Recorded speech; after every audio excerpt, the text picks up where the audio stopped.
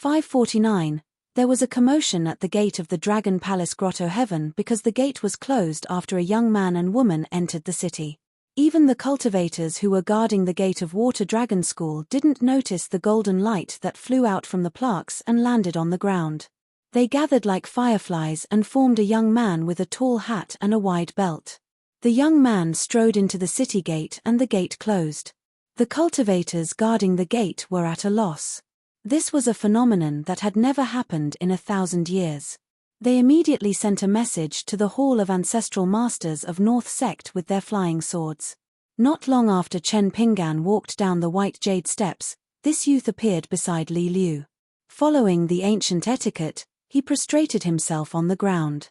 The words that came out of his mouth were even more obscure and difficult to understand. Moreover, his voice was extremely hoarse and old, which did not match his appearance. Li Liu just sat there and looked at the figure going down the mountain. She probably thought that the young man was an eyesore. She waved her hand and moved the young man who had just stood up. The young man stood up straight. He was not angry at being looked down upon. He just looked back at the small figure approaching the gate and said softly, "It's not easy to be close to water." He did not dare to peek at the white jade steps, so he treated the young swordsman in green as one of her pawns. Li Liu looked indifferent and said slowly, "Li Yuan, the incense in your middle temple is not as good as the upper temple in the Chongxian Bureau of the Dayuan dynasty." The strange young man named Li Yuan said guiltily, "I've failed you. I deserve to die." There used to be 3 temples in the Chongxian dynasty. The lower temple was destroyed and disappeared.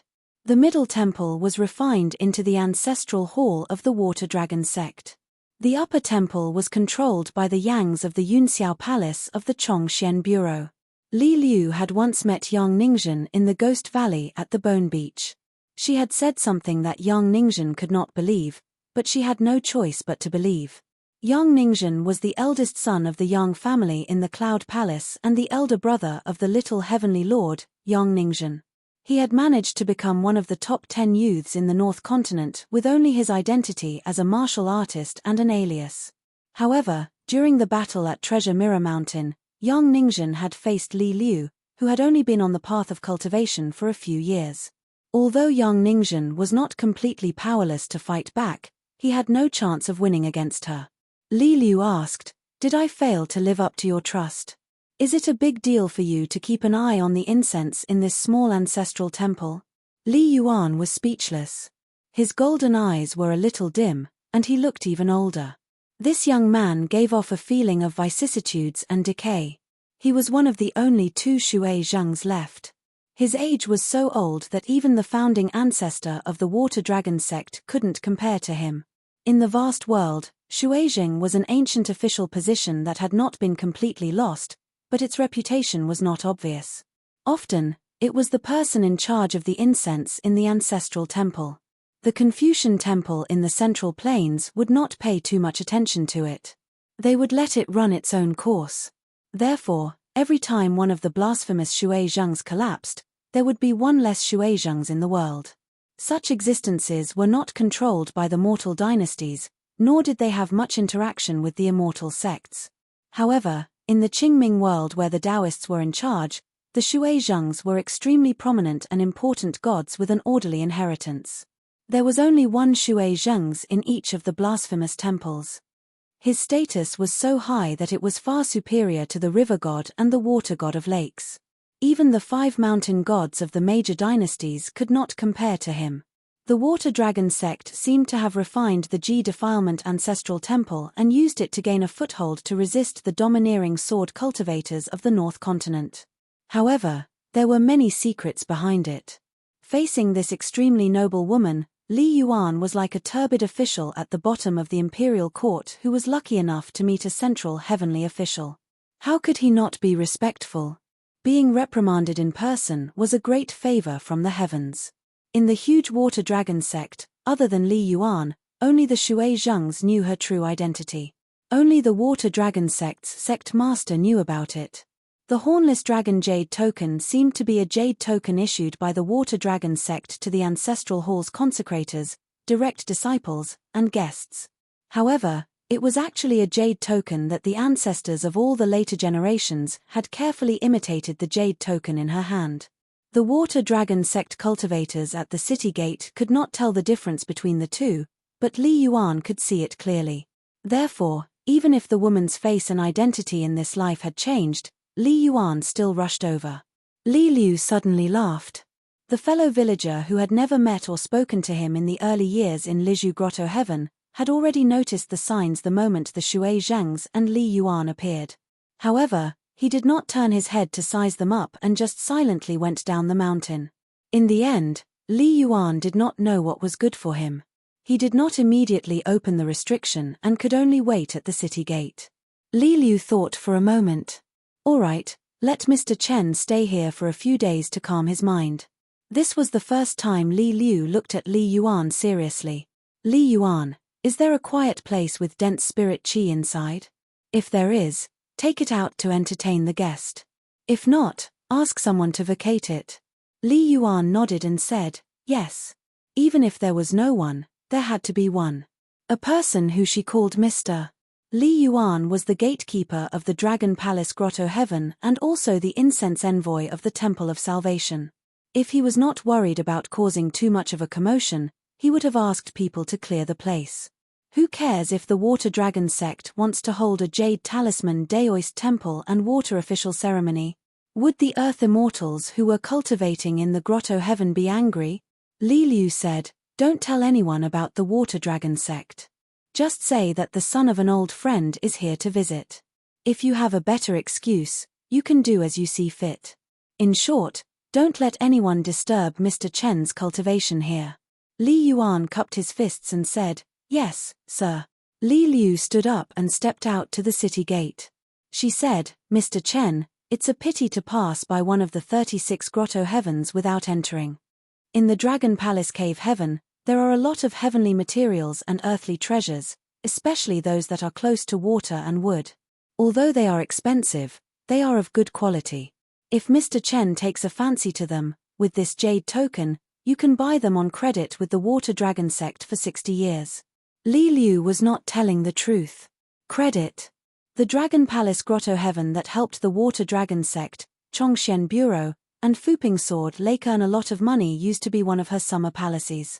If Li Liu wanted to take it back, no matter how skillful the Water Dragon sect's ancestors were, how could the mountain and water array that they painstakingly built be able to withstand the attack of a sword immortal? What was the point of it to Li Liu? Moreover, how did the founder of the Water Dragon sect enter the path of cultivation from an ordinary teacher with poor aptitude? After that, how did he climb to the top step by step?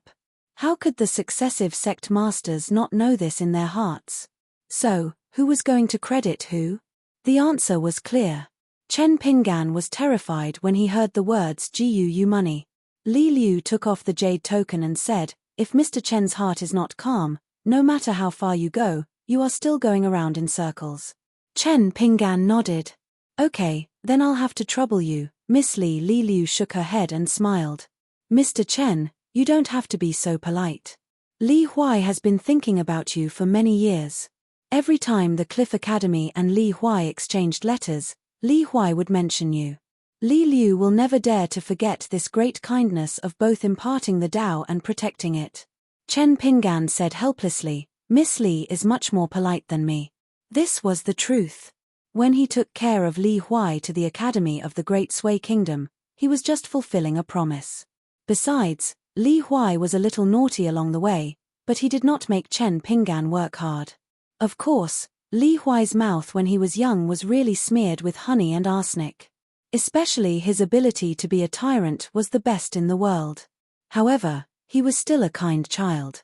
He could not hold a grudge, but he still cared about the good of others. Chen Pinggan looked up, but there was no trace of that strange young man. Li Liu explained, that person is the local gatekeeper. Chen Pinggan asked, like Zheng Dafeng? Li Liu smiled. His duties are similar, but compared to Uncle Zheng, it's like heaven and earth. Thinking back, when his younger brother Li Huai was still a child, Zheng Dafeng often carried Li Huai to the Yang family's shop. Li Huai shouted that he could not hold it in anymore. Zheng Dafeng's footsteps were like the wind, running all the way. He hurriedly said that if he was a hero, he would hold it in a little longer. He would release the water in the backyard of the shop. Anyway, whether Li Huai could hold it in or not, in the end, the two of them would go to the New Year's shop that sold pastries in the Dragon Rider Alley. In her long years, Li Liu had seen many quiet cultivators. They were untainted by the dust of the world, and their hearts were pure. They were detached from the world. Only in this life in the Dragon Pearl Cave, she saw many real people that had nothing to do with the realm. Even Li Liu would miss the scenery of this small place. The two of them walked side by side and climbed up again. It seemed that after talking about serious matters, there was no need to deliberately talk about small talk. Chen Pinggan thought too much, but it was not appropriate for him to speak. He was worried that an accident would cause unnecessary trouble for Li Liu. Li Liu had always thought very little and did not care about anything. In the ancestral master hall of the Water Dragon sect in the north of GFA, after receiving the flying sword message from the entrance of the Dragon Palace Cave, most of the 16 chairs were already occupied. The remaining empty chairs were for the great cultivators of the sect who came for an emergency meeting. Except for a nascent soul cultivator who had been in seclusion for many years, the rest were all present. In the ancestral master hall, there was the disciple of the Golden Core cultivator Bai Bai, the current leader of the Water Dragon sect, Sun Jie. There was also Wu Lingting, the master of the young marquis of the baiting country, Zhong Qing. However, as a nascent soul cultivator with a low aptitude and a wild cultivator, his seat was at the back.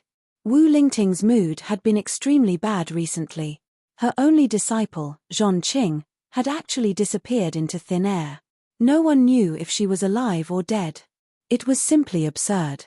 If it was not for the talisman sect immortal Huan Yun, who had a good reputation on the mountain, who helped Bai Bai to prove that Zhong Qing's inexplicable death was not directly related to Bai Bai, Wu Lingting would have made a scene in the ancestral master hall of the Water Dragon sect and directly questioned Sun Jie. Therefore, at this moment, Wu Lingting was full of anger and his face was extremely ugly. Zhong Qing was his disciple that he valued very much. A wild cultivator, especially a wild cultivator of the Earth Immortal realm, accepted a direct disciple, which was more significant than a disciple of the ancestral master hall. It was regarded as the inheritance that wild cultivators risked half of their lives in exchange for. After all, wild cultivators harmed wild cultivators. Even if the master killed the disciple or the disciple killed the master, it was not uncommon.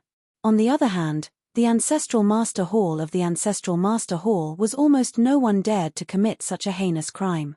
The gate of the Dragon Palace Grotto Heaven closed by itself. Of course, this was not a small matter. Sect Master Sun Jie immediately gathered all the members of the ancestral master hall. Back then, the sword immortal had been dormant for many years and stole the treasure of the Grotto Heaven and successfully escaped from the Dragon Palace Grotto Heaven. The process from the loss of the treasure to the recovery was tragic. There were more than 10 seats in the ancestral master hall of the Water Dragon sect. Except for the left seat that was always occupied by the sect masters, almost no one sat on the right seat. This rule had been passed down for as long as the ancestral master hall of the Water Dragon sect was established. If any of the guests of the Water Dragon sect asked about this matter, the cultivators of the Water Dragon sect would keep it a secret. The situation was very simple. Sun Jie explained it in a few words. But in the ancestral master hall, everyone looked solemn. First, a strange woman showed a jade token and entered the city to climb the white jade stairs. Then, the city gate closed and isolated the world. The cultivators tried to check, but it was to no avail. Xiao Jingji, the pure jade realm female cultivator of the Water Dragon sect South sect, looked like a young woman and had a graceful aura. She said slowly, "Sect Master, why don't I immediately go to the Sea of Clouds at the Grotto Heavens crossing and wait for them?" Sun Jie frowned and said, "Apart from that, what we really need to consider now is whether the Grotto Heaven should be under martial law or not. Once we choose to do so, it will inevitably affect this year's Gold Scroll Dao Field and the Water Official Disaster Resolution Assembly. Our Dragon Palace Grotto Heaven has always been known for its stability. In this 2 consecutive events, not to mention the good friends of the Water Dragon sect, There will also be many emperors and generals from the Great Yuan dynasty. If we are not careful, Chongxian Bureau and floating duckweed sword lake will have something to use against us." Wu Lingting sneered and said, "These short-lived people under the mountain don't have much ability, but each one of them is more delicate than the other." An old woman holding a dragon-headed walking stick closed her eyes and looked half dead. She sat beside Xiao Jingji and was clearly a cultivator of the South sect. At this moment, the old woman opened her eyes and looked at sect master Sun Jie. She said with a hoarse voice, "Martial nephew Sun, in my opinion, we should let Jingji bring the sect treasure. If there are any unruly people, just kill them all. I don't believe anyone can cause much trouble in our Dragon Palace Grotto Heaven." Wu Lingting sat opposite her and admired this old woman. She was also a nascent soul realm cultivator like him, but she didn't like anyone in the Water Dragon sect. Relying on his seniority, he addressed sect master Sun Jie as Martial Nephew Sunday. But when it came to Xiao Jingji of the South sect, just the way he addressed her was filled with intimacy. Luckily, Sun Jie was magnanimous. If he, Wu Lingting, was the head of the Water Dragon sect, he would have smashed that old woman's face. Just as Sun Jiegang was about to speak, spots of golden light appeared on the chair in front of him. Finally, they gathered to form a young man with a withered spirit. It was Ji Xian and Shui Zhang Li Yuan. Li Yuan bowed to Sun Jie. He still had to abide by the rules. Sun Jie also stood up and bowed back, but didn't reveal his identity. The old woman suddenly opened her eyes and said with a trembling voice, "Li? Are you Li?" Li Yuan was a bit sad. He looked at the old woman with white hair and didn't say anything. The old woman's eyes reddened. She no longer held the dragon-head walking stick with both hands. She gently leaned the walking stick against the chair and put her hands on her knees. She smoothed her dress and lowered her head to look at her withered fingers. She whispered, "My husband is still as handsome as ever. It's a pity that I'm old, too old. When I didn't see you, I looked forward to seeing you until my hair turned white. Now that I see you, I know that it's better not to see you." Wu Lingting had a playful expression. What? A handsome young man and an old woman. Could it be that both of them were fated to marry each other in their early years? That would be a very old story. This was the interesting thing about the mountain. Strange things were never strange. As long as a cultivator had the time to join in the fun, there would be fun everywhere. Li Yuan said to Sun Jie through telepathy, "Sect leader, it's the descendant of my old friend who came to visit. I gave the jade pendant a long time ago. I didn't want to be disturbed, so I used some tricks and caused the Water Dragon sect to gather in the ancestral hall. It's my fault, and I'm willing to accept the punishment of the Water Dragon sect." Sun Jie smiled and replied, "Lord Shui Zheng, you're exaggerating. Since it's the descendant of an old friend who came to visit the Grotto Heaven, it's a good thing for Li Shuizheng and the Water Dragon sect. Honored guests, why don't you stay in my mansion in the main city of the Grotto Heaven?" Li Yuan smiled and said, "No need to trouble you, sect leader. I'll take them to Darling Island." Sun Jie nodded and said, "If there's anything you need, Lord Shui Zhang, just say the word." Li Yuan stood up and cupped his fists to the people in the ancestral hall. He apologized, "I've troubled you all and disturbed your cultivation. I'll definitely compensate you in the future." After Li Yuan finished speaking, he turned into specks of golden light and disappeared in an instant. To be able to go back and forth in the ancestral hall of a sect. It was a kind of revelation in itself. Because in the ancestral hall of the immortals on World Mountain, any consecrator or guest had to walk in and out of the door. It was no different from the mortals entering and exiting the ancestral hall. In addition to the position of the other party's seat and the loss of composure of the old woman from the South sect, everyone, including Xiao Jingji, knew the severity of the matter. So when Sun Jie opened his mouth and said with a smile, it was a false alarm. "You can leave now." No one showed any signs of complaint. Who knew if that elusive young man was a vengeful person? Any elder in the ancestral hall who appeared to be amiable on the surface was often more difficult to deal with. Sun Jie was the last to walk out of the ancestral hall. Xiao Jingji waited quietly outside the door. After everyone left on the wind, Sun Jie said with a smile, "You guessed right. It's Ji Fengxiang, Hu Shuizheng, Li Yuan. He's the best friend of our water dragon sect's founder. Xiao Jingji's expression was gloomy. To put it bluntly, the place behind her was not the water dragon sect's ancestral hall. All the cultivators with seats seemed to be glorious, but in fact, including her and sect master Sun Jie, they were in an awkward situation of living under someone else's roof. Sun Jie said casually, "Drink water and think of the source." Xiao Jingji's face stiffened and she nodded. Sun Jie said with a smile, "It's not easy to start a sect, and it's also difficult to keep it. Jingji, there are some things that I can ignore if they are fought over. After all, I won't let the fertile water flow into the fields of others. However, once someone does something out of line, although I, Sun Jie, have always been said to be the most untalented sect master of the water dragon sect, no matter how unpromising I am, I'm still a sect master who has broken the ancestral rules.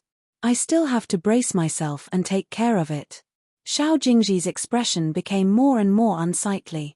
She flew away on the wind, crossed the water surface, and returned to the south bank.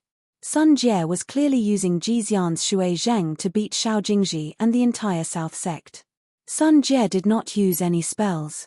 Instead, he closed the door of the ancestral hall with his hand and slowly walked down the mountain. There were many things to do in a sect. It was rare for one to have a moment of leisure. For example, previously, Wu Lingting was quite resentful. Sun Jie promised that in the future, Wu Lingting would be the first to accept an in-name disciple in the ancestral hall. Wu Lingting was also worrisome. She directly asked if he happened to take a fancy to a good seedling on Xiao Jingji's side. What should he say? Sun Jie replied to this wild cultivator with the south sect is also the water dragon sect. Only then was Wu Lingting slightly satisfied.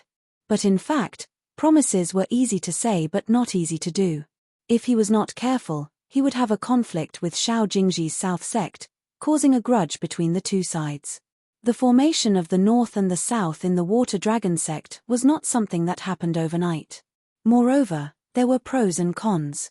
The previous sect masters had both suppressed and guided it. It was not all a hidden danger. However, many disciples of the North sect naturally thought that this was because sect master Sun Jie's prestige was not enough, so he allowed the South sect to grow stronger. Thus, there was Sun Jie's reminder to Xiao Jingji today. Li Yuan's figure was hidden in the sky above the grotto heaven. In the sea of clouds, he sat cross-legged and looked down at the green snails on the jade plates.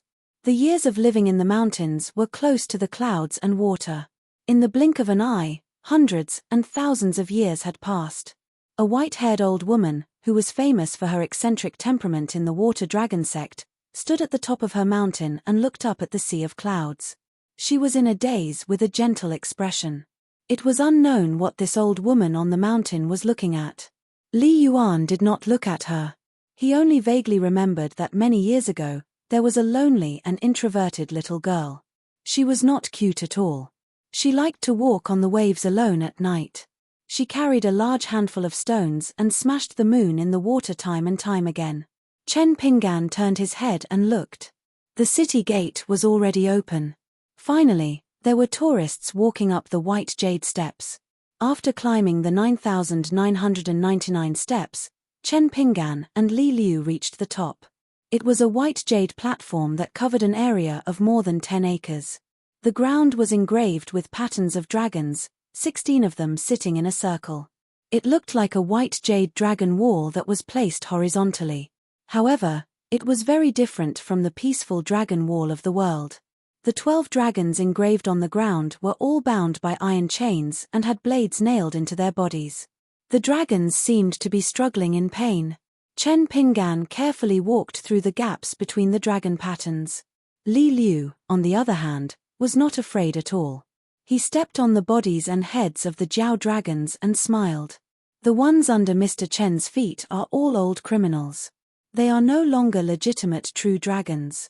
There is no taboo when we walk.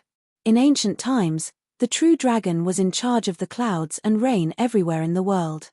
They could accumulate merits and receive orderly rewards.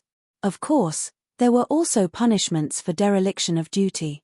They were often skinned on the dragon-slaying platform, chopped off the dragon claws and heads, and detained the true body and vital spirit. Some were executed for dereliction of duty, and their bodies were thrown into the water directly.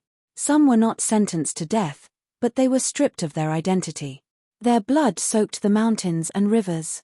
Therefore, many descendants of the true dragon appeared. Chen Pinggan asked softly, "Are they all still alive?" Li Liu said, "Most of them could not withstand the erosion of the river of time and died. There are a few that are dying. The dragon wall on the ground is not only their cage, but also a kind of protection. Once the grotto heaven is broken, they cannot escape death. Therefore, they are considered the protectors of the water dragon sect. In the face of a great enemy, after receiving the token of the ancestral hall, they can temporarily escape for a while and participate in the battle. They are more loyal. The water dragon sect has been worshipping them. Every year, they will add some water essence to the dragon wall to help these old flood dragons who have been beaten back to their original forms to survive." Chen Pinggan was more curious about Li Liu's encyclopedic knowledge. However, it was not good to ask about this kind of thing. Everyone has their own desires and secrets.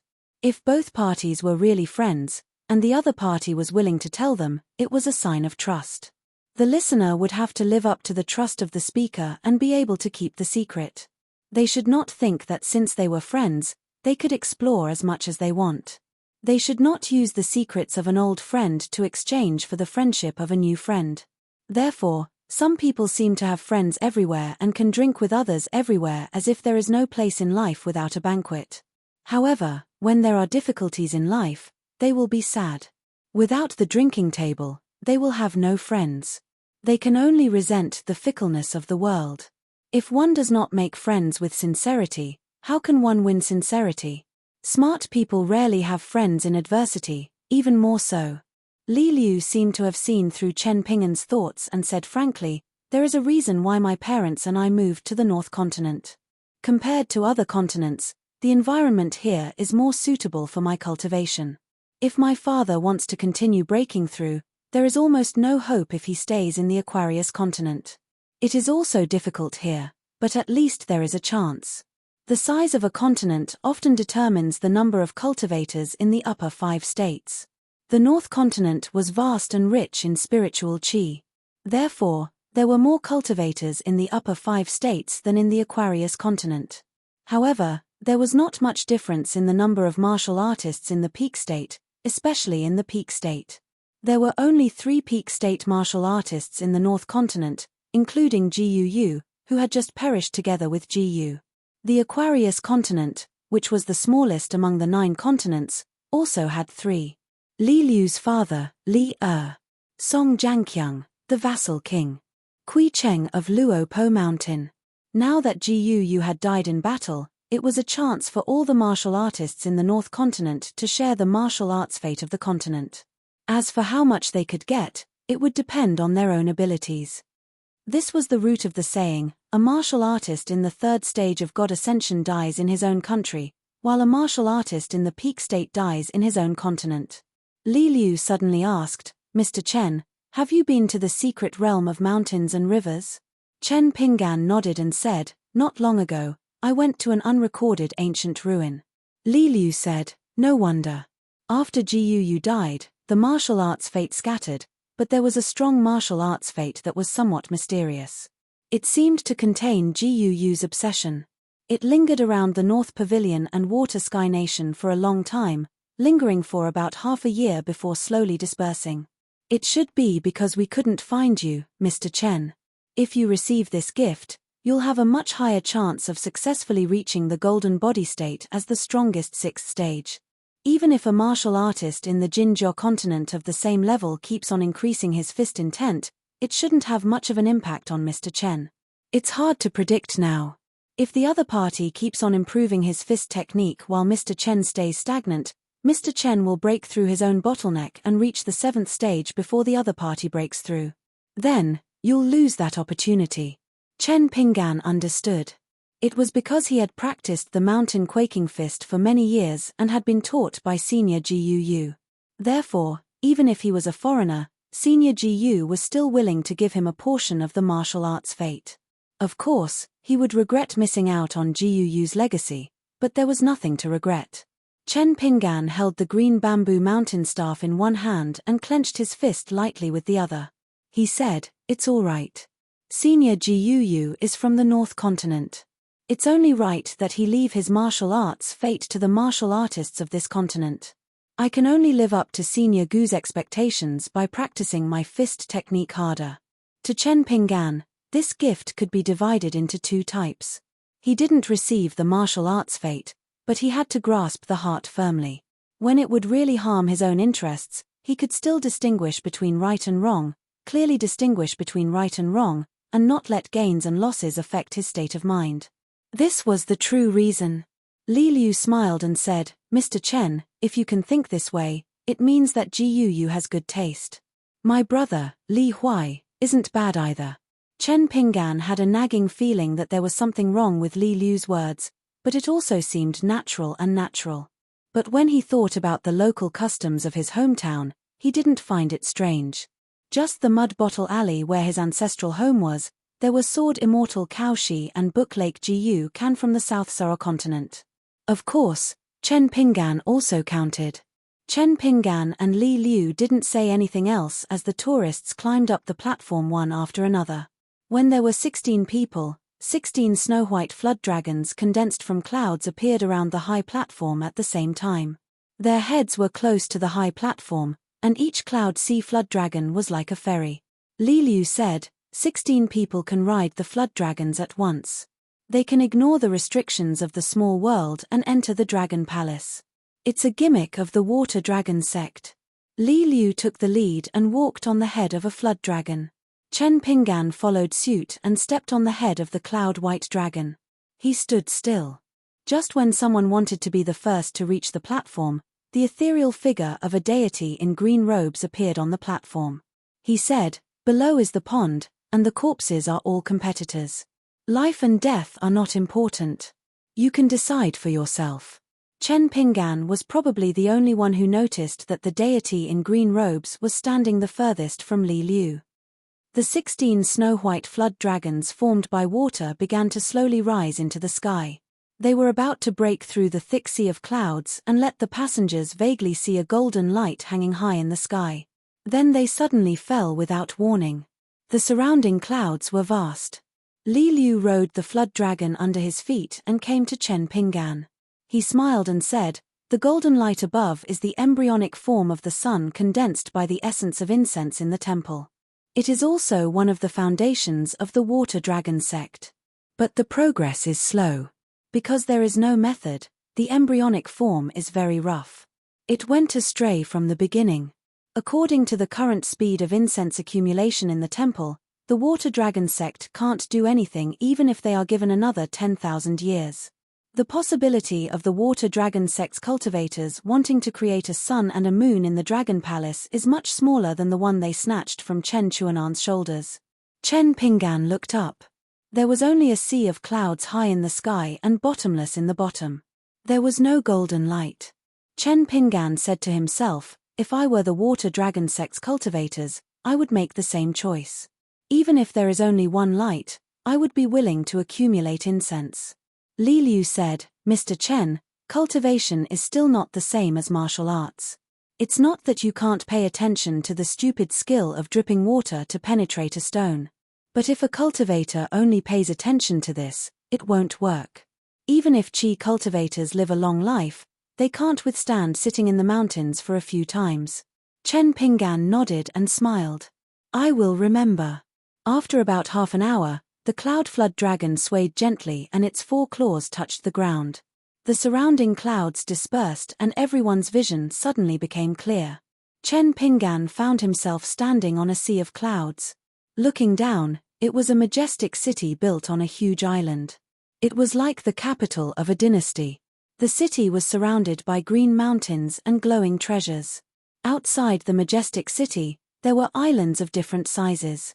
There were ancient buildings on each of them. Some were near the mountains and some were near the water. They were like stars surrounding the moon, guarding the capital in the middle of the world. The blue waves stretched for thousands of miles. It was boundless.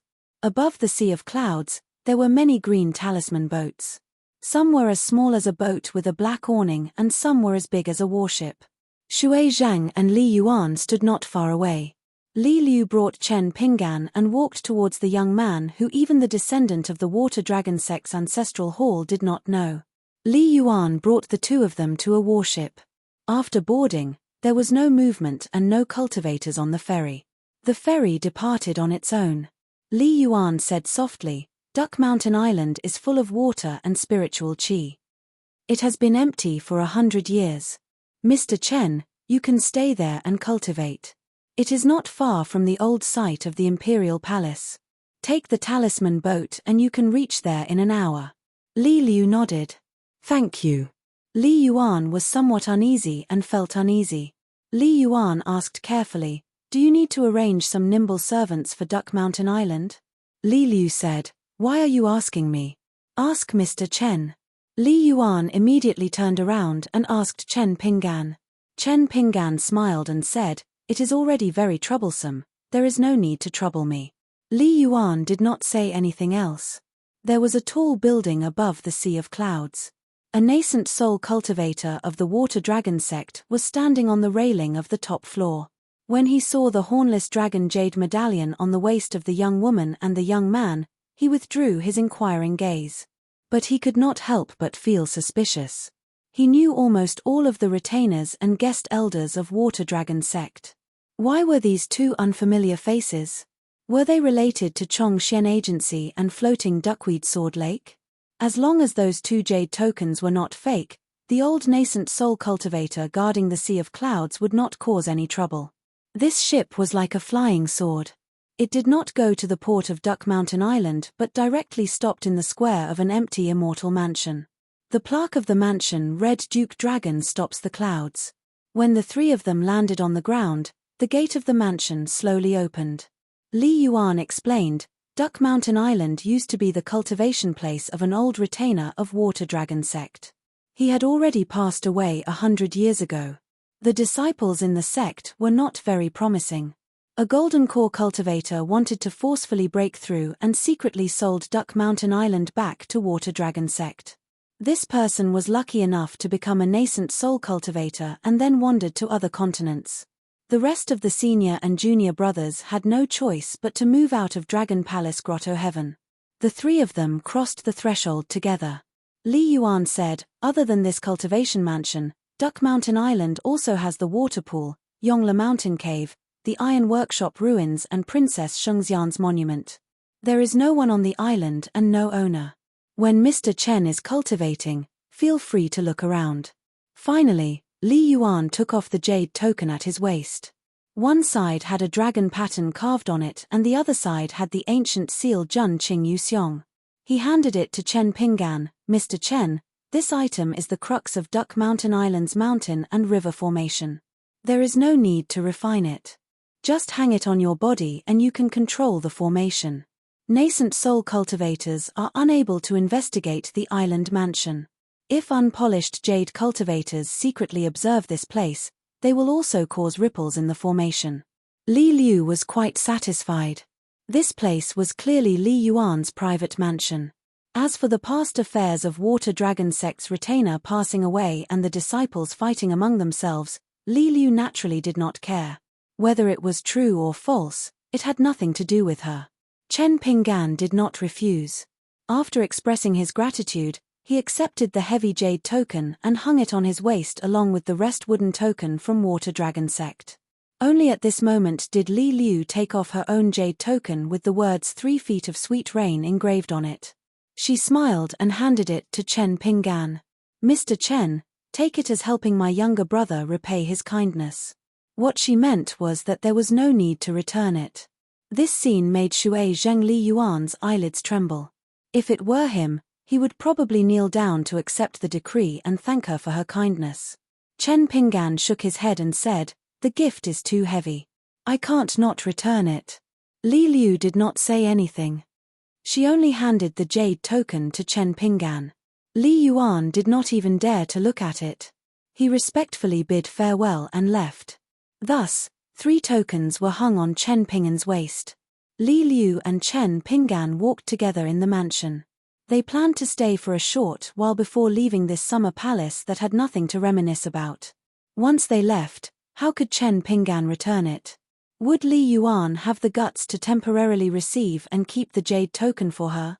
Was he not afraid of being drowned by the water? How many gods of the fire sect had been burned to death by the fire? How many gods of the Jianghu had been killed by her water? Chen Pinggan took out a Yuan Jun statue and smiled. Miss Li, I originally planned to give this to Li Huai the next time I meet him. Now, it's better that you help me pass it to Li Huai. Li Liu's eyes suddenly became gentle. It was as if she had suddenly become the young girl in the small town who carried buckets to the ancient well to fetch water every day. Willow, gentle and weak, never having the slightest edge. She took the small gift and raised her hand to wave it. She jokingly said, "Look, I'm different from Mr. Chen. I've never been courteous when receiving heavy gifts. I feel at ease." Chen Pinggan also felt a little relieved. He smiled and said, "I do want to learn from Miss Li." Li Liu looked at the young man with a warm smile and felt a little emotional. Her younger brother, Li Huai, had traveled far away. He looked like the most ordinary child in the school. He could not be compared to Li Baoping, Lin Shuyi, and Yu Lu. "Thank you." Along the way to study in the Great Sui Kingdom, Chen Pinggan treated Li Huai as normal. Later, after her father, Li appeared, Chen Pinggan still treated Li Huai as normal. Now, after Li Liu appeared in the Water Dragon sect, it was still the same. "You are Li Huai's sister, Li daughter. No matter what your realm is or what your opportunities are, I, Chen Pinggan, will try my best not to cause trouble for you. I know that you are living a good life, and I am happy. Treat others with leniency and restrain oneself. Even a real scholar, if not a real teacher today, would be one in the future." Therefore, Li Liu smiled and said, "Don't let Mr. Chen think that I only know how to say bad news. There are two things that I must congratulate Mr. Chen." Chen Pinggan's eyes lit up. Could it be that the Luopa mountain had overestimated the cost of the lotus root blessed land by consuming 2,000 to 3,000 grains of grain rain money? Li Liu said, "This sword has been an immortal weapon for a long time." Chen Pinggan froze on the spot. The golden robe from Jiaolong Gully could be upgraded to an immortal weapon after feeding a large number of gold essence copper coins. This was the truth that Chen Pinggan had known for a long time, but he had not been able to realize it because of his limited power. But how did this sword immortal suddenly become a legendary immortal weapon from a half-immortal weapon? Li Liu revealed the secret. The sword has a bit of great spirit and a bit of pure Tao intent. Chen Pinggan fell into deep thought. The latter was understandable because the sword immortal had refined the broken sword energy that Daoist Sun had given him. But what was the reason for the former's great spirit? Li Liu did not say more. Also, Mr. Chen can stay at Duck Island and absorb the surrounding water spiritual energy without any worries. Dragon Palace Grotto Heaven will not mind such a small loss. Moreover, it is Duck Island's share. There is another piece of news that is not good news. Let Li Yuan help me send a letter to Luopa Mountain in Aquarius Continent. There will not be any clues. Li Liu stopped. "I will go to Dragon Palace for a tour." Chen Pinggan nodded. "Before Miss Li leaves Water Dragon Sect, you must inform me so that I can return the jade token." Li Liu did not know whether to laugh or cry. Chen Pinggan also did not know whether to laugh or cry. He had guessed Miss Li's plan. Li Liu nodded. "Okay, before I leave, I will come to Duck Island." Chen Pinggan did not ask her to stay. Li Liu turned into a rainbow and left. There was not a single ripple of spiritual energy in the world. It was the same as Sword Immortal Tai Cai's Imperial Wind Chi technique. Chen Pinggan walked around the mansion alone. He was prepared to find a secluded place suitable for cultivation. He planned to look around before going to the pond and the Immortal Ascension Stele. Li Liu silently rose into the sky and landed near the mansion. Only then did she go to the Sea of Clouds. She took it that she had kept her promise. In the Sea of Clouds, Li Yuan stood with his hands behind his back. Li Liu asked, "How is Water Dragon Sect's ancestral hall?" Li Yuan said concisely, "Everything is fine." Li Liu smiled. Li Yuan, you only have this bit of hard work left. Li Yuan smiled. Li Liu asked, what does that old woman have to do with you? As long as Li Liu was in Dragon Palace Grotto Heaven, she was superior to the other saints. Li Yuan shook his head and sighed. It's my fault for pretending to be a water ghost and scaring a little girl. Li Liu lost interest. After instructing Li Yuan to keep an eye on Mr. Chen's cultivation, she casually opened the sky screen. When she entered a certain part of the water of salvation that bordered the small grotto heaven, she was thousands of miles away in an instant. She was much more stealthy than any immortal's supernatural power that could shrink mountains and rivers. All rivers, lakes, and seas in the world were under Li Liu's jurisdiction. Realm. Actually, regarding Chen Pingan's underwater mansion, Li Liu was probably the most qualified person in the world to criticize. She just did not deliberately say it. Chen Pingan first chose a place for cultivation. Then, he strolled alone. After he finished looking at the 4 historical sites, he began to return to the mansion. He took out 6 green bricks from the Daoist temple and placed them on the ground. Then, he began to practice his martial arts. He hung the sword Immortal on the wall and leaned the mountain walking staff against the wall. After practicing his martial arts, Chen Pingan went to a study room to write a letter. He talked to Zhu Lian about the matters of the Lotus Root Blessed Land. Of course, there were also many trivial matters. At the end of the letter, he told Zhu Lian that he would wait in the Dragon Palace Grotto Heaven of the Water Dragon sect until he received a reply from Luopo Mountain. In the letter, he confessed to Zhu Lian that he did indeed have some surplus after wandering around half of the North Continent. However, if he could borrow money from Luopo Mountain and make up for the shortfall in time without any hidden dangers, he would not sell his belongings cheaply. If there was still a shortfall, he did not have to hide it. He would strive to be a bag shopkeeper in the Dragon Palace Cave Heaven again and let the Spring Dew Garden empty its stock. He would make up for as much grain rain money as he could. After he stopped writing, Chen Pingan was not in a hurry to let the young man named Li Yuan help him send the letter to Luopo Mountain. Putting away the paper, pen, and secret letter, Chen Pingan began to seriously consider something.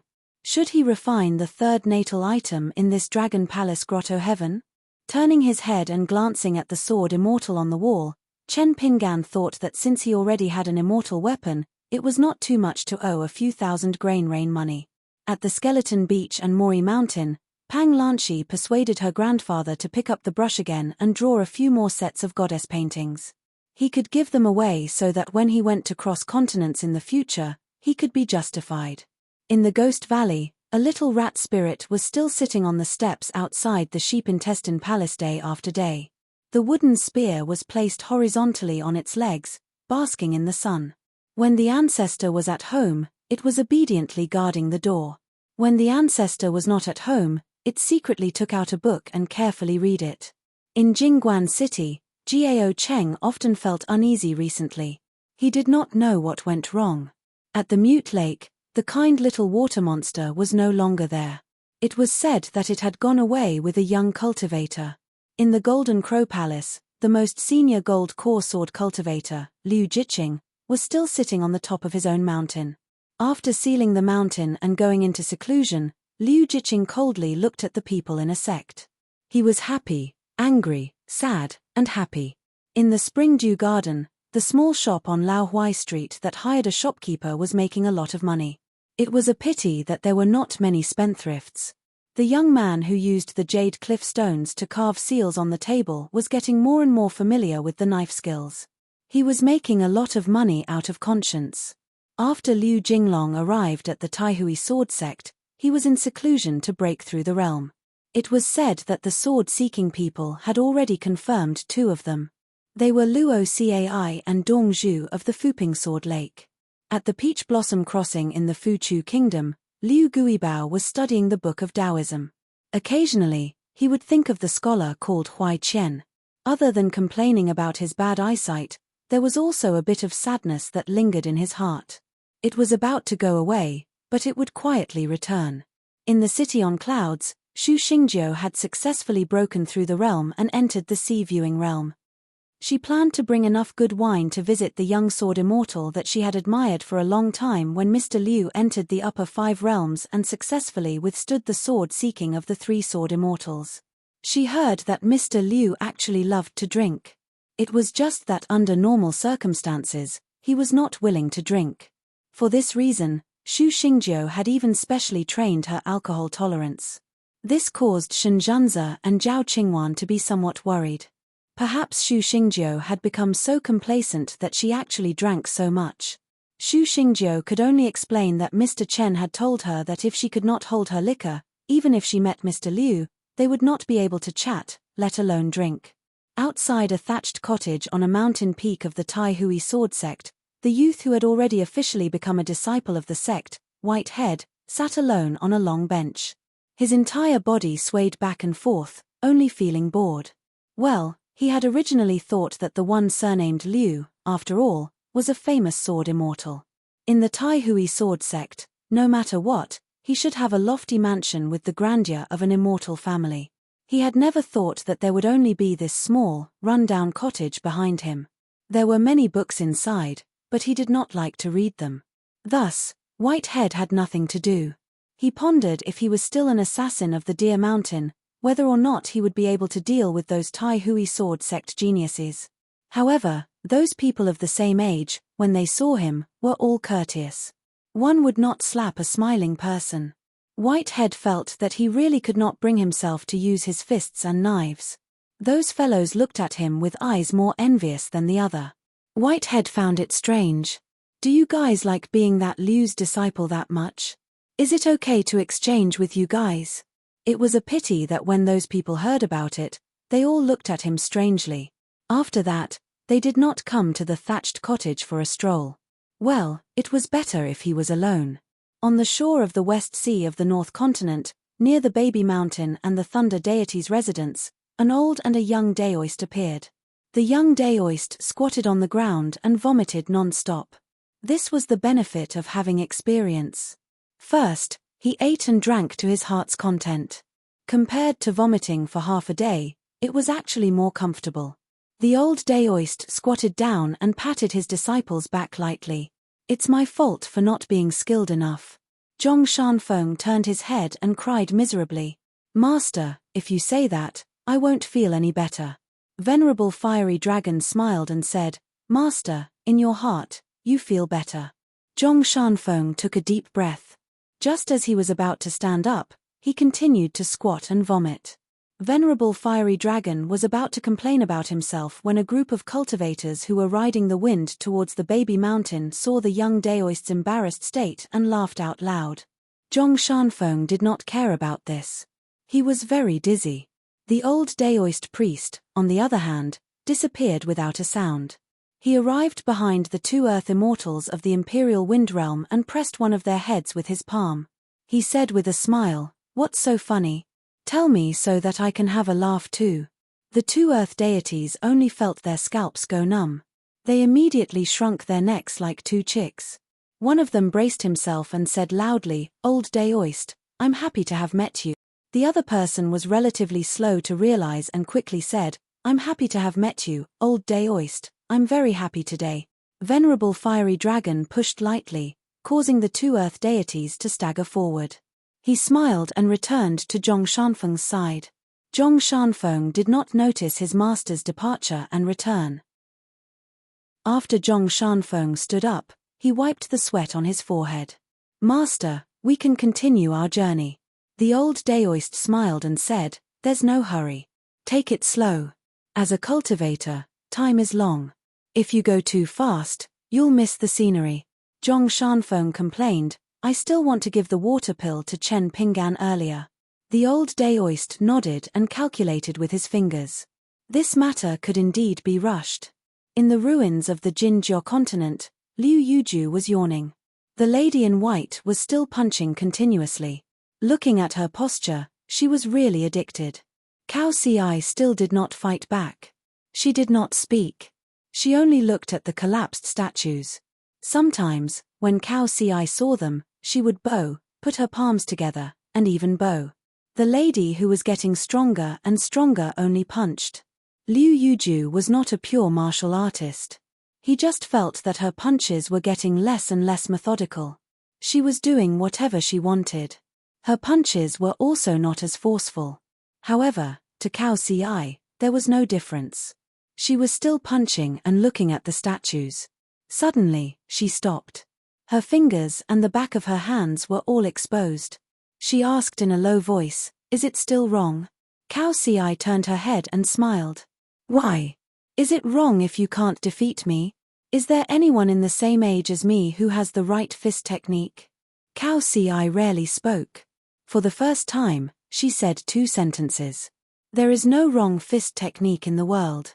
There are only martial artists who practice it wrongly and those who don't mean enough. The lady gritted her teeth. "It's not that you can't defeat me, it's that you can't hit me." Cao Ci nodded. She did not speak again. Since it was the truth, as long as one was not blind, they would know. It was easy for Cao Ci to say a few polite words. But for her, what was the benefit? If a pure martial artist who wanted to reach the top could not even stand a few words of truth, how could he climb the mountain with his fist technique and stand firmly at the top? On this point, the person of the same age that she met at the Great Wall of Sword Chi did really well. He was willing to accept his fate.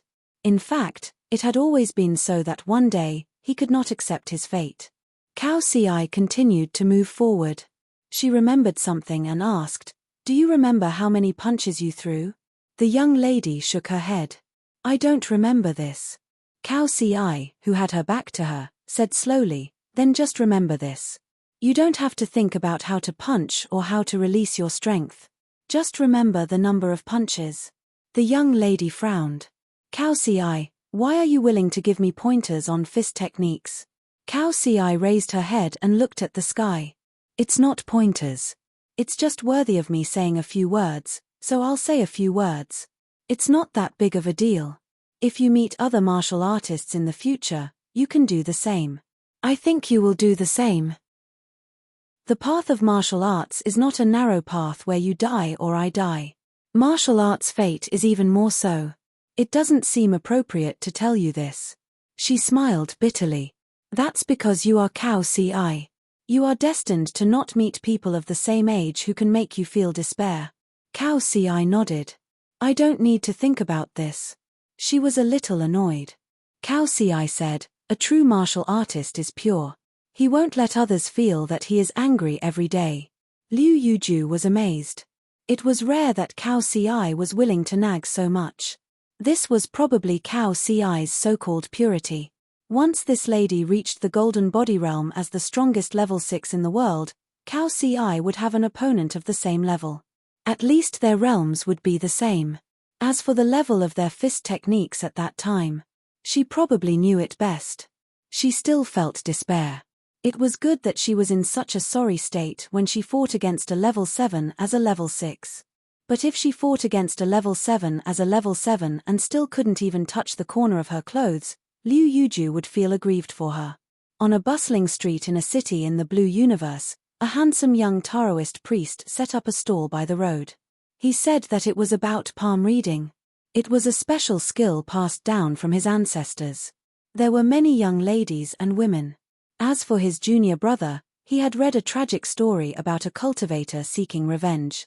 This was his junior brother's hometown, but he had chosen to travel through the night dressed in silk clothing. He had found a person of the same age as him, and a young girl who was his childhood sweetheart. The young Taoist priest touched the fair and tender hand of a beautiful girl as he mumbled to himself. He wondered if his little brother would let go of his best friend who was like a brother to him and if he would beg him to bring the girl back to the Beko Keikyung building. This was another unhappy story.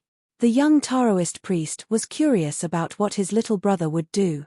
There were many choices, but ultimately, it was his little brother's attitude towards the so-called heart towards Tao. Lu Chen gently put down the pretty girl's hand and talked to her about marriage. He turned his head and looked in a certain direction. He wasn't disappointed, but there didn't seem to be any surprise. That little brother was hugging the corpse of a person of the same age as he cried silently. The girl stood beside him as if she had been struck by lightning. In Lu Chen's eyes, she looked cute and innocent. He had only killed one person, but he had already given up. It was hard to say if this deal was worth it or a loss. Lu Chen held his chin with one hand and looked at the bustling street. He smiled at a woman who stopped in her tracks and looked back at him. The young woman probably didn't expect to be seen by the handsome Taoist priest. She twisted her slender waist and walked away shyly with her head lowered. One would never get tired of looking at a woman's smiling face. Lu Chen reckoned that even if he looked at it for another 10,000 years, he would still find it pleasing to the eyes. Lu Chen sighed. His little brother was still passable. He killed someone and killed himself. He had barely passed the mental barrier. Otherwise, he wouldn't mind smashing his little brother into a puddle of mud with another palm strike. However, there was still a big gap between his little brother's best expectations. The human body was heaven and earth, and Taoists cultivated the great Tao. How could heaven and earth and tranquility be so insignificant? The more Lu Chen thought about it, the more unhappy he became. He angrily took out a bamboo stick from the pot and gently broke it. That little brother seemed to have been cut in half by a flying sword. He didn't die, but was only half dead. After all, he was the little brother who had 3 Baek Okkyung building immortal weapons. How could he die so easily? Another Lu Chen appeared beside the little brother who was still struggling after being cut in half. He squatted down and smiled. Little brother, work harder and put yourself back together. You'll definitely survive. As for the Lu Chen from the fortune-telling stall by the roadside, he smiled and extended his hand to a young girl who had already taken a seat. I'm proficient in palmistry and can tell the accuracy of marriage. I'm practically the sworn brother of that elder Yu. On the stone cliff by the river of the Melo Chen family in the South Hassa continent, Liu Xianyang realized for the first time that the old Taoist priest was standing there earlier than him. After walking up the stone cliff, Liu Xianyang bowed with his hands folded and greeted the old man. The two of them often met. The old man said that he was a teacher. As the Melo Chen family owned an academy, there were many people who studied here. There were even more people who traveled here. Therefore, Liu Xianyang didn't find it strange that he didn't recognize the old man. Liu Xianyang found that the old man seemed a little different today. He didn't ask about his progress in his studies and whether he had any doubts. The old man once said that it wasn't good for him to not stick to the rules when his studies were not deep enough. If his studies were deep enough, he would be obsessed with the rules. It wouldn't be appropriate for him to just stick to the rules. After all, learning in the world needed to be done step by step. The old Taoist priest stood on the edge of the cliff and looked at the river. After a long silence, he turned his head and asked, Liu Xianyang, what do you think of the Melo Chen family's culture and style of study? Liu Xianyang was a little surprised. This was the same question he had asked the old man when he first met him. He didn't know why the old man asked again. Liu Xianyang still gave the same answer. Good. The old man asked, what's good about it? Liu Xianyang smiled and said, it's good that it's useful. The old man nodded. Then it's really not bad. Liu Xianyang asked softly, old man, what were you thinking about earlier? The old man smiled and said, old people always think about what will happen after they die. Liu Xianyang was speechless. The old man said again, young people shouldn't be so lethargic. You should be full of vitality. You should dare to say what's wrong with the world, dare to ask what's wrong with the principles, and dare to think about how you can use the principles you learned from books to benefit the world. Liu Xianyang nodded and said, I'll try my best to do that. The old man sighed and said, looking at young people like you, old people like us feel that we don't have enough time. We don't have enough time to be teachers. Liu Xianyang sighed. The old man smiled and said, don't sigh. Luck will run away. Liu Xianyang was stunned. There was such a thing. The old man laughed and said, when I was young, the elders in my family used to scare me like this. Liu Xianyang thought it was quite fun. In his memory, Chen Pinggan would never sigh. Instead, he and the little slug would often have nothing to do. They would lie under the shade of the trees in summer or on the ridges in the fields at night, sighing again and again. They would never get tired of it and would play around with each other. However, it seemed that the one with the worst luck in those years had always been Chen Pinggan. Now that he was the mountain lord of his hometown, did his luck change? On the 10th day of the 10th month, Chen Pingan took the talisman boat prepared by Darling Duck Island and went to the main island of the Dragon Palace Cave Heaven. Incense was burning there, and even the cultivators were burning paper and cutting underworld clothes. They followed the ancient tradition of giving clothes to their ancestors. Chen Pingan was no exception. He bought many 5-colored paper clothes made by the Water Dragon sect. After bringing them back to Duck Island, Chen Pingan wrote his name on them one by one.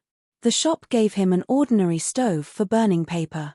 On the next day, the 11th day of the 10th month, he burned paper. It was said that it was best not to do it on the day of the Ghost Festival, but 2 days before or after. It would not disturb the ancestors, and it would be best for his ancestors and the various ghosts and deities passing by. Chen Pingan was familiar with the customs of the Water Dragon sect.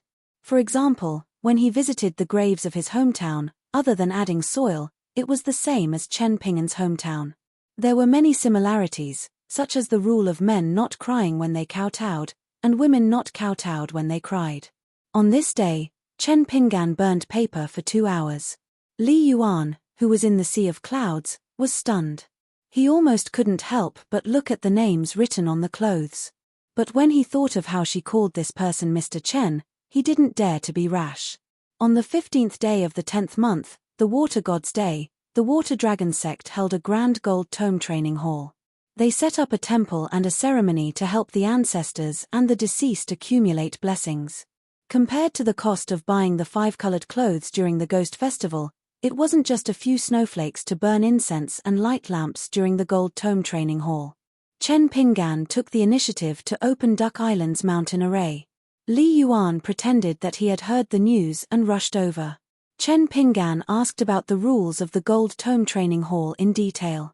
In the end, he handed Li Yuan a book filled with names and birthplaces.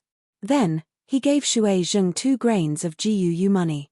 He asked him to help participate in the Gold Tome Training Hall and let the experts of the Water Dragon sect write the names on special talismans. It was to accumulate blessings for the deceased in the next life. Li Yuan couldn't help but ask, "May I ask Mr. Chen, what about these deceased people?" Chen Pingan said, "I'm just trying to make up for my mistakes. It's far from enough. I just hope it's not too late." Li Yuan held the book and nodded, "Don't worry. Heaven and man are connected. Don't underestimate your own sincerity."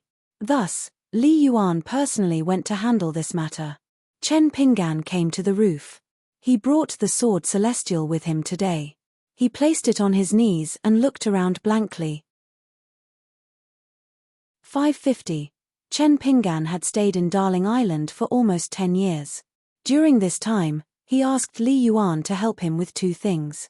First, he asked Li Yuan to help him with the Golden Book training ground, and second, he asked him to help him send a letter to Luopa Mountain. Chen Pingan wasn't able to guess this person's identity. He had a young face, but he looked exhausted and his spirit seemed to be lacking. It was as if he had encountered a bottleneck in his cultivation. Chen Pingan had seen this sort of phenomenon in some old cultivators who believed they had no hope of reaching the Great Tao. Li Yuan would not go ashore unless he was alarmed by the formation of Darling Island. Chen Pingan could not understand how Li Liu had been cultivating in the North Continent all these years. However, there was no record of it in so many mountain and river reports. During this period of time, Chen Pingan had not only been tirelessly refining the spiritual aura of the mountains and rivers, but also stabilizing and expanding the layout of the 2 key aperture acupoints in the mountain temple of the Shui Mansion. He would also focus his mind like a mustard seed and inspect the interior of his body. He would observe the fierce sword aura that was like an iron cavalry knocking on the pass, and also observe the sword tip on the 1st and 15th day of the lunar month as it ground the dragon-slaying platform. Sparks flew everywhere, just like how Master Wan in his hometown forged the sword, filling the room with brilliance. The Dragon Palace was like spring all year round. The winter was not cold, and the summer was not hot. It often rained. There were drizzles and torrential rains. Every time it rained, Chen Pingan realized that there were cultivators on the neighboring islands. Most of them were earth immortals. They were either bathing in the rain, using their bodies as small worlds. They opened their doors and rapidly absorbed the spiritual energy of the mist. Some of them used magic treasures like jade pots, spring bottles, inkstones and so on to intercept the rainwater. In his free time, he would start to read the book of stories where everyone died in the end. The process was different. Most of them had different personalities and died in all sorts of strange ways. In the end, the person who killed them was even more varied. Back then, at the peak of the immortal mansion, when the river of time stopped, this book fell to the ground after the big demon died. It was then given to Chen Pingan by Daoist Sunday. Chen Pingan found an oilpaper umbrella with a bamboo handle on Darling Island. As long as he wasn't cultivating at the time, he would go out for a walk every time it rained, regardless of day or night. He would walk around Darling Island and walk alone with the umbrella for about 30 miles. Among the 3 tablets, Li Liu's hornless dragon jade tablet, which was engraved with the words 3 feet of sweet rain, had already been taken by Chen Pingan and placed within a foot's reach.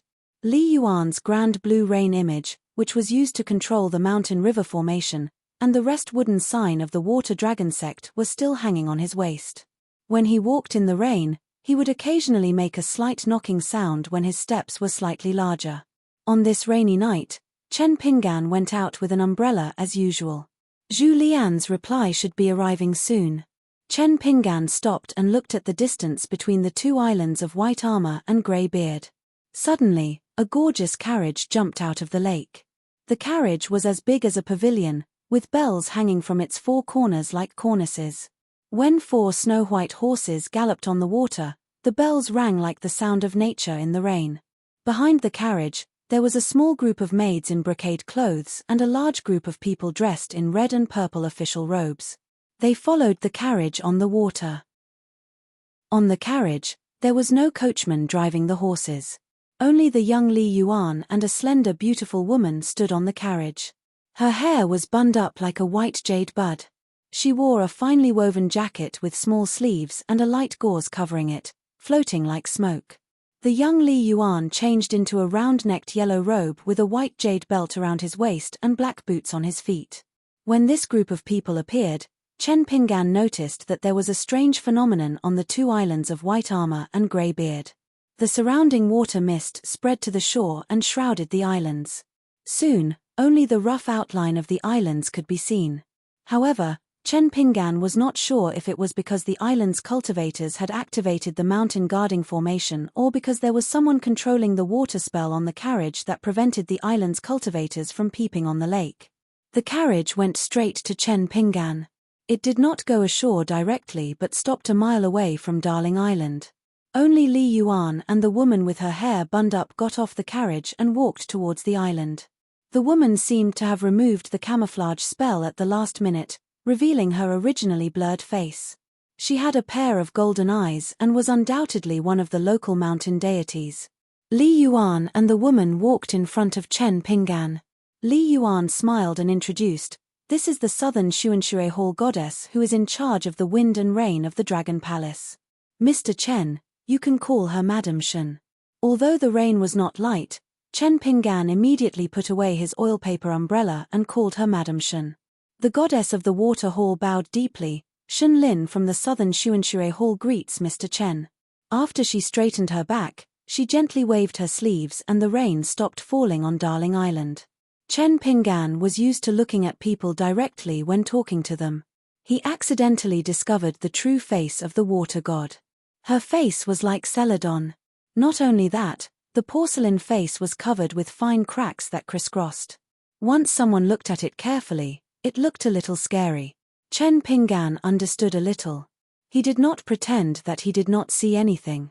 He placed the oilpaper umbrella under his armpit and cupped his fists to apologize to the water god, who was in a precarious situation with a golden body.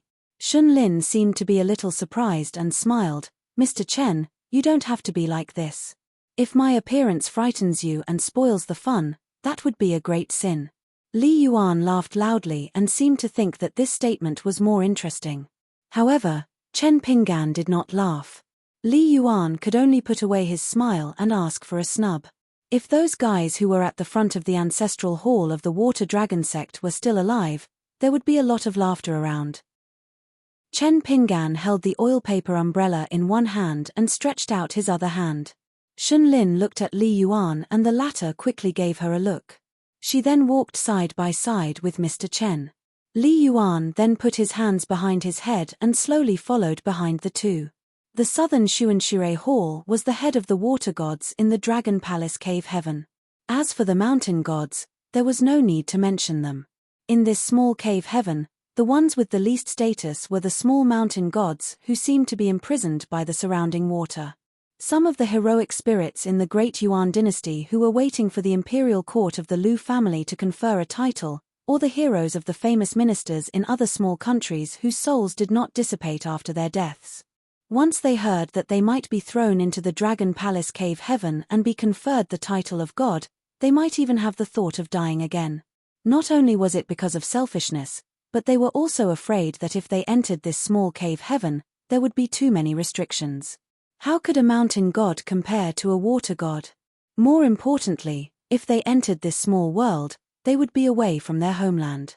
As a god, how could they nourish the fate of their country's mountains and rivers? Therefore, any heroic spirit would regard being a mountain god in a small cave heaven as a banishment from the officialdom. Therefore, they would rather be a god in a small county than a god in a cave heaven. Shun Lin claimed to be an old member of the southern Xuanxue Hall, which was a very interesting statement. This was because the Dragon Palace Cave Heaven had a circumference of 8,000 miles and more than 1,000 islands of various sizes. The rich fate of water was the best in the continent. Currently, there were as many as 32 water gods, lake gods, Hebo and Granny He. Including the main city, there were 12 big islands. Each of them had a mountain god, town god, and civil and martial temples. Compared to the water gods, there were more gods. Li Yuan looked at the woman not far in front of him and sighed in his heart. They were in the same boat. However, what the water dragon sect could do was to rely on the gold script dojo year after year to increase the number of incense. Although they could also repair the southern Xuanxue Hall, which was similar to the repair of houses in the marketplace, it was not as direct and effective as him, a water god, who could absorb incense and refine the essence. After all, this was the reason why a cave heaven was inferior to a blessed land. A cave heaven was only suitable for people who practiced Taoism. They could practice peacefully in groups of 2 or 3. It was a naturally peaceful place. It was difficult to not be aloof from worldly affairs. A blessed land was vast and there were many people. It was good for the gathering of incense. It was the natural dojo for a god. Chen Pinggan and Mrs. Shen talked very happily. Unfortunately, the Dragon Palace Cave Heaven was not like the Spring Dew Garden and the Sparrow Mansion. There were bound books for people to understand the customs of a place. In fact, this was the first time Chen Pinggan heard of the southern Xuanxue Hall. However, the gods who had the title of Water Hall usually had a strong background. In the Book Lake, the Pearl Island near the Verdant Canyon Island, the owner of the island, Liu Zhongruan, was the eldest princess of a fallen country. Her country had a legendary water hall, which attracted the attention of the sword practitioners of the Zhuang dynasty. Of course, the nascent soul sword practitioner from the royal family of Zhuang dynasty was still thinking of gaining both wealth and beauty. Chen Pinggan had seen the mystery of the elixirs collected by the water hall. Even the earth immortals coveted them. According to Liu Zhongruan, the most important kind of elixir, any one of them could make the Book Lake surge with hundreds of feet high waves. Before Chen Pinggan left Luopa Mountain, Liu Zhongruan had yet to truly discuss the matter of migration with Zhu Lian. In truth, Chen Pinggan did not quite understand why Liu Zhongruan insisted on splitting the female cultivators of Pearl Hairpin Island into 2. Apart from the Hall of Ancestral Masters that remained at Calligraphy Lake, he would send the majority of the Hall of Ancestral Masters to Longquan County to cultivate. Since the current Calligraphy Lake had rules, and it was under the control of Jiang Shangzhen's True State sect, it was completely different from the previously lawless Calligraphy Lake. To put it bluntly, with Liu Zhongruan's meager wealth, the True State sect really would not covet it.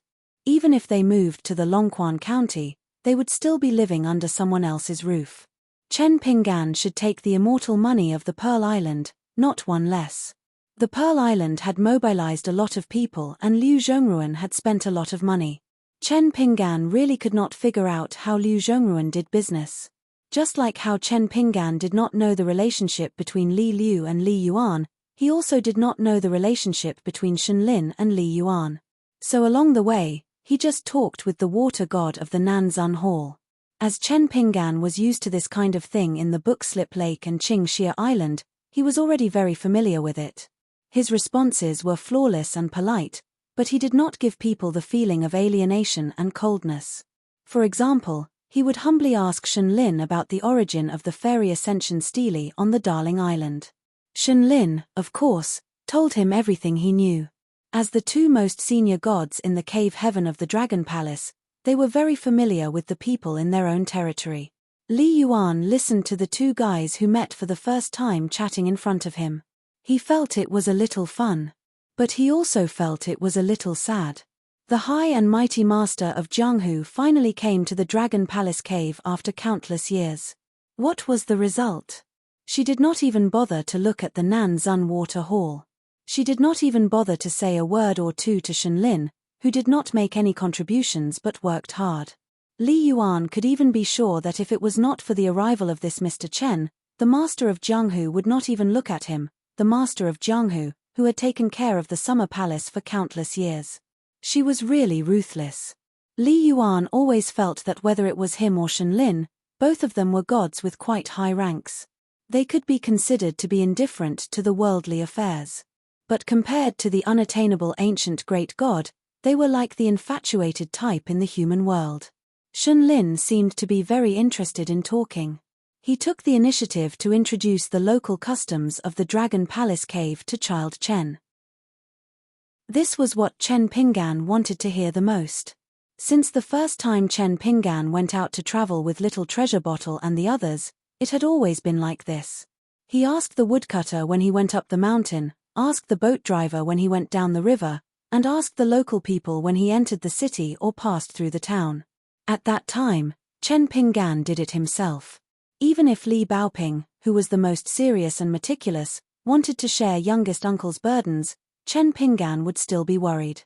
After that, he traveled around alone, and it was still the same. No matter which place he was unfamiliar with, as long as Chen Pinggan felt that he could not fully understand it, he would feel uneasy. This probably had a lot to do with the wedding dress ghost blocking the way in the early years, the accident in the Eagle Fortress, accidentally entering the Lotus Flower Blessed Land, and experiencing the murder behind the scenes in the Ghost Valley. Chen Pinggan knew that if he went to the extreme on this matter and did not change, it would be a bumpy pass on the road of cultivation. This idea suddenly came to Chen Pinggan after he met Li Liu. Because after comparing Li Liu's words and actions here, Chen Pinggan found that even if he returned to his hometown, except for sitting alone in the ancestral house in the Mud Bottle Alley, he could still think of nothing. Besides, even in the bamboo house in the Fallen Mountain and the shop in the Riding Dragon Alley, he was used to immersing himself in the paranoid state of I know everything, trivial and flawless. That was why Chen Pinggan was so envious of the two divine magical skills of the immortals, shrinking 1,000 miles into a square inch, and watching the mountains and rivers with the immortal. In particular, when Li Liu casually said that if the state of mind is not stable, no matter how far you go, you are still going around in circles, it simply woke up Chen Pinggan, the dreamer. Chen Pinggan dared to say that he never knew what he wanted, where he wanted to go, and what kind of person he wanted to be. But all along the way, the path had been bumpy, and it wasn't all caused by the fate of the world. Chen Pinggan himself had many blessings and misfortunes brought about by himself. That was why Chen Pinggan sat on the roof that day, feeling that the world was vast and he did not know how to take the next step. The promise of 10 years was to become a Golden Body Realm martial artist and return to the inverted hanging mountain. He had rebuilt a longevity bridge and successfully refined 5 natal items. Become a true swordsman in his heart and strive to become a great sword immortal who had obtained great freedom at the same time. However, a person's strength was limited, and so was his mental strength. At that moment, Chen Pinggan thought about many things and weighed the pros and cons. How could it only be these 3 major matters? How could it be as simple as owing a few thousand grains of grain rain money? The things that he had to do were not just these personal matters. The matters were messy and varied in size. How should he differentiate the order of things? How should he spend his time and effort every day?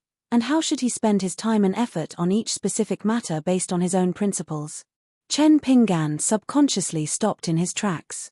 The water god of the Nanzun Hall also stopped without leaving a trace. Li Yuan had been idling behind the two of them. He carefully counted how many pearls of the Dragon Palace that had been refined into tiny mustard seeds were embedded in Shenlin's light muslin robe. At that moment, he had already counted more than 9,000 pearls. Shenlin's visit this time was not Li Yuan's own initiative. It was the temporary appearance of the previous leader of the Jianghu that caused this old member of the Nanzun Hall to have a hint of telepathy. However, she did not dare to appear in public without permission. She could only wait until the telepathy completely dissipated before she followed the clues and carefully found the great blasphemy water god. She did not dare to directly ask but beat around the bush. Li Yuan had a headache listening to her. Anyway, she pretended to be stupid. For such a major matter, no matter how much Li Yuan pitied the water god, he did not dare to casually reveal the secrets of heaven. However, he could not dissuade Shenlin, so he had to use a compromise that did not involve favoritism. He took her to Darling Island.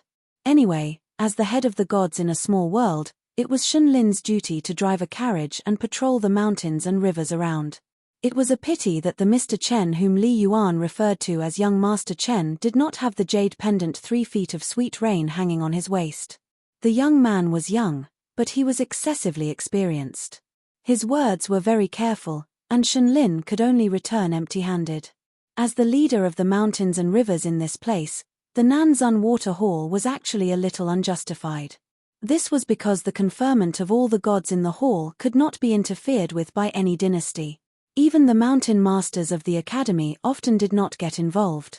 For example, not long after the sage of the academy took office, he asked a gentleman to send 10 conferment scrolls to the ancestral master hall of the Water Dragon sect. They were all about the positions of the Nanzun Water Hall of the Southern Zun Water Hall, leaving only the name blank.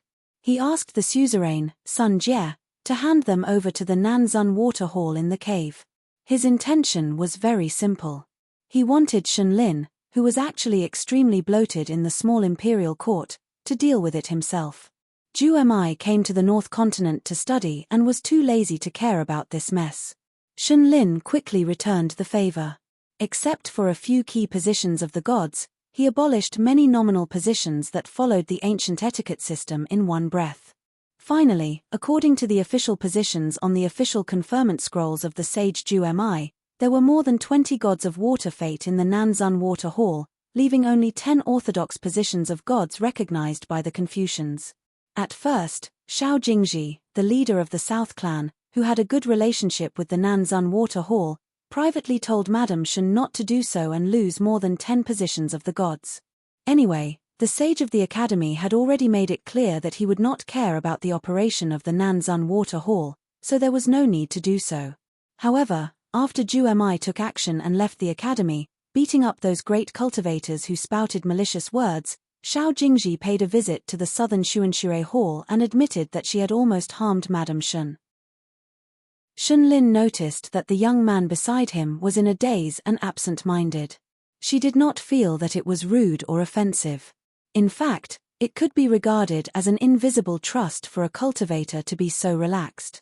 Chen Pinggan quickly put away his messy thoughts and apologized. Madam Shen, I am sorry. I was a little absent-minded just now. Shenlin smiled and shook her head. However, she already had the intention to leave, so she invited the young man to visit the Nanzun Water Hall when he was free. Chen Pinggan nodded and agreed. Then he felt a little helpless. Li Liu said that she would go to the main city and then come to Darling Island. However, he guessed that she would directly leave the cave of the Dragon Palace and the Water Dragon sect. When he asked Li Yuan only said that he did not know. Shenlin left and walked to the shore. The mist under her feet rose and she returned to the horse carriage in a flash. She turned the horse head and galloped away. After running for a few miles on the waterway, it seemed to be running into the water under the lake. The carriage, the maidservants, civil and military deities who accompanied it, disappeared suddenly. Li Yuan slowly retracted his gaze. In fact, he felt a little regretful. If this young man was a little smarter, Shunlin wouldn't have just invited him to visit the southern Xuanshui temple. Instead, he would have given him a valuable gift, and he wouldn't refuse it. Moreover, he would have given him a gift that was perfectly justified and reasonable. At the very least, it would be an old treasure of the Nanzun Water Hall. It was a first-class treasure of the water method, and its grade was close to a semi-immortal weapon. Because this gift was actually not for this young man, but was like a tribute carefully prepared by a local official to the owner of the 3-foot sweet rain jade token. Once Child Chen was willing to accept it, Shunlin would not feel distressed at all. Instead, she would be more grateful to him for accepting the gift. As long as he revealed a little bit of his thoughts, even if the Nanzun Water Hall was half demolished, Shunlin would definitely give him a valuable gift. Unfortunately, Mr. Chen had missed out on such a good opportunity. Was there a cultivator in the world who disliked the fact that there were not enough immortal treasures? Just like these gods of mountains and rivers, who would complain about having a little bit more incense essence? Probably not. What was even more unfortunate was that Li Yuan could not open his mouth to remind him. Otherwise, if he was not careful, it would only harm Shunlin, who was already rotten like a piece of mud and rotten wood. It would also make him, a little water master, unable to bear the consequences. Chen Pinggan watched the carriage go away. The young man in yellow clothes and black boots stood beside him. His flash of complicated expression was quietly seen by Chen Pinggan. Li Yuan took out a secret letter and said, "Mr. Chen, this is the reply letter from your hometown. From sending the letter to receiving the letter, the Water Dragon sect will not notice anything." In fact, this letter was a little heavy. This was the relationship between mountains and rivers. Because there was an ingenious mountains and rivers restriction set up on the letter. As a water master, it was inevitable that this letter would be a little hot. Chen Pinggan took the secret letter and saw the 4 big words on the envelope. He smiled knowingly. The 4 words were to master. At first glance, it was the handwriting of his first disciple. The handwriting was neat and tidy like his master. It was obvious that he had put in a lot of effort when writing. Chen Pinggan first put the secret letter in his sleeve. Li Yuan was about to leave. After all, that person said that Mr. Chen wanted to cultivate in peace here and no one was to disturb him. The gods of the Southern Zun Water Temple patrolled here. After a while, Li Yuan actually felt a little guilty. He just thought that this young man was taking a walk with an umbrella. He should not be cultivating in peace, right? After Shunlin left, the sky above Darling Duck Island quickly returned to the rain. Chen Pinggan held up the umbrella. Li Yuan smiled and said, "Mr. Chen, don't worry about me." Chen Pinggan wanted to say something but stopped. He quickly dispelled some thoughts of asking questions. Did he know the approximate position of Mrs. Shun in the Dragon Palace Grotto Heaven? What was the meaning of that? Did he really need to pick up the thread of a thread? It did not seem to be necessary. Li Yuan's old age was hard to conceal. The golden body of this southern incense water temple's empress was on the verge of shattering. When Chen Pinggan first arrived, he picked up 1 or 2 of the veins buried deep in the water and knew the truth. If it conformed to or violated some of his principles, wouldn't he have to take care of it? When there were many external matters that he knew but did not know, he just had to look for trouble. Was this the other extreme of cultivators who did not care about external matters? Chen Pinggan felt that as long as he understood this fundamental vein, it would be a great cultivation for him. Thinking about it this way, Chen Pinggan actually envied those who had an extremely firm Dao heart from the beginning. If one did not care about good or evil and only focused on one's heart. For example, Lin Shuyi, who took a fancy to the Cloud Gem book at first glance. And the girl Zhu Lu, who had a clear goal and acted decisively. Li Yuan asked, "Mr. Chen, you seem to have some doubts." This was nonsense. A cultivator without any worries would absolutely not go out for a walk with an umbrella as soon as it rained. Moreover, they would walk and stop, their minds uneasy. Occasionally, they would even take an extra walking stick, as if they were writing or drawing talismans on the ground. Chen Pinggan laughed, "I'm waiting for a reply from my hometown.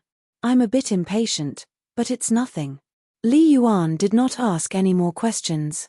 Chen Pinggan parted ways with Li Yuan and returned to his residence. He put away his oil paper umbrella and leaned against the door. The rain still had not stopped. Lightly shaking off the traces of rain on his body, he entered the room and sat down. He opened the envelope. There were 2 letters inside. Zhu Lian carefully replied to the recent situation of Luopa Mountain, as well as the situation around Longquan County. In the letter, Pei Qian only talked about some trivial matters.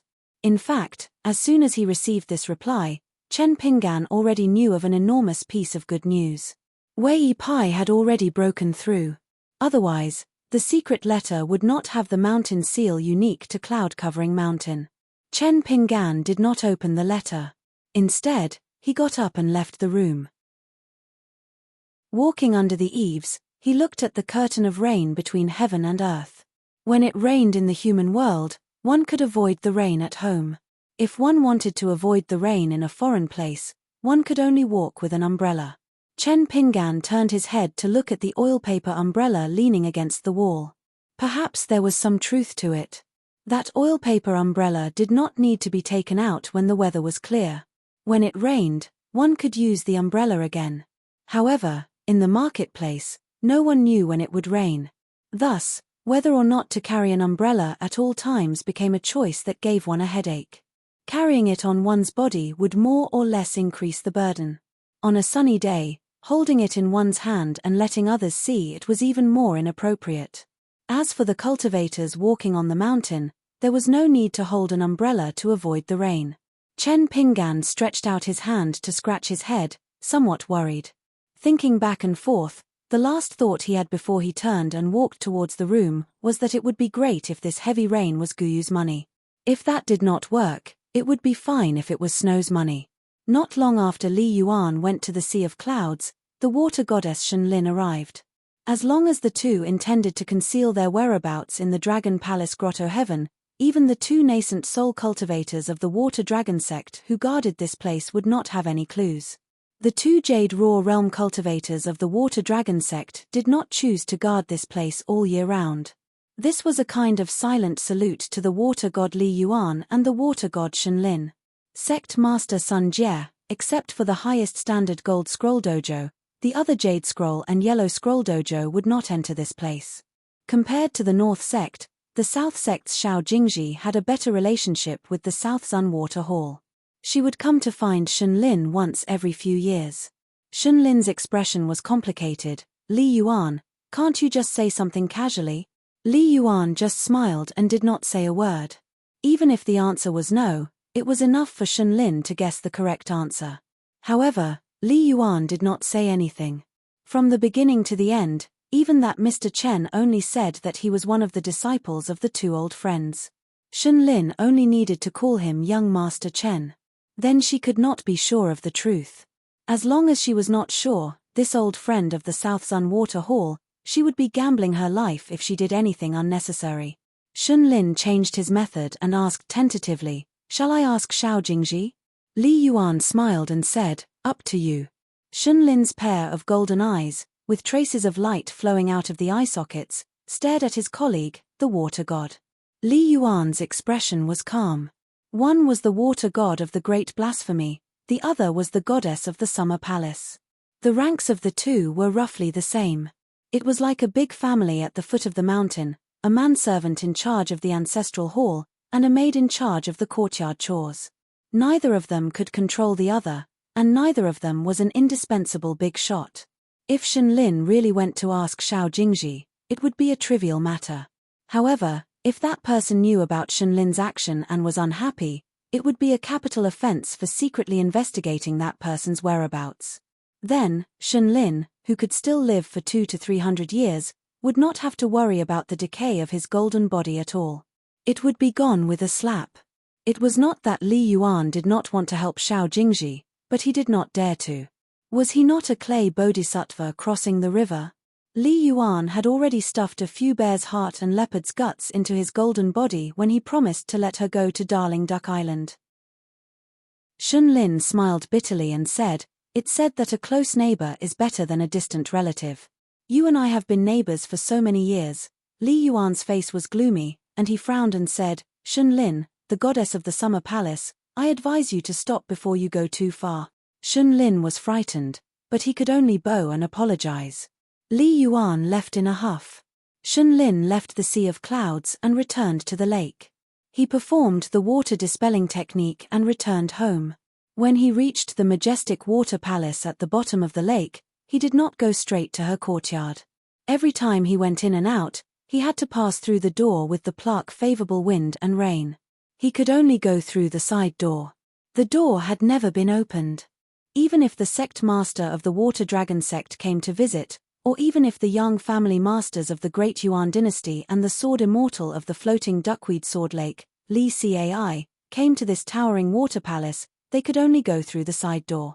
After Shunlin stepped through the side door, his figure flashed and came to the side of the flowerbed in his courtyard. There were all kinds of strange flowers and herbs planted inside. Those rare birds that shuttled through the flowers and chirped on the branches had long been extinct in the vast world. A goddess appeared and reported, Goddess, Xiao Jingji from the South Sect is here to visit. Do you want to see her? Shunlin hesitated and shook his head. Tell her that I am in seclusion and it is inconvenient for me to receive guests. When Shunlin rejected Xiao Jingji, Li Yuan wanted to be more free and unfettered. He used the camouflage spell and changed his face into an ordinary young man in yellow. He appeared on the white jade stairs and slowly went down the mountain. After passing through the city gate, he went to the restaurant on the bridge to buy wine. He did not go to the 5th floor, but chose a seat in the lobby on the 1st floor because it was more lively. Since the 2 religious ceremonies had ended, there were more empty seats than when Chen Pinggan was drinking. It was difficult to find a table and they had to share a table. Li Yuan came and went freely on the cave heaven of the Dragon Palace and the Great Blasphemy Bridge. After all, they were both in the blasphemy realm. However, after the Water Dragon sect opened the mountain, the Blasphemy Relief Temple was slightly refined. Besides guarding the cave heaven, Li Yuan walked out of the cave heaven at most. Every time, he had to change his appearance and clothes. He walked back and forth on the long bridge until he reached the end of the long bridge. He had been guarding the public office for hundreds or thousands of years. Even if he had been doing it for 10,000 years, it was still his duty. However, if he did not abide by some rules, even if it was only once, it might be an irreparable disaster for a god of mountains and rivers like him. Shunlin's golden body was about to collapse. There was a hint of wanting to break the rules and desperately maintain the position of God. Li Yuan could not bear to see it. In fact, after Li Yuan saw that person again in this life, he had completely given up. There was no more fluke. Because he could finally confirm that whether it was Shui Zheng, Li Yuan, or Shunlin of the southern Xuanxue temple, their life and death, or the collapse of all the gods' golden bodies, that person did not care at all. This was also the reason why Li Yuan did not remind Shunlin more. Since that person did not care about the cave heaven of the Dragon Palace and the entire blasphemy realm, would he not care if Shunlin secretly crossed the Thunder Pool? What if Shunlin accidentally took the risk and succeeded? Did it mean that Li Yuan could also do the same to repair his golden body and prolong his life? Li Yuan actually did not like this terrible feeling. That was why he thought of coming to this restaurant that was full of smoke and fire in the mortal world to drink and drown his sorrows. Li Yuan did not know what Mr. Chen was worried about in Darling Island. Why did he need to take a walk with an umbrella every time it rained? Anyway, Li Yuan felt that even the rain in the cave heaven of the Dragon Palace was the wine. Even if he drank it all up, it would not be able to drown all his sorrows. Moreover, the gods in the mortal world could not get drunk, no matter if it was the wine in the market or the wine brewed by the immortals. Li Yuan wanted to squeeze out a drop of tear to pity himself, but he could not do it. He began to drink the wine in the 3rd watch of the night. He began to bang his hands on the big table and howl. He was like a drunk young man in the mortal world who could not hold his liquor well. Not far away, a drinker roared angrily, "Little bastard, you are so noisy. Hurry up and shut up." Li Yuan wiped his face and turned his head to look pitifully. His palms gently moved back and forth on the table. I am in a bad mood now. What's wrong with howling a few times? The man sneered and said, You disturbed my mood of drinking. Kid, tell me yourself. Do you want to be beaten? Li Yuan raised his hands and rubbed his cheeks. He planned to bring this guy to the blasphemy center. Instead of drinking wine, he would drink water for free. At this moment, an old man and a young female cultivator walked down from upstairs. The latter had a jade token of the Water Dragon sect's ancestral hall on her waist. The old man looked at the man and laughed, Don't be so noisy. You are ruining the harmony. The man said angrily, Old man, who do you think you are?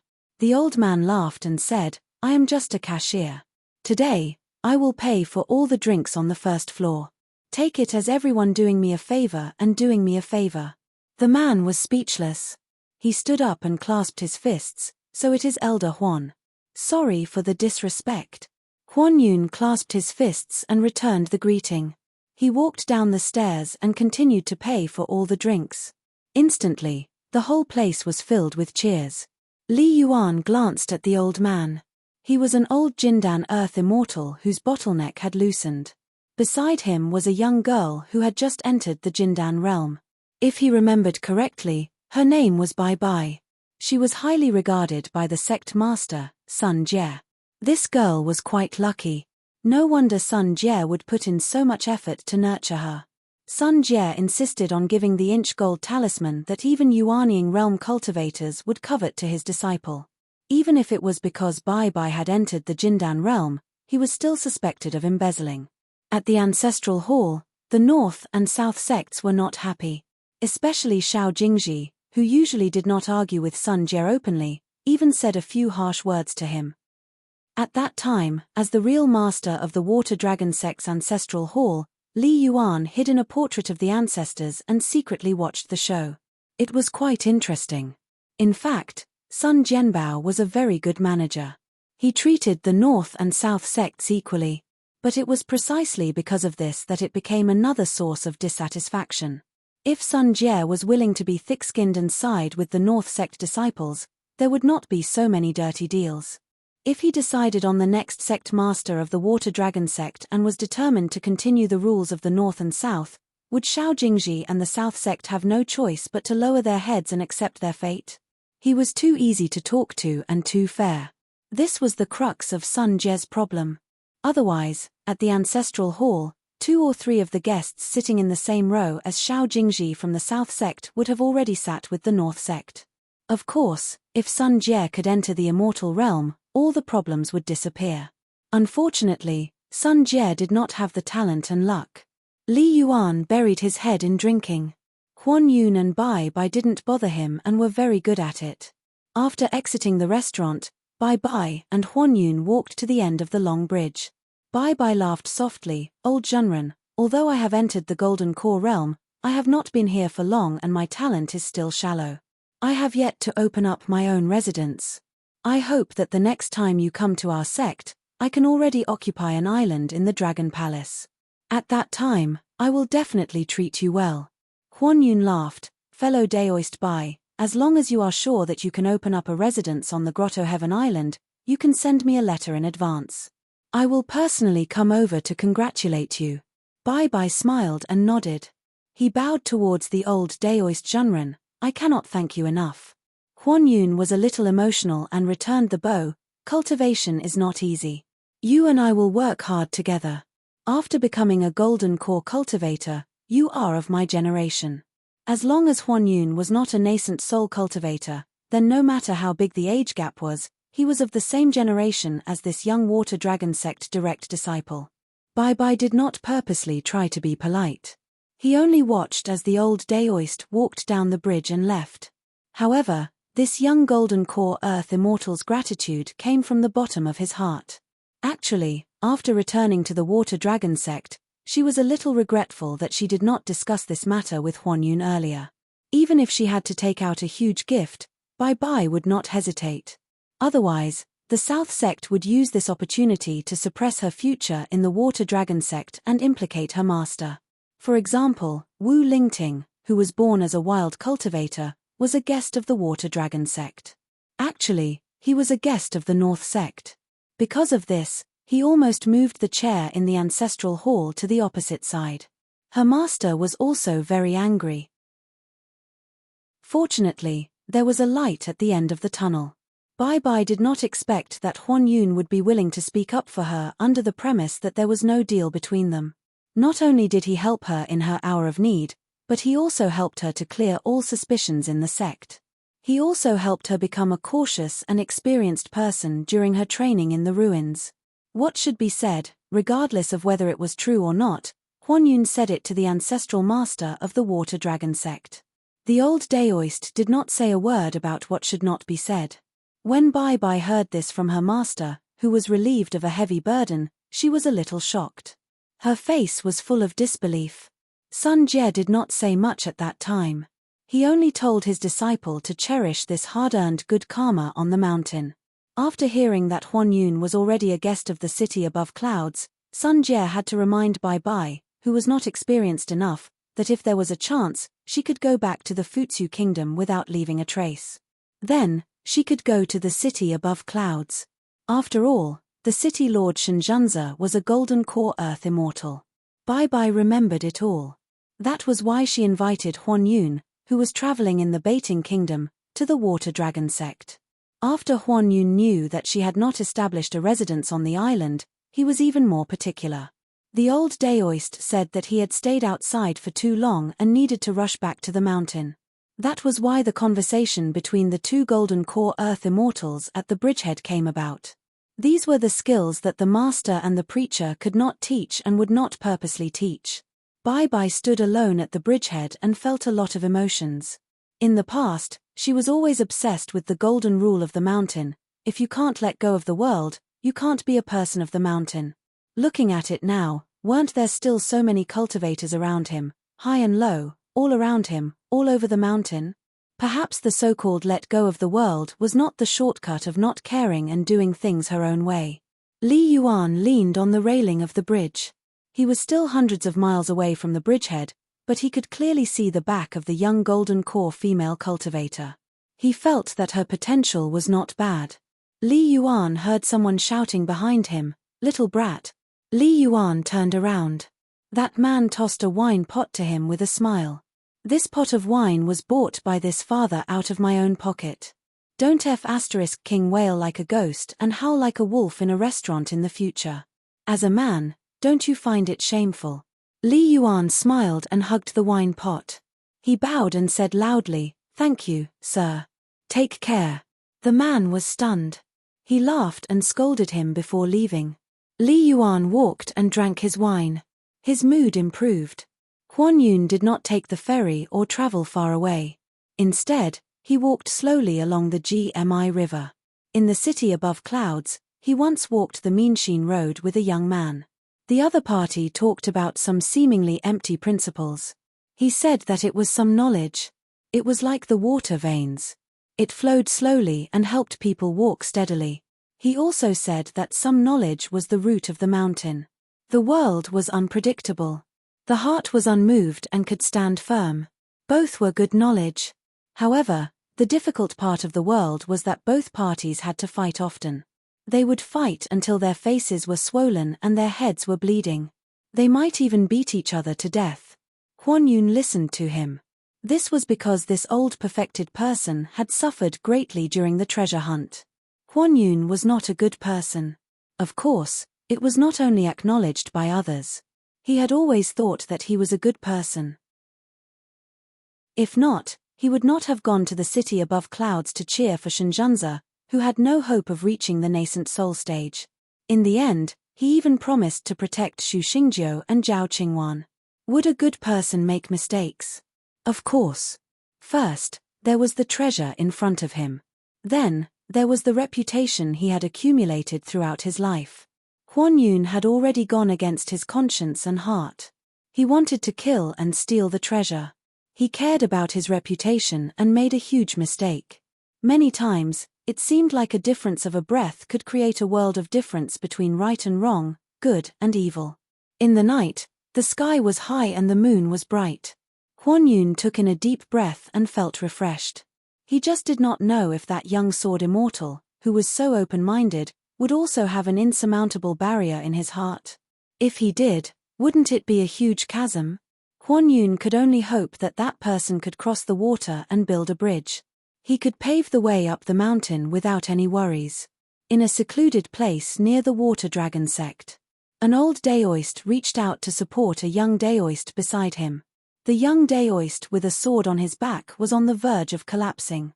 Then, he smiled and said excitedly, "Master, why don't I feel like vomiting at all today?"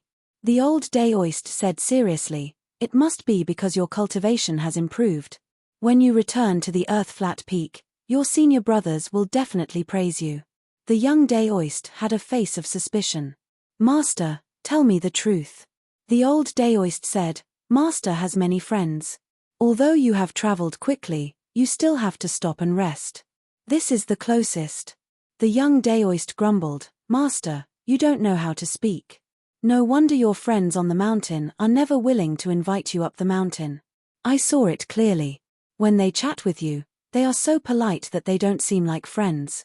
Master, if you continue to be like this when you go down the mountain, it won't do." Venerable Fiery Dragon nodded and said, "Master is not good at making friends." Zhong Shanfeng looked at his master and did not say anything. The old daoist could only nod again. "Cultivation is not good either." Zhong Shanfeng smiled. "It's okay. Master's Dao is not good. I'm not much better." Zhong Shanfeng shook his head and looked around. He smiled again. "Master, the Water Dragon sect is such a big immortal family. You don't have any friends, right?" "Only this place." As it was the destination of this trip, his master had clearly mentioned his name. He said that his friend Chen Pingan should be nearby. As for the other mountains, lakes and immortal residences, Zhong Shanfeng did not recognize any of them. Venerable Fiery Dragon was stunned for a moment. He smiled and nodded. Hence, he told the Water Dragon sect leader Sun Jie telepathically that he did not have to show himself. He just had to return to the ancestral hall. "Don't talk about etiquette. I'm standing here. Aren't my etiquette enough?" Chen Pingan entered the house and began to read the secret letter. In the letter, Zhu Lian first mentioned about Wei Pai's breakthrough. He became the first Upper Five Realms mountain god in the history of the Aquarius continent. The emperor of the Dali dynasty, Song He, had personally visited the Longquan commandery. Just the ministers of rites and discipline had come, climbing Mount Padding Cloud to congratulate Wei Pai. Not only that, but the Dali imperial court had even taken out a water-loving half-immortal artifact from the royal treasury and gifted it to Mount Padding Cloud as a final trump card. With that, even if he was a mountain god, Wei Pai would be able to control the flow of water in his territory with greater ease. He could even suppress all of the highest-ranked river gods in the northern mountains of Dali. As a result, the new emperor was no longer just treating Wei Pai courteously. Instead, he had taken the initiative to give power to Mount Padding Cloud. Wei Pai basically wielded the authority over the land where the Song clan prospered together with the Ministry of Rites and the Ministry of Discipline. As a result, Zhu Lian told Chen Pingan that the mountain lord did not have to worry about being a cheap seller. When Wei Pai broke through, it caused a great commotion. It was said that the entire capital of Dali was in an uproar. Many wealthy families flooded into the newly established Dragon Province like carps in a river. They wanted to go to Mount Padding Cloud to offer incense to the mountain god Wei Pai. That was not all. The Ministry of Revenue of Dali had even given Mount Padding Cloud almost 100 copper coins as a gift from the imperial court. The other ministries had their own sincerity as well. Of course, they had all received the young emperor's nod of approval, which was why they were bold enough to give Mount Padding Cloud as a gift so openly. The young emperor was clearly rather surprised himself. Originally, he had overestimated the various ripples that Wei Pai's breakthrough would lead to, but he never thought he would still underestimate the atmosphere of celebration from the entire court. It was basically one of the few occasions since the founding of the Dali dynasty that the entire nation had celebrated together. The last time it happened was when the vassal king of Dali, Song Jianqiang, had defeated the Lu dynasty that had always ridden on Dali's neck. Only then had the capital of Dali seen such a grand occasion where all the people came out. Going back even further, It was basically several hundred years ago. The Song clan had completely broken free from their status as a vassal state of the Liu dynasty. They could finally call themselves a dynasty. Zhu Lian said that Wei Pai would be able to make up for half of Jiuyu's shortfall just by holding a third night feast of gods. In addition, Liu Zhongruan had already signed a mountain and river contract on Pearl Island, choosing to settle down on the back of the Kalisari where water was relatively abundant. The ancestral hall remained at Bookslip Lake and had not moved, so as to avoid Jinjing sect making things difficult for them. However, more than 10 of the most talented direct disciples would cultivate on the Kalisari's back. Liu Zhongruan had already begun to hire the Mohist craftsmen and machinists to build a mansion on the Kalisari's back. According to the contract, these buildings, along with the Kalisari's back mountain itself, would automatically become the private property of Mountain Lord Chen Pingan when they left the mountain, unless the contract was renewed after 300 years. However, Liu Zhongruan had only paid a deposit of 30 grains of Jiuyu's back for 300 years on Pearl Island. On the matter of immortal money, she insisted that her family property was too small and that she had no savings. Adding in the cost of moving, as well as the various connections, taking out 30 grains of Jiuyu's money had already almost emptied her purse. In the end, Zheng Dafeng's jesting had made Liu Zhongruan reveal a secret related to her secular identity, which was quite a pleasant surprise. This fallen princess was willing to secretly help Luopa Mountain and strive to retrieve the water hall and the sunken dragon boat. These two items had never been found by the Zhu Ying dynasty. As long as they obtained these two items, Liu Zhongruan would give away the priceless dragon boat ferry. If they could only retrieve one item, whether it was the dragon boat or the water hall, the Kalisari's back and Luopa Mountain, they would all split it 50-50. Zhu Lian did not immediately agree. After all, this would involve the local Dali cavalry and could easily lead to disputes, so Zhu Lian asked Chen Pingan in the letter whether this matter could be done. As for the new provincial governor Wei Li from the vassal Huangting state, and the new provincial city god from the confluence of the three rivers, Zhu Lian did not omit these accidents of Dalis landscape officialdom in the letter. As for the two water and land Taoist rites at Bookslip Lake and the grand ritual of Ju Tian, Zhu Lian wrote everything he could. Even the comments about the roots of the blind Taoist and his two disciples in the straw shop in Dragon Riding Alley were carefully written on the paper. He also mentioned that Liu Baixiang's two new disciples were a pair of brother and sister named Yuan Bao and Yuan Lai, who were both good martial arts seedlings. When Chen Pingan, the hill master, returned to his hometown, he could find a time to let the two return to Luopa Mountain and record their names in the ancestral hall of Luopa Mountain. There were also some school experiences in the Cliff Academy of the Great Sui Kingdom. The most important thing was on the last piece of paper. It was about the spiritual chi of the mountains and rivers in the blessed land of lotus roots. With the two large sums of grain rain money, several key mountain roots and rivers were greatly strengthened and nourished. Next, he needed to start a real deal with the emperor of Nanyuan Kingdom. The secular emperor had already intended to abdicate and become a cultivator himself. Since the new emperor's position was not stable, he naturally needed to make more concessions. However, Zhu Lian still hoped that Chen Pingan would personally make the decision on the overall direction of the blessed land. He, Zheng Dafeng, and Wei Pai could follow the rules and plan step by step. Except for the matters related to his own mountain. Zhu Lian also mentioned a lot of matters outside the mountain. The Dali dynasty promoted 2 iron cavalry commanders who fought to enter the Zhu Ying dynasty. Cao Gui and Su Gaoshan became the new official position of hunting inspector in Dali history. It was said that this was actually the Shong Zhuguo that the late emperor of Dali set up for meritorious generals. The Cao family was originally the surname of Shong Zhuguo, but Su Gaoshan now had enough power to be on equal footing with the Shong Zhuguo. It was said that the Dali dynasty would eventually set up 6 hunting inspector chairs.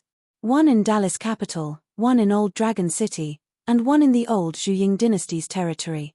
No one knew who would sit on the other 3 chairs and where they would be placed. There was not even a guess. Then there were the many places where the country had been destroyed. The local cultivators even wantonly assassinated the officials stationed in Dali. Cao Gui and Su Gaoshan's iron cavalry continued south. The last iron cavalry began to stop. Some of them stayed in the territory of the Zhu dynasty and returned north to quell the rebellion. There were dozens of big and small news in the letter. Chen Pinggan carefully read Zhu Lian's letter twice before picking up Pei Qian's letter.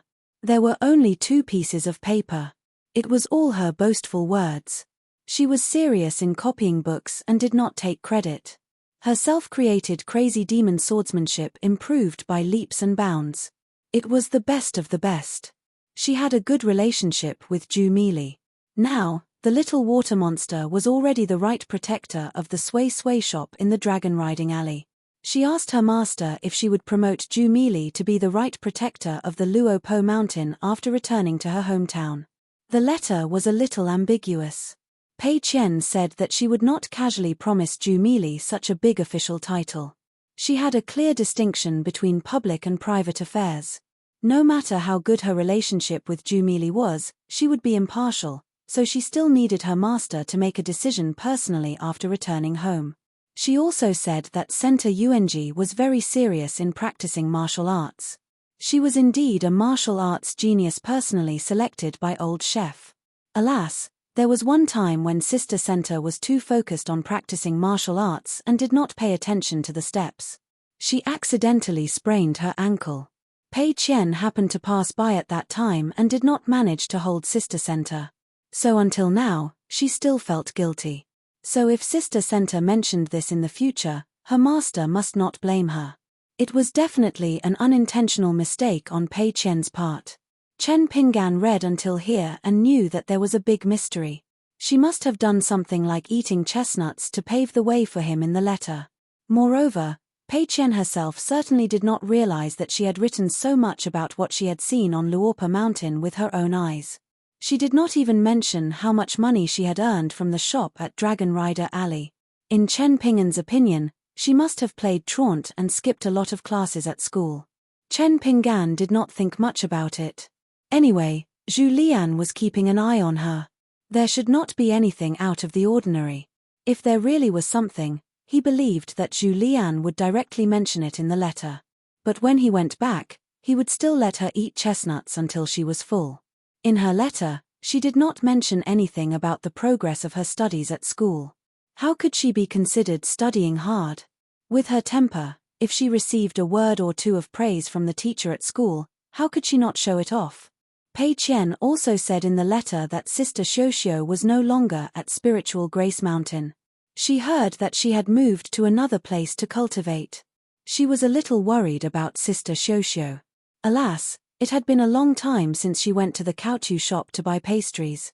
Pei Qian said that a good-looking sister named Sui Jingcheng came to the mountain. Not only was she good-looking, she was also very generous. She did not even blink when she spent money. But as her master's first disciple, she had a good demeanor. She had never taken the initiative to ask Sui Jingcheng to buy anything for her. Not even once. At the end of the letter, Pei Qian wished her master a smooth journey, a prosperous source of wealth, a happy and safe life, and an early return home. When he saw this, Chen Pinggan was a little reluctant to knock her chestnuts. 551. The 2 Taoists, one old and one young, spent 2 snowflakes at the end of the bridge and obtained 2 immortal orange tree wooden tokens. Zhong Shanfeng asked softly, "Master, is your camouflage effective or not? Why do I feel that there are still a lot of people looking at us? Furthermore, we are from Kudi Peak. It is not something to be embarrassed about. When I went out to travel, no one could tell that I was from Kudi Peak. Even the people who mistook me for Peach Mountain and Shen Finger Mountain did not do so. If I followed your instructions and said that I was a Daoist master with a different surname from Mount Longhu, no one would believe me." Venerable Fiery Dragon smiled and said, "It must be because your senior brothers are not famous." Zhong Shanfeng sighed, "I feel that my senior brothers are quite skilled in Dao." Venerable Fiery Dragon smiled and said, "Every time they go up the mountain slowly and do not go down the mountain awkwardly. How can you tell that they are skilled in Dao?" Zhong Shanfeng nodded his head vigorously and said softly, I heard from my junior brothers and sisters on the mountain that the senior brothers and sisters who are able to go out and open their own peaks have a frightening level of attainment. Venerable Fiery Dragon laughed and asked, "How high?" Zhong Shanfeng shook his head. "This is not accurate. Some say that they are earth immortals of the Golden Core realm. Some say that they are immortals of the Dragon Gate realm." Zhong Shanfeng then said seriously, "Master, although we are not allowed to talk about cultivation realms casually, my junior brothers and sisters are still young after all. They are just chatting because of their naivety. Master, please do not talk about it too much. When we go back, we will catch people and get angry. If not, how can I cultivate in Kudi Peak in the future? Won't they scold me behind my back and say that I am a gossipy elder?" Venerable Fiery Dragon smiled and nodded his head. Zhong Shanfeng was still worried. "Master, you have to give me a definite answer. If not, I feel that it is too dangerous." Zhong Shanfeng could not help but be nervous. Ever since he could remember, he had only seen his master get angry once. A senior martial brother who was able to leave Lying Ground Peak and open up a mountain on his own once got into an argument with another senior martial brother who stayed on Lying Ground Peak to cultivate for some unknown reason. Perhaps it was because they didn't get to the bottom of things clearly, so they ended up arguing over the difference in their cultivation levels. Actually, the senior martial brother who was mentioned didn't even feel that he needed to pay attention to those words. He never thought that his master, who had clearly been sleeping soundly for 2 to 3 years, would shake off the accumulated snow on the mountain peak for the first time. Then, in a flash, he left Flat Ground Peak. At that time, Zhong Shanfeng, who was still a young child, was busy having a snowball fight with a few Daoist children of the same age. In the end, they all looked at each other and then continued to have a snowball fight. Whether their master was there or not, it did not affect their frolicking. After all, it was rare for it to snow on Earth-lying Peak. They only had the chance to see it after their master fell asleep. It was even happier than the New Year. Later on, Zhong Shanfeng heard that the senior martial brother who had only said one wrong sentence was expelled from the sect on the same day. That senior martial brother had knelt at the edge of Lying Ground Peak's boundary for an entire month, and had also kowtowed for an entire month, but his master had not changed his mind. The rest of the senior martial brothers all walked up Lying Ground Peak. However, none of them dared to speak. They just stood on Lying Ground Peak as if their mistakes were not any smaller than their senior martial brother. Probably because Zhong Shanfeng was still young, he was the only disciple who dared to ask about this matter. This was because he was very curious as to why his master was so angry. At that time, after all the disciples had left Lying Ground Peak, his master only said 2 sentences to Zhong Shanfeng. In this world, there is no such thing as unintentional words. There are only words of intent that are accidentally said. The people at the foot of the mountain don't matter. However, the people at the top of the mountain are very dangerous. If they don't want the cultivator's life, then they want the lives of many ordinary people. Zhong Shanfeng still wanted to plead for his senior martial brother. However, Venerable Fiery Dragon only shook his head and patted the little Daoist's head. He said, "Since your senior martial brother has reached the end of his cultivation path on the mountain, why don't he go outside the mountain to cultivate his mind?" At this moment, on the long bridge, the old Daoist master could only promise, "All right, master will pretend that he did not hear about this matter." Walking on the long bridge, Zhong Shanfeng noticed a bright young man in yellow. He was standing not far away and seemed to be in a daze. It was as if he was looking at the master and disciple duo. After that, the young man turned around and ran. Zhong Shanfeng asked curiously, "Master, this is?" Venerable Fiery Dragon laughed, "I've seen him before. We've crossed paths before." On the other side, Li Yuan was sweating profusely as he ran. "I've seen your grandpa, I've seen your grandpa. In the end, I was suppressed under the Great Blasphemy Lake by your water techniques for a whole month." Venerable Fiery Dragon frowned and turned his head to look. It was the sect leader, Sun Jie, who had also used a camouflage technique. Sun Jie braced himself and walked forward quickly. He had no choice. If the old Daoist master was just passing by the water dragon sect, it would be fine if he did not appear. However, The old Daoist master was obviously going to the Dragon Palace. If Sun Jie continued to stay at the ancestral hall, it would be inappropriate. Even if the old Daoist master reprimanded him, it would be better than his own water dragon sect being rude. Although Venerable Fiery Dragon was not too willing to socialize, the other party was the sect leader after all. He would not slap a smiling face. Hence, he said, I'm only here to tour with my disciple. At the same time, he told Sun Jie in his heart, sect leader Sun, my disciple does not know much about what happened at the foot of the mountain. Please cover it up. Sun Jie immediately understood. He bowed and said with a smile, greetings, Daoist master. Venerable Fiery Dragon smiled and nodded his head. Zhong Shanfeng was confused. He did not even know how to address the other party. He could only return the bow and said, Junior Zhong Shanfeng greets Senior. Sun Jie hurriedly returned the bow. As the direct disciple of Venerable Fiery Dragon, he deserved a bow from the sect leader of the Water Dragon sect. This made Zhong Shanfeng a little flustered. He could only bow respectfully again. Venerable Fiery Dragon was a little helpless. Sun Jie also felt that it was a little inappropriate. Hence, he did not bother with the formalities. He only said that he would accompany the Daoist master for a while. Every time Venerable Fiery Dragon left the mountain for his travels, he would always be alone. There was almost no such thing as a disciple following him. Regardless of whether it was the unfortunate Taixia progenitor who passed away, or the disciples of Peach Mountain and Xianji from other sects, it was said that they had never followed the old Daoist master who loved to sleep to travel the world. In fact, Zhong Shanfeng left the mountain for the second half of his journey many years later. He traveled all the way south to other continents. Only then did his master find him. After that, they traveled to the Middle Continent and South Suro Continent together. Before that, Zhong Shanfeng would always be alone even if he was hungry. Although it was said that he was training his Dao skills, it was actually experiencing all kinds of hardships. Sun Jie sent Venerable Fiery Dragon and Zhong Shanfeng to the restaurant and left. Along the way, it was Zhong Shanfeng who chatted with him.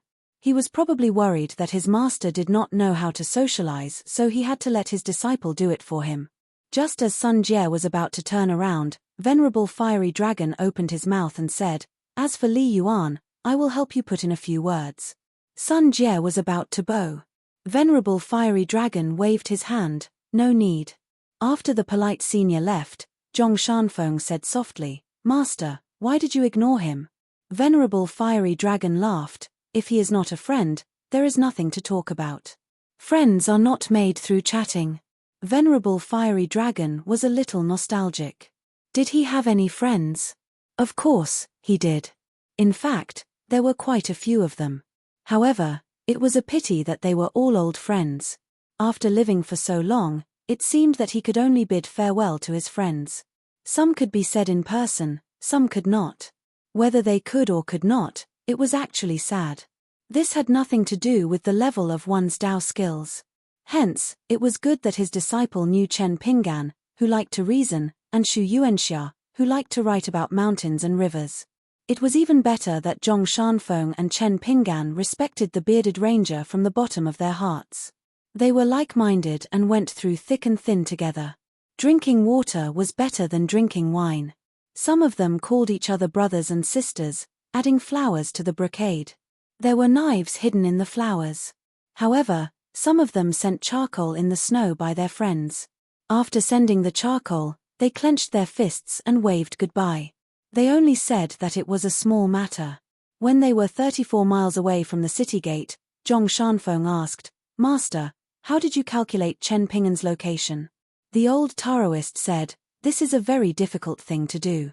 However, Chen Pinggan is deeply involved with you. For example, the Taoist seal and the ancient sword that you are carrying on your back were obtained by him first. He then gave you the opportunity to give me some clues. In addition, Chen Pinggan happened to be in the North Continent.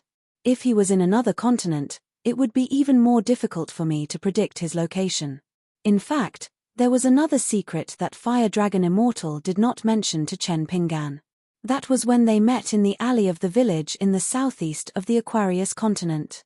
As a return gift, the old Taoist gave Chen Pinggan a meeting gift to help the child walk on the path of martial arts in the future.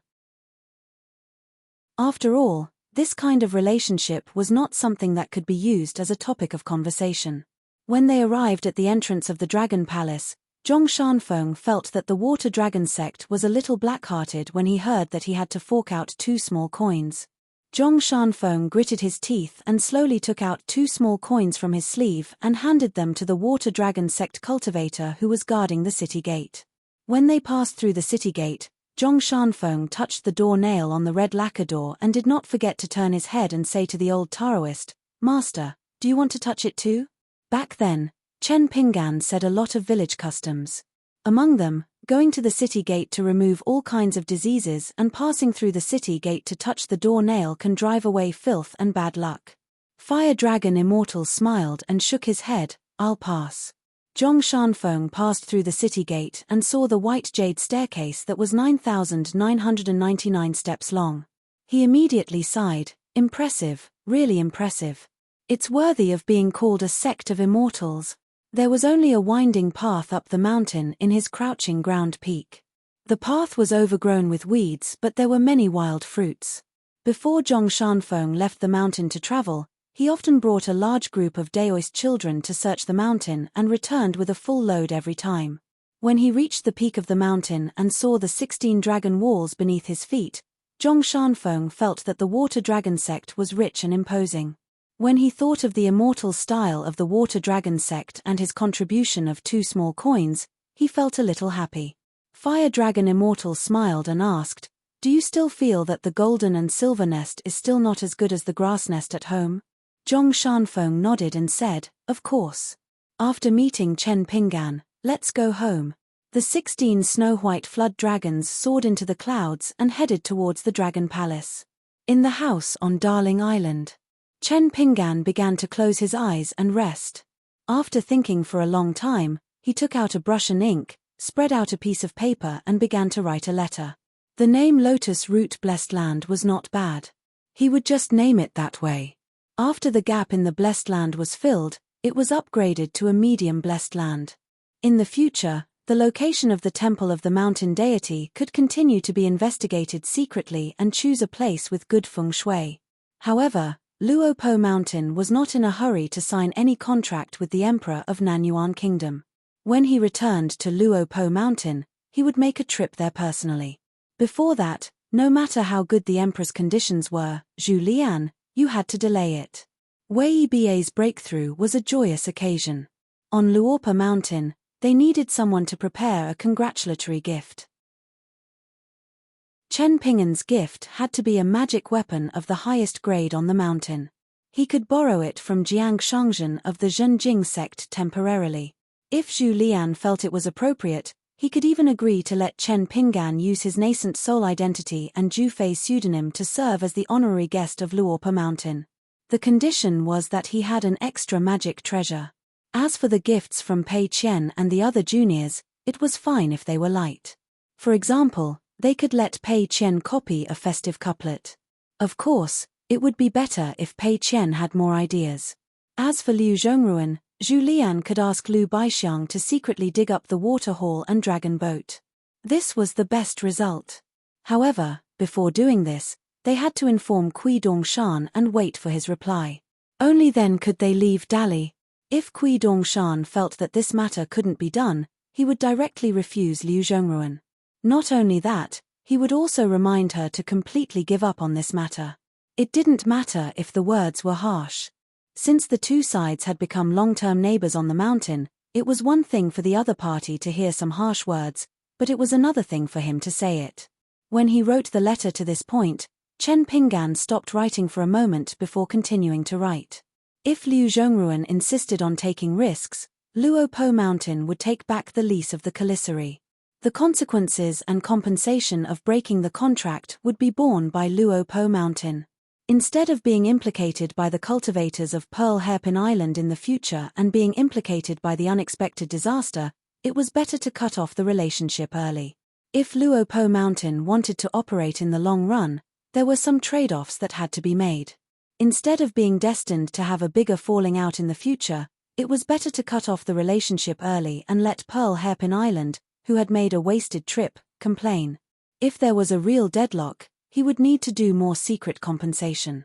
For example, he would greet Jiang Shangzhen and Guaniran and let them help take care of Jade Slip Lake and Pearl Hairpin Island. There was no need to tell Liu Zhongruan about this. Luo Po Mountain owed these two big favors first. When Chen Pinggan returned to the Aquarius continent, he would deal with them later. As for Dong Shuijing, Luo Po Mountain would try to help as much as possible, as long as it did not involve major issues. There was no need to pay attention to the gains and losses. However, any help to Dong Shuijing must not harm the interests of Pond Water City's garrison General Guaniran. This matter needed Zhu Lian to think carefully and be careful. As for the personal relationship between Dong Shuijing and County Chief Yuan and Supervisor Cao, Luo Po Mountain could not be involved. However, Luo Po Mountain could often interact with the new provincial governor Wei Li of Huangting Country. This person was worth making friends with. However, Zhu Lian, you have to grasp the specific situation. There was also the newly appointed state city god who appeared out of nowhere. Since the incense boy of the city god pavilion was already familiar with Pei Qian, then he could give Pei Qian a few words to continue to interact with the incense boy with a normal heart. In addition, Luopa Mountain and the state city god who appeared out of nowhere had some friendship, but they had to stop at a certain point. Because the other party could jump from a small piece of land to a state city god, his background must be extremely complicated. Now Luopa Mountain had to be stable, so as not to be affected by the fight of some immortals in the Great Li Temple. Now the central area of the Great Li was definitely a dangerous scene with treacherous clouds and dense whirlpools. As for Old Dragon City's Fan and Sun Jiashu, when Zhu Lian was free, he had to trouble him to personally visit them. It could be considered as representing Chen Pinggan to thank them. During this period, if Lady Gui of Osmanthus Island did not cross the continent, Zhu Lian would also take the initiative to visit. There was also the Jindan sword cultivator of the Fan family, Mr. Ma Ji. Zhu Lian could bring a pot of wine to visit. The immortal wine buried under the bamboo building could be dug out to make a pear and given to the old man. There was no need to pay attention to the matter of the Zhenjing sect's Liu Jimao breaking through to the pure jade state, nor did he need to send gifts to congratulate him. Zhengyang Mountain and the Shu family of Qingfeng City continued to secretly collect any related news through the hands of others. In addition, there were more than 20 matters, large and small, that Chen Pinggan wrote one by one in this secret letter.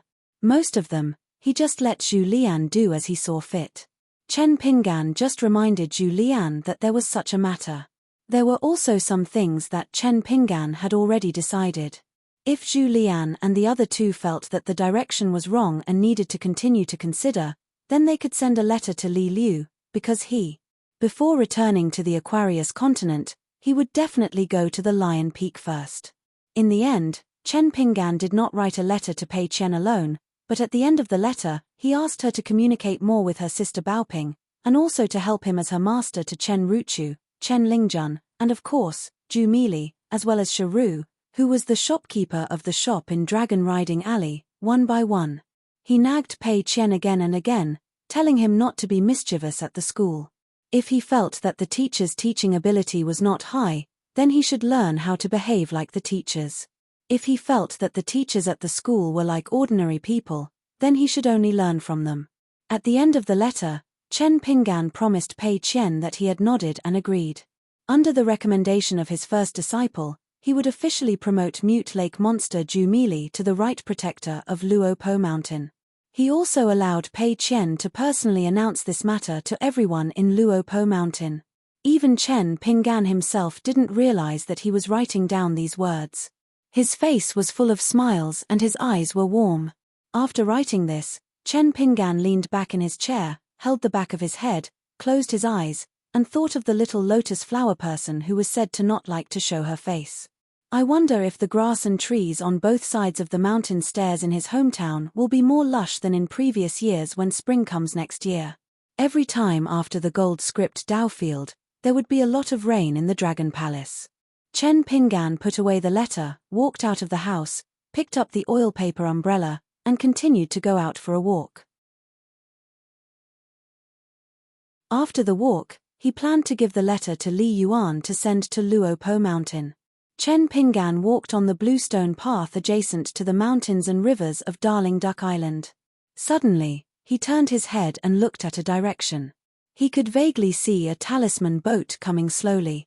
In the cave of Dragon Palace, he did not know anyone except Li Yuan and the Empress of Nanzun Water Hall.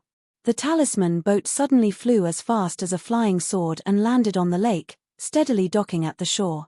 Chen Pinggan took a closer look and rubbed his eyes. Only then did he confirm that he did not see wrongly. He hurriedly controlled the jade plate, Junqing Yuxiong, to remove the mountains and rivers of Darling Duck Island. Fire Dragon Immortal had already removed the camouflage on the master and disciple. Zhong Shanfeng laughed and said, Chen Pinggan. Chen Pinggan smiled and asked, "Why are you here?" "I was still thinking of going to Lying Ground Peak to look for you after we're done with this Jilu." Zhong Shanfeng strode forward and walked towards Chen Pinggan. Chen Pinggan handed the oil paper umbrella in his hand to Zhong Shanfeng, then bowed and cupped his fists. "Junior Chen Pinggan greets Old Immortal." "Not old, not old. You can just call me Immortal." Fire Dragon Immortal and the young man smiled and nodded. The moment they landed from the talisman boat, the rain on Darling Duck Island stopped instantly.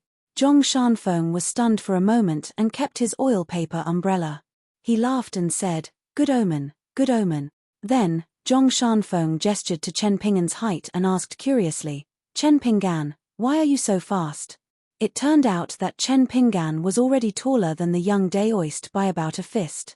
In fact, it had been many years since they parted ways. Chen Pinggan then felt a little awkward. He was all alone on Darling Island and naturally had no connections. If it was just Zhong Shanfeng alone, it would be fine and he would not be courteous.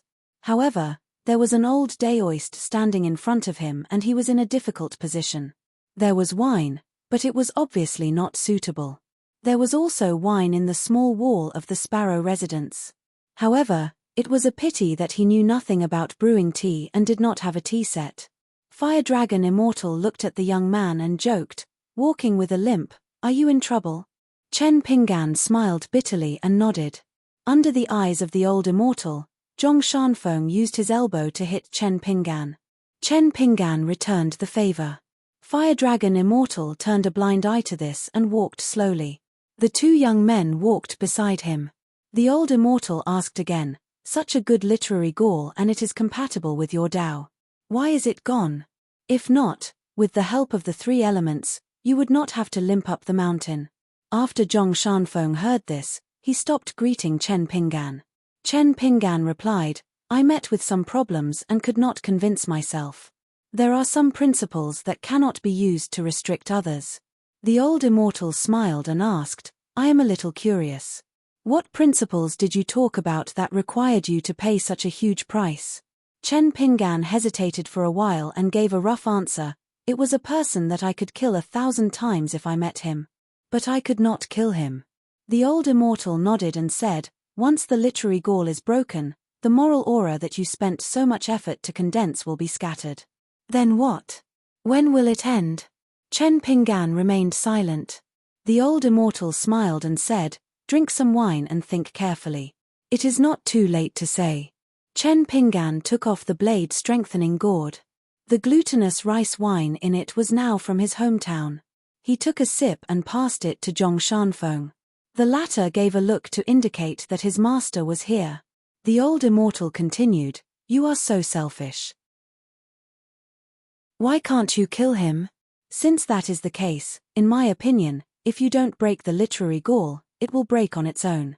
Chen Pinggan took another sip of wine. The old master smiled and extended a hand. "Did you use up all your tricks and all your knowledge in order to make it to where you are today? For example, using the Buddhist method of subduing the heart monkey, turning a certain thought of yours into a heart monkey and locking it in your heart, treating that damned person as an erratic horse and detaining him somewhere. As for how to correct the mistakes, that was even more complicated. The laws of the school of legalism, the ruler of the school of Taoism, the enlightenment of the school of Buddhism, the fasting of the school of Taoism, and the rules of the school of Confucianism had to be pieced together as much as possible to make up for the mistakes, right? Do you hope that one day in the future, you and that person will know your mistakes and correct them year after year and be able to repay the world? If you make a mistake, then make up for a bigger one.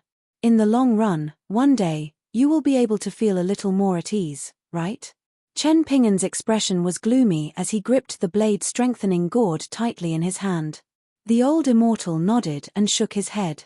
He sighed and said, "How difficult." Zhong Shanfeng did not even dare to breathe loudly. The old immortal smiled and said, "Then have you ever thought about what is the key to this situation?" The old immortal asked himself and answered, "It depends on whether you kill someone first and then kill yourself, or kill yourself first and then want to kill someone." Chen Ping'an was in a daze. He muttered, "Shouldn't we first look at right and wrong before talking about other things?" The old immortal sneered and said, "Then I'll ask you again. Why is it that only this person can't be killed in front of you, in front of your fist and sword?" Chen Ping'an was speechless. The old immortal smiled and said, "Because you know that as long as you have the intention to kill, you will kill yourself. Before you kill him, you are already dead." Chen Ping'an, is this difficult to understand? You, Chen Ping'an, are too smart. Your understanding of the human heart far surpasses that of your peers. Many of the choices in the unseen world are completely based on your heart. It has nothing to do with some of the principles that you believe in. That is the most fundamental thoughts and understanding hidden in the depths of your heart, Chen Ping'an. There is no need for you to twist your brain at all. Therefore, you seem to be unaware, but in fact, it is real. Zhong Shanfeng, who was at the side, found it difficult to understand. There was also sadness. The young Daoist thought that this reunion after a long separation would only be a good thing. There would not be such troublesome matters. Zhong Shanfeng regretted bringing his master to Darling Duck Island. Venerable Fiery Dragon shook his head and said, "In your eyes, Chen Ping'an, as long as you kill this person, everyone in Chen Ping'an's life, from children to teenagers, and later on, will all die.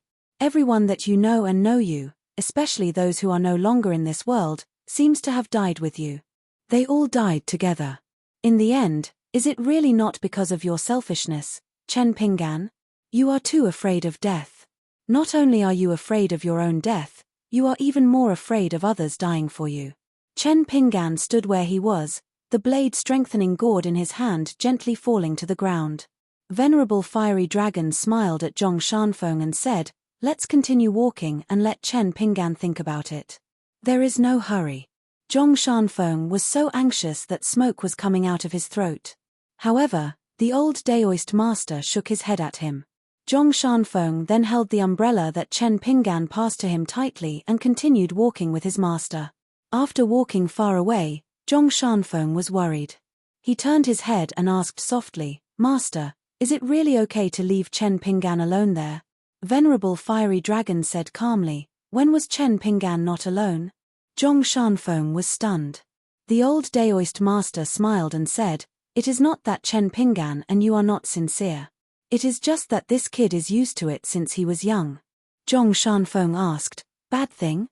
The old Daoist master thought for a while and said, "It is not a bad thing to be able to walk all the way to today.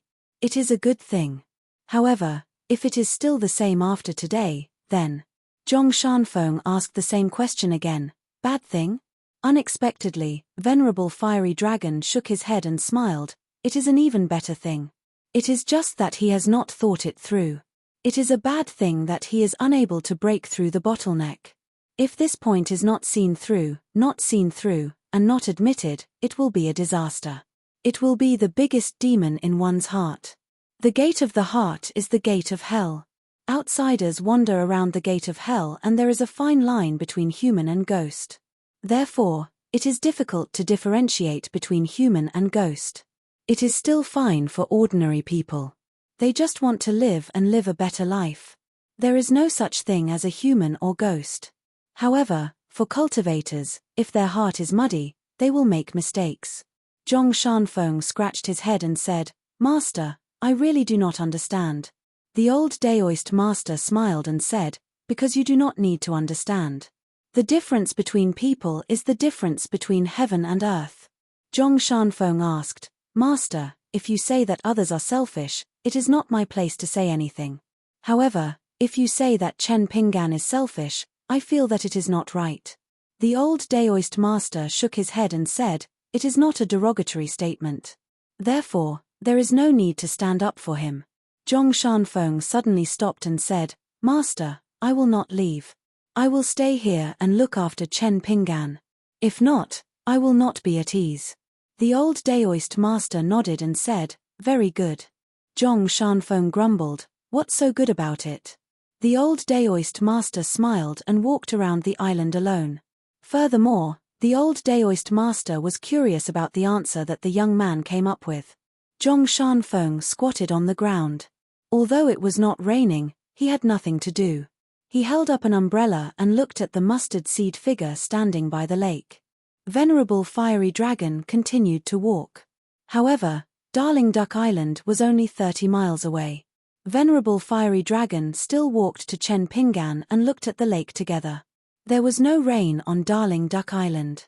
However, it was raining heavily on the other islands of the Dragon Palace.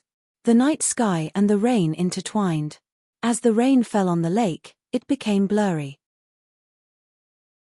Chen Pingan slowly opened his mouth and said, "Old Daoist Master, there is something that I have never told anyone."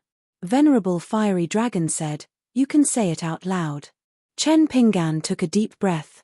"I've been to a lot of places in my life, but I feel that the biggest test of my life is the most stable journey after crossing mountains and rivers. It was not the mountain-moving ape that almost killed me in my hometown. It was not the sect leader Lu from the Qing Ming Tian. It was not even the sword-swallowing boat that pierced my abdomen. It was also not the endless schemes and killings. During the journey that made me feel uneasy, the person who accompanied me was one of the few people that I respected the most. His name was Alliance. He was a swordsman." Venerable Fiery Dragon said calmly, "A child who is looking at a foreign world with fear and trepidation has no choice but to speculate about others with the greatest evil intentions. In the end, he only realized that his intentions were so unbearable. The higher Liang's swordsmanship is, the higher his temperament is, and the more he can encompass the world, the more disappointed and guilty this child will feel in the future. Compared to the way a child treated Mr. Qi, who was like a god from the beginning, it was two completely different states of mind." Venerable Fiery Dragon said, "Just continue. I will forget once I hear it. You should be magnanimous and ask your conscience when the world is cleansed by the rain." Chen Pingan continued, "I only found out later that the marriage in the world could be influenced by the people on the mountain peak. Therefore, I was afraid that the girl that I liked did not like me very much. I was afraid of this." Chen Pingan smiled as he said, "However, after thinking about it, I still felt that she would not. Because she was Ning Yarrow. There was only one Ning Yarrow in thousands of years. Therefore, there was no what if. There was no taking a step back." Venerable Fiery Dragon laughed, "What else?" Chen Pingan said, "I was afraid that I would be like the little slug and become the kind of person that I hated the most in the past.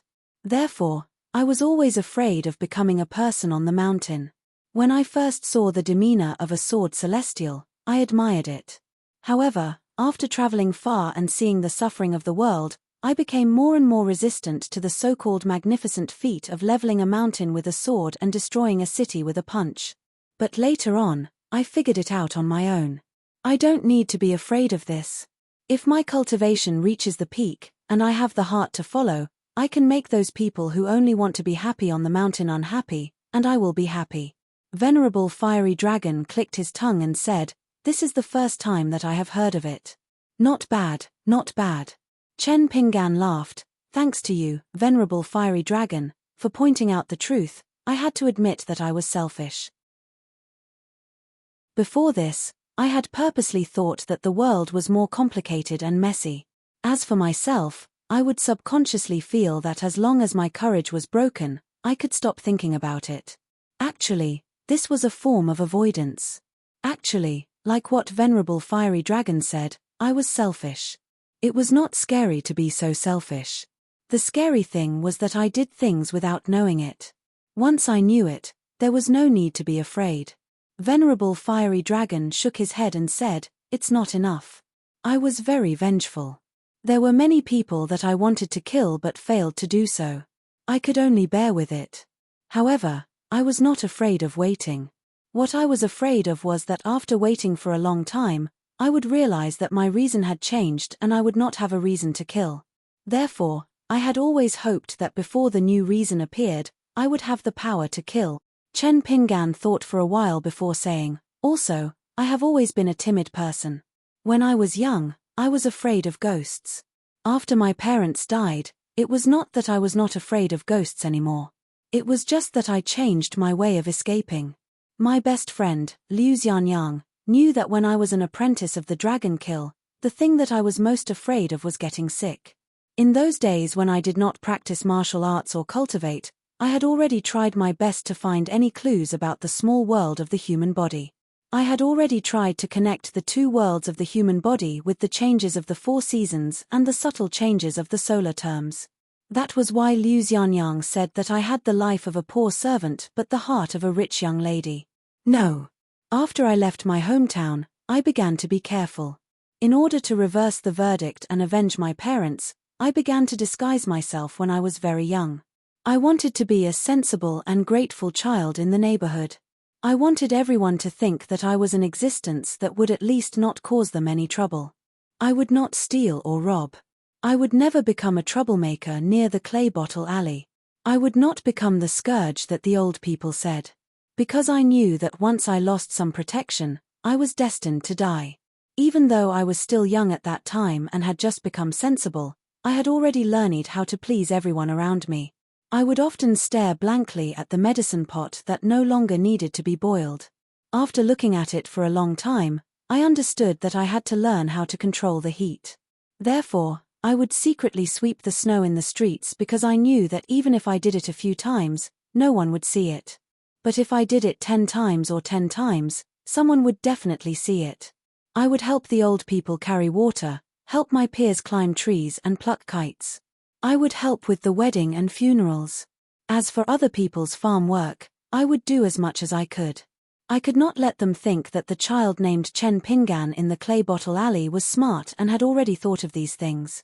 That was why he did so many things. It was just that that child should really be a good person. Before I became an apprentice of the dragon kill, I had been doing these things. It was a habit that became second nature. Even after I became an apprentice, it was still the same. Until today, when I came to Darling Island in the North Continent, I could not help but think about what kind of person Chen Pinggan was. Was he really a good person? Previously, when I was observing the night trial in the Xingwang Temple, Lord Xingwang said that he had a good heart but was not rewarded. That made me feel guilty. The Water and Land Dojo and the Grand Ritual of Dew at the Bookslip Lake, and the Golden Scroll Dojo in the Dragon Palace not long ago. Li Yuan said that heaven and man were connected. When I heard that, I felt even more guilty. After listening to the young man's nagging patiently, Fire Dragon Immortal asked, "Chen Pinggan, is there anyone or anything that you think is right?" Chen Pinggan nodded and said, "Of course. For example, my parents are good people. I will only like Ning Yarrow in my life. I must see more scenery like Mr. Qi. I want to become a swordsman like Alliance. I've met many truly good people. I don't want my cultivation to be solely my own business. I hope that in the future, whenever I see an injustice that I dare not speak out against, I'll be able to fight to my heart's content without any mistakes. I hope that reason is reason. It's not something that can be used when it's useful and put aside when it's useless. In the world, the weak can be angry and the strong can respect others." Chen Pinggan paused for a moment and said slowly, "I also hope that all the Chen Pinggan who grew up in Mud Bottle Alley can be a good person without so much scheming." Fire Dragon Immortal asked, "Finally, I want to ask you, have you ever understood? What kind of person is Chen Pinggan from Mud Bottle Alley?" Chen Pinggan shook his head and said, "I don't think I have an answer." The old Daoist smiled and asked, "Then do you still want to think? If you keep thinking, when will it end?" It was still an old question. After going around in circles, it was as if the old Daoist had walked around Darling Island and returned. However, one should not underestimate this round. Taoism worshipped returning to one's natural state. Seeking the truth. Chen Pinggan held his hands in his sleeves and looked into the distance. After being silent for a long time, he smiled and said something that was not an answer but was also an answer. After hearing this, Fire Dragon Immortal nodded his head. He did not think that this young man was being perfunctory. For someone as smart as Chen Pinggan, it was too easy for him to bully others. However, it was difficult for him to bully himself. Hence, the old Daoist sighed in his heart. He thought that Mr. Wen Sheng's taste in accepting disciples was as good as his. Fire Dragon Immortal asked, "Do you have any thoughts about the third natal item?" Chen Pinggan nodded his head and said, "Yes." Fire Dragon Immortal asked, "Do you need my help?" Chen Pinggan smiled and said, "Yes." Fire Dragon Immortal nodded his head and said, "Sure." It was a straightforward question and answer without the slightest bit of sloppiness. The old Daoist patted the young man's shoulder and said, "Go and catch up with the mountain peak. I'll stay here and enjoy the scenery." Chen Pinggan bade farewell and left. The old Daoist stood at his original position. Fire Dragon Immortal sighed slightly. He thought of Chen Pinggan's previous reply. What a good I'd rather be myself after dealing with myself for so long. First, set a small goal. For example, remember, book guest residence. 552. After noticing Chen Pinggan walking towards him, Zhong Shanfeng stood up and put away his umbrella. He walked towards Chen Pinggan and then stepped back. He asked worriedly, "Are you okay?" Chen Pinggan shook his head, "I'm fine even if I'm not." Zhong Shanfeng said angrily, "Say something I can understand." Chen Pinggan smiled, "That means you're fine." Zhong Shanfeng asked again, "Really?" Chen Pinggan nodded, "More real than the money of immortals." Zhong Shanfeng had a headache when he thought of this. The Water Dragon sect is not honest. They charge a small sum of money just to enter the Dragon Palace. Chen Pinggan smiled and said, "I now owe a debt of more than 2,000 pieces of Guyu money." Zhong Shanfeng counted with his fingers. When Chen Pinggan stopped him, Zhong Shanfeng had already blurted out, "More than 2 million grains of snow money." Chen Pinggan wiped his face. When he was earning money, he liked to convert a grain of rain money into snow money. When he owed money, he really didn't like it at all.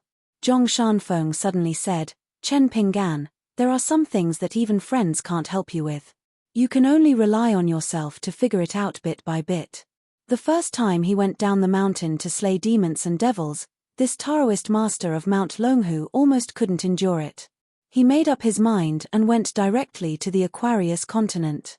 It was there that he met Chen Pinggan and Shu Yuanxia. He slowly opened up the knot in his heart and comprehended a set of clumsy fist techniques that were not presentable. Chen Pinggan nodded softly. The deepest part of the heart was the most heart-wrenching. Chen Pinggan's current state of mind was certainly not as relaxed as what he said and showed on his face.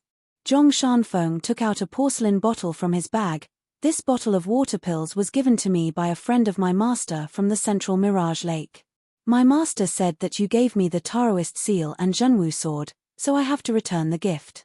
Chen Pinggan was stunned for a moment. He accepted the bottle without hesitation. Not only was his palm cold, but there were also some strange movements in his entire water residence. He couldn't help but ask curiously, "A gift from the central Mirage Lake?" The Lake Lord of Kangyun Lake had given him water pills before. Earlier, he had also seen the water hall elixirs that Liu Zhongruan kept. However, compared to this bottle of Mirage Lake water pills, it was like heaven and mud.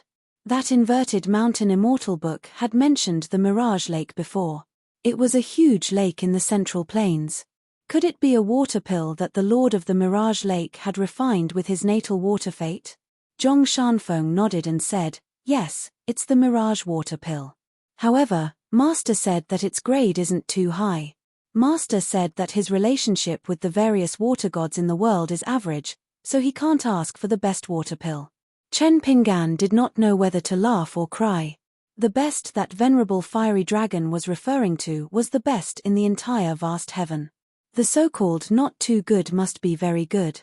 The Mirage Lake was very famous in the central divine continent. It had a vast body of water and there was a god of the upper 5 realms. The water residence of the Lake Lord was the famous Mienchi Palace. It was said that the winning item was the world's largest Dragon King basket. There were many legends about the Mirage Lake. It was said that there was an unknown daoist who went boating in the Mirage Lake on a moonlit night. A flood dragon escaped into the Mirage Lake. Lightning chains covered the sky and the flood dragon escaped into the daoist's sleeve. The daoist easily repelled the lightning and helped the flood dragon escape. Hence, there was a beautiful poem in the future: when the lightning came, there was nowhere to hide. It escaped into the sleeves of the daoist. Chen Pingan held the bottle of water pills and turned to look. He said softly, "Zhong Shanfeng, you have a good master." Zhong Shanfeng was happy. "I knew it." Chen Pingan smiled. "Old Zhenren has a good disciple." Zhong Shanfeng shook his head. "There are many disciples like me in the Earth Flat Peak." Chen Pingan said, "I don't think there are many." Zhong Shanfeng smiled. "You're just speaking the truth." Chen Pingan put his arm around the young daoist's shoulder. Zhong Shanfeng lowered his head and bent over. He wanted to put his arm around Chen Pingan's neck. They bickered. Chen Pingan brought Zhong Shanfeng into the mansion and into the house. Zhong Shanfeng glanced at the green bamboo mountain staff and the sword immortal on the wall. He smiled. "It's still the same." Chen Pingan moved a chair for him and the two sat facing each other. Zhong Shanfeng began to talk about what he and his master had seen in the Central Plains Divine Continent and the Southern Swirl Continent. Finally, he talked about Liu Xianyang, who was studying under the mellow scholar Chen family. Chen Pingan listened to Zhong Shanfeng's story quietly. His heart was calm and the ripples gradually calmed. Zhong Shanfeng began to talk about his journey back home. Suddenly, he realized that the guy opposite him had fallen asleep while listening. Zhong Shanfeng was a little helpless. He stood up quietly and left the house. After closing the door softly, he squatted under the eaves and spaced out. The world was strange. Some people only focused on what others had and did not think about why. His master said that this was called being blinded by a single leaf. He also said that the world was even stranger. Thinking this way was not necessarily a bad thing. Zhong Shanfeng had always felt that he did not fit in with this world. It had nothing to do with his cultivation level. He could slowly cultivate on Flat Ground Peak or travel the Jianghu with Chen Pingan and Shu Yuanxia. Otherwise, he could be alone, facing the silent landscape and away from the hustle and bustle. He would not make mistakes and harm others. Heaven and earth would not harm him. Only then would Zhong Shanfeng feel slightly better. Zhong Shanfeng asked his master if there was a problem with his Dao heart. His master said that there was no problem. He even said that the Confucians were doing addition.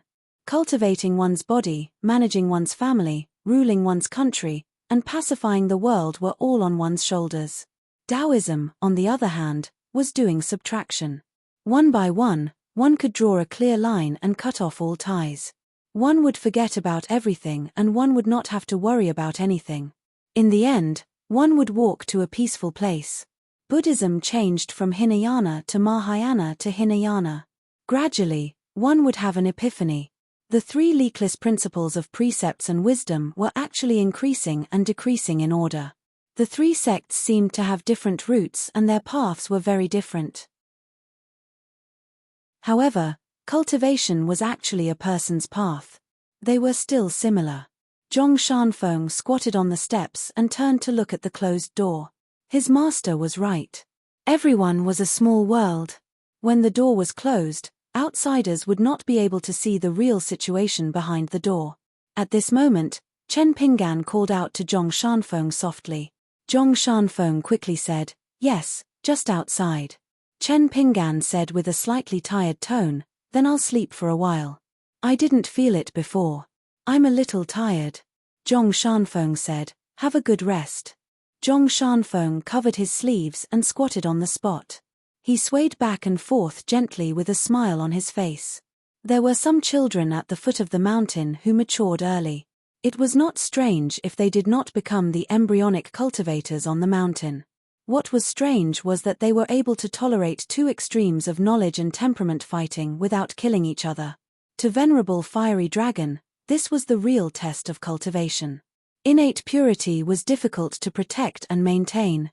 Acquired sincerity was difficult to find. True sincerity was the pinnacle of sincerity.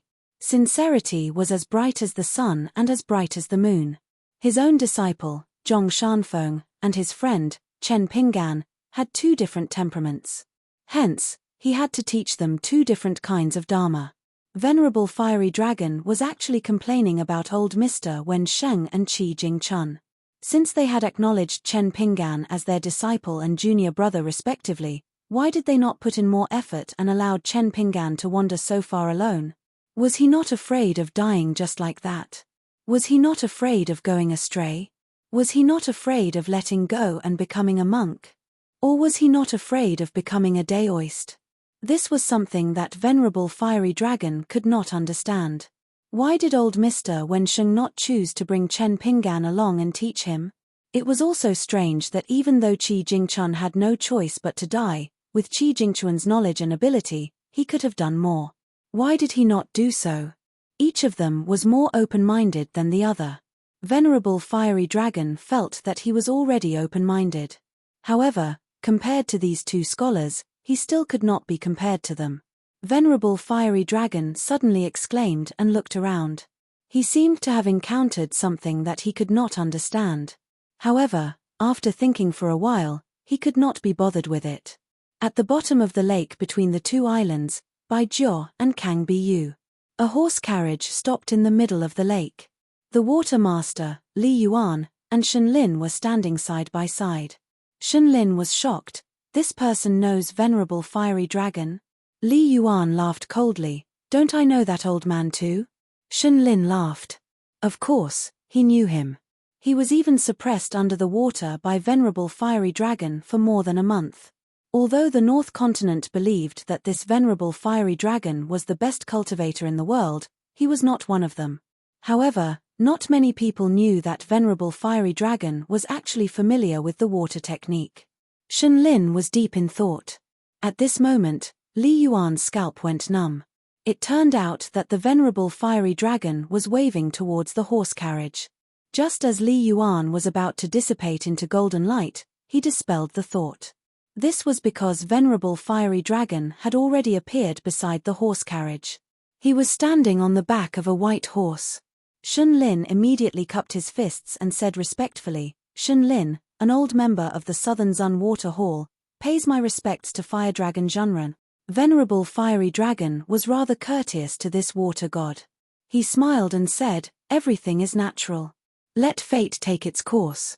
Water god, whose face was like a shattered porcelain, was shocked. She said with a trembling voice, thank you for your teachings, Venerable. Venerable Fiery Dragon smiled and did not say anything. He glanced at Li Yuan. Oh, isn't this Uncle Li from the Temple of Salvation? Wherever I go, I can see you. It's really fate that can't be stopped. Li Yuan frowned and pretended to be deaf. What? So what if your Tao is powerful? You can't beat me up just because you don't like me, right? Venerable Fiery Dragon laughed. Li Shuaijing, since you have nothing to do, why don't you chat with me? Li Yuan was confused. I'm busy. Very busy. Venerable Fiery Dragon shook his sleeves. Oh? Li Yuan immediately said, you can wait. An old Daoist and a young man left the horse carriage and traveled on the water. Shen Lin activated his powers and drove the horse carriage back to the Summer Palace. After Shen Lin left, Li Yuan immediately smiled and said, Brother Fiery Dragon, why didn't you greet us when you came to the Water Dragon's Grotto Heaven? You're treating me like an outsider. Are you looking down on this down-and-out little brother? Venerable Fiery Dragon nodded. Yes, I look down on you, Li Shuaijing. Li Yuan felt that there was no way to chat. As the great blasphemy water master, he felt uncomfortable in the water as if he was in a cage. After a long silence, the two of them swam at the bottom of the water. Their figures were ethereal like smoke. Venerable Fiery Dragon finally spoke. Ever since the Water Dragon sect was established, they have treated you well. Why are you still putting on airs? Do you have to place the seat of the ancestral master's hall in the first place? Do you always remind the sect masters of the water dragon sect that the ancestral master's hall is your territory? Are they just tenants? Is there something wrong with your brain? Do you really think you are the leader of the pugilistic world? How dare you be so arrogant? Li Yuan said weakly, if you want to condemn someone, you can always accuse him. Old Daoist, whatever you say. I'll admit it. Venerable Fiery Dragon laughed coldly, even a huge relationship can't withstand your squandering. The weather in the water dragon's grotto heaven is good. What does it have to do with you? It's all Shenlin's work. Back then, when the sword immortal stole the water dragon's treasure, why did you stand by and do nothing? He can deceive the busy Shenlin and the Nanzun Water Hall, but can he deceive you, who is always strolling around? Li Yuan pursed his lips. The water dragon sect didn't say anything. Of course, Venerable Fiery Dragon knew that there were more twists and turns in this. It was not a simple matter of good and evil. However, everything in the world could be roughly seen. And the result was often the cause of the next karma. Just like the ripples on the lake, it was difficult to see the entire water. However, as a cultivator, if he could not see the rise and fall of every ripple, how could he cultivate the Tao? The old Daoist said in a low voice, if I did not have an old relationship with that person, do you think I would be willing to talk nonsense with you? Li Yuan sighed, no longer pretending to be a fool. His face was bleak as he said helplessly, I've watched the rise and fall of the water dragon sect and the increase and decrease of their incense offerings for many years. Many of my hopes have died. Now, I feel that it's meaningless. This generation's sect leader, Sun Jie, is not bad. But what can he do? It's not like I haven't thought about having the water dragon sect refine the temple of blasphemy, but the two people I thought highly of weren't able to become sect master. One of them was killed by me and the water dragon sect. The water dragon sect is under someone else's roof. They have been disgusted by me for years. They asked for it. Venerable Fiery Dragon seemed to be sad for their misfortune and angry for their failure to fight stubborn things. On the mountain, painting a dragon's eyes and nodding his head, playing the lute to a cow and talking to a chicken and a duck. Which saying was not knowledge? Only the difference between immortals was the most difficult to talk about. Venerable Fiery Dragon said, try to be a good person. Li Yuan was embarrassed and angry, Venerable Fiery Dragon, don't bully me just because you are good at Tao. Venerable Fiery Dragon slapped the head of the youth and laughed, what's wrong with bullying you? Li Yuan wanted to cry but had no tears. He frowned and said, then I shall listen to you and be a good person. Venerable Fiery Dragon slapped Li Yuan lightly, causing him to fall into the pit at the bottom of the lake. He laughed and scolded, you don't remember the good things. Li Yuan lay at the bottom of the pit and pretended to be dead. Venerable Fiery Dragon landed in the pit and said, don't think of yourself as a high and mighty god. Li Yuan opened his eyes, if I don't rely on either side, wouldn't it be worse?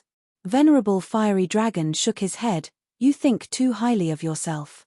You are indeed hard to teach. Li Yuan put his hands behind his head and said with a stupefied expression, I'm just a frog at the bottom of a well who can't see the light of day. Venerable Fiery Dragon had left quietly. Li Yuan sighed. I have been slapped for nothing again. Venerable Fiery Dragon walked slowly into the mansion on Darling Duck Island. Chen Pinggan had already woken up and was watching Zhong Shanfeng practicing martial arts in the courtyard. Seeing Venerable Liao, Chen Pinggan was about to greet him when Venerable Fiery Dragon waved his hand, you are not tired. It's fine as long as you have the heart. Go into the house and take a look at your third natal item. If there is nothing wrong with it, you should refine it as soon as possible. Cultivating on the mountain and thinking a lot, there is no problem. However, it does not mean that you have to do things slowly. Furthermore, walking slowly doesn't mean that it's really taking one step at a time. Chen Pinggan, you have to carefully understand the difference between the two.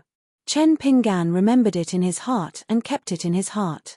Zhong Shanfeng stopped practicing his martial arts and walked into the house with his master and Chen Pinggan. Chen Pinggan carefully took out the wooden statue fragments from the Daoist temple at the top of the mountain. Venerable fiery dragon waved his sleeves and a layer of green chi rippled in the house. It was flat and shiny like a mirror. Chen Pingan took out the 36 green bricks on the floor of the Daoist temple. There were 122 green glazed tiles. There was also a bunch of bamboo branches and a pile of bamboo leaves that he had plundered from the green bamboo. Venerable fiery dragon asked, "You have walked through many grotto heavens and blessed lands and accumulated all these?" Chen Pingan shook his head and said, "I found them all from the same place." He was too embarrassed to say that he had picked them up. Venerable fiery dragon looked at him strangely. "Are you a bandit?" Chen Pingan was about to take out the other treasures on the mountain when he stopped. He bought a lady's fan and a pair of Dragon King baskets from Daoist Sun. There was also the ancient mirror that Master Huang gave him, the Daoist Xinjai plate, the jade bangle and the treagle pot. He wanted to let Venerable Fiery Dragon take a look at them and estimate their value. Venerable Fiery Dragon glanced at the pile of broken wood again and was not in a hurry to reveal the secret. He pointed at the green bricks and said, "The toughness of the bricks is not inferior to the dragon-slaying platform that sword cultivators dream of. As it has been immersed in the essence of Tao for many years, the essence of water fate in it is just a surface. If you give up the bricks and take the water fate, it would be a waste." Chen Pingan looked at Zhong Shanfeng who was at the side. Venerable Fiery Dragon laughed, "What are you giving it to me for?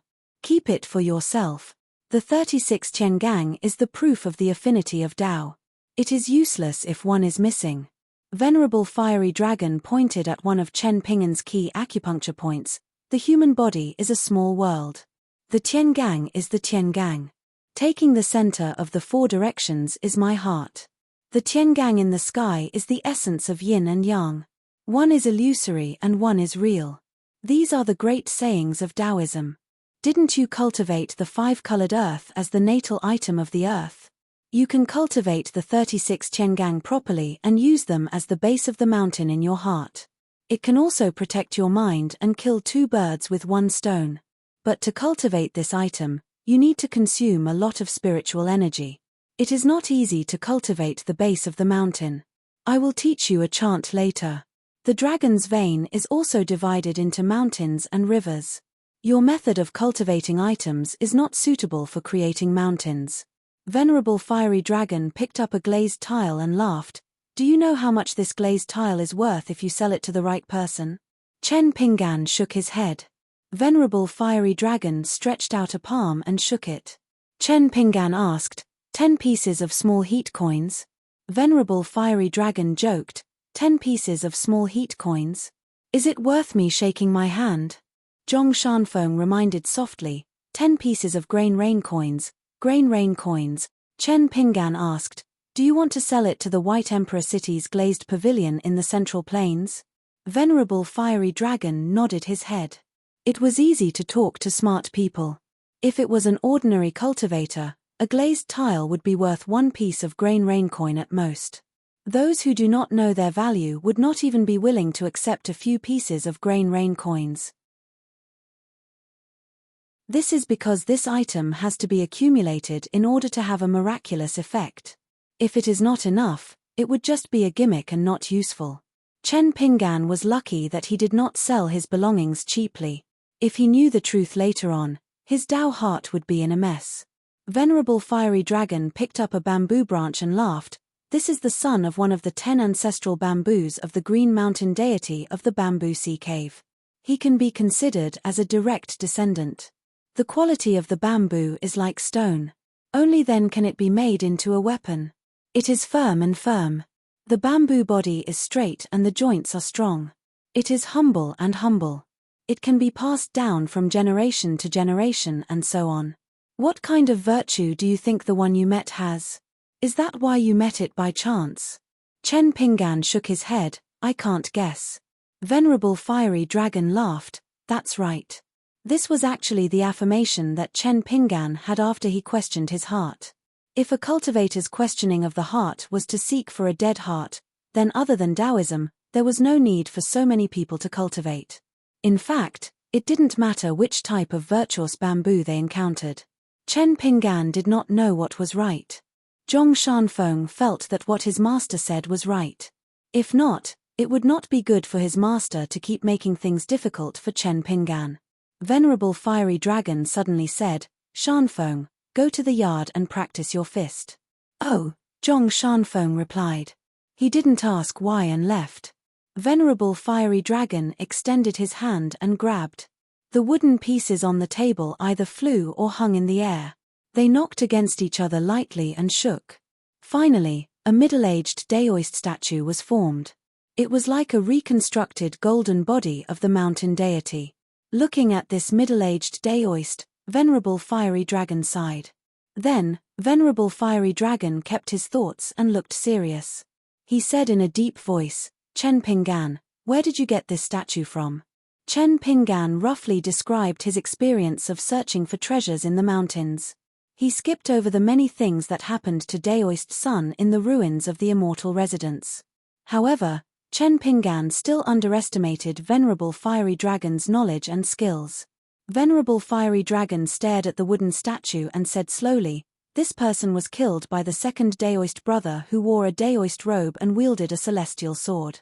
Among the direct disciples, there was a person called Song Maolu who surpassed his master. He was a rare talent in the Qingming world. With his strength alone, he gathered almost 60% of the Daoist sects outside the Beko Keikyang building.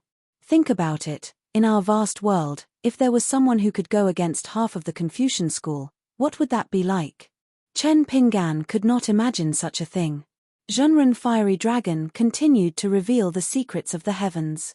At his level, especially with his merits, it was no longer taboo for him to call out the names of the sages.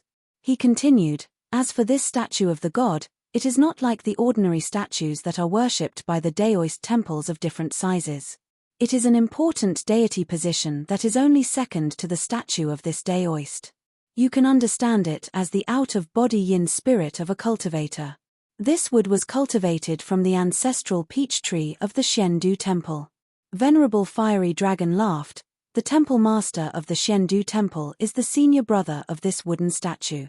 He has always been in the top 10 of the Qingming world and is known as the unshakable fifth person. The Daoist sword celestial lineage can be said to be supported by this temple master." Venerable Fiery Dragon then asked, "Can you be sure that there will be no repercussions?" Chen Pinggan nodded his head and said, "Yes." Venerable Fiery Dragon laughed, "Good fellow, you have struck it rich." If it was an ordinary junior who dared to say such words, Venerable Fiery Dragon would have advised him to think twice before doing so. But since it was Chen Pinggan, there was no need for that. Moreover, since Daoist Sun of the Da Xiandu Temple was willing to leave this item behind, it was a form of recognition towards Chen Pinggan. Venerable Fiery Dragon paused for a moment and looked at Chen Pinggan. At this moment, he seemed to have understood something. He could vaguely guess Qi Jingchuan's intentions, but he did not know if he guessed correctly. Venerable Fiery Dragon asked directly, "Do you have the heavenly treasures that are used to cultivate the earth natal item?" Chen Pinggan nodded his head and said, "Yes." Venerable Fiery Dragon nodded his head and said, "That's enough. There's no need to do anything else." Chen Pinggan heaved a sigh of relief. After all, he only had one chance, unlike Kui Dongshan who had prepared 3 portions of the 5-colored soil. Initially, he wanted to seek for a stable and suitable timing. This was also the reason why Chen Pinggan was hesitant to cultivate this item in the hollow of the Dragon Palace. Venerable Fiery Dragon looked at this young man who liked to ponder and laughed. If it was a wild cultivator, he would not care about anything else. Once he got it, he would cultivate it first.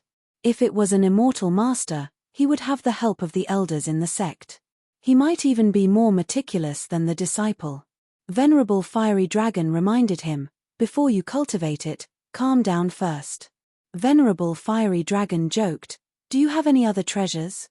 Take them out for me to take a look." Chen Pinggan did not stand on ceremony and took out the treasures one by one. Finally, he took out the page of scripture, which was a Buddhist scripture.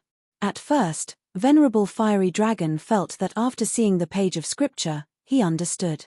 Venerable Fiery Dragon helped to appraise the treasures on the mountain.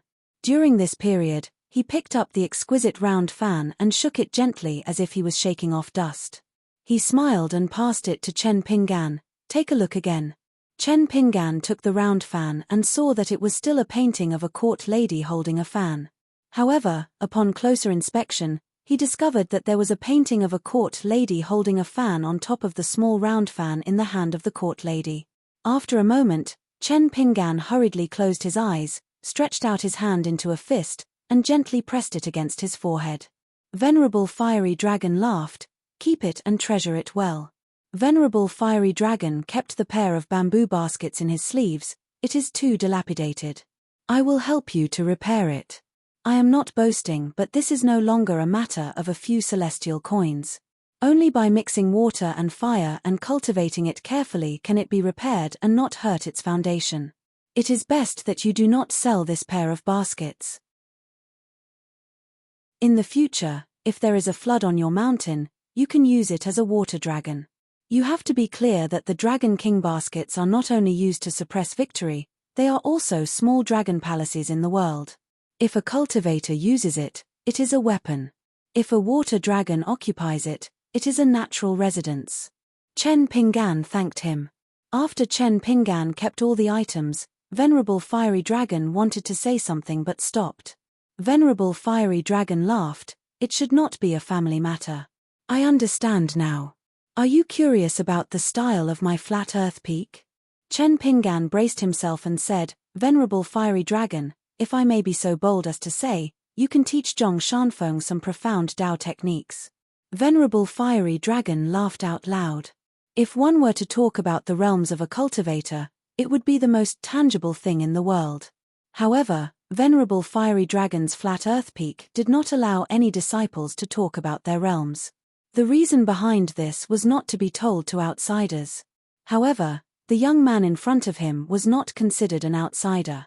Hence, Venerable Fiery Dragon laughed and asked, "Are you curious why I am hiding it from you?" Chen Pingan nodded his head. Venerable Fiery Dragon turned around and walked towards the sword celestial hanging on the wall. He smiled and said, "When I take in disciples, I only look at their temperament and not their potential. Who said that a mountain has to fight for those so-called geniuses just for the sake of its foundation? If the mountain is peaceful, there will be many kind-hearted people in the lower 5 realms. If the mountain accidentally has a bastard in the upper 5 realms, who is better and who is worse?" Venerable Fiery Dragon retracted his gaze. It was a good sword, but it was actually fighting. He was indeed Chen Pingan.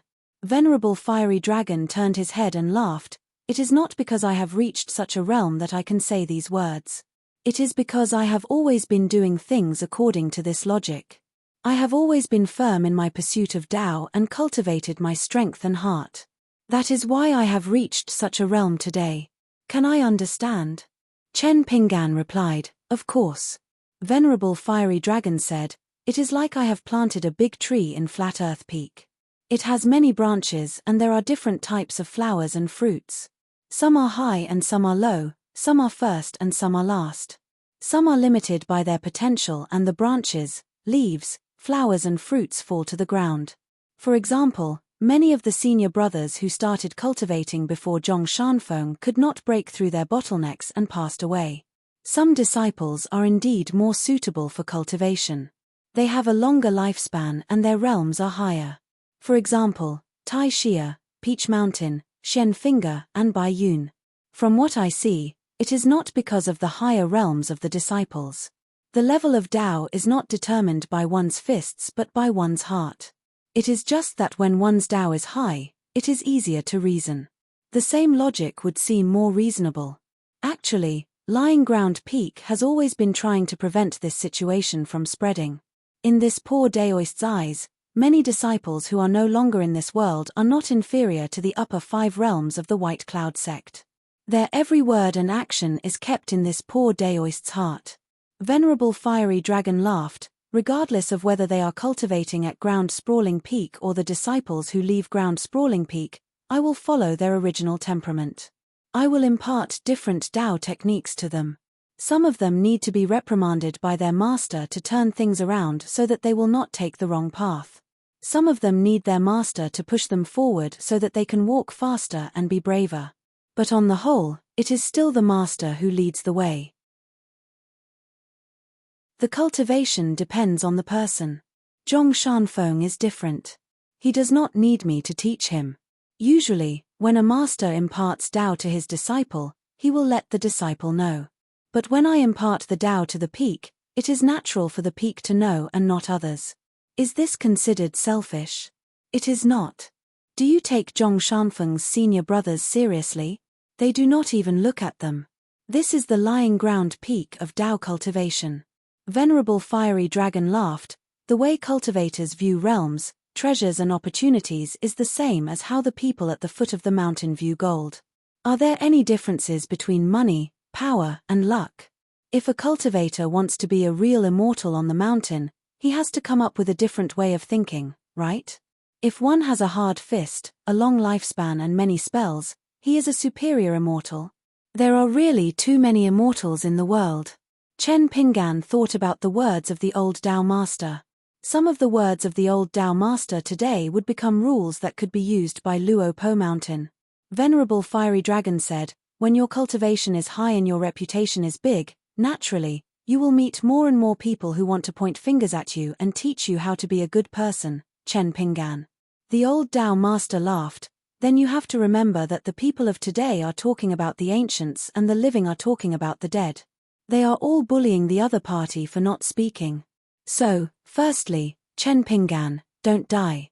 Furthermore, the truly evil people in the world actually liked the existence of good people the most. Only fools would despise good people and complain all day long about not doing enough good deeds. These people can't understand, can't be taught, and can't be changed.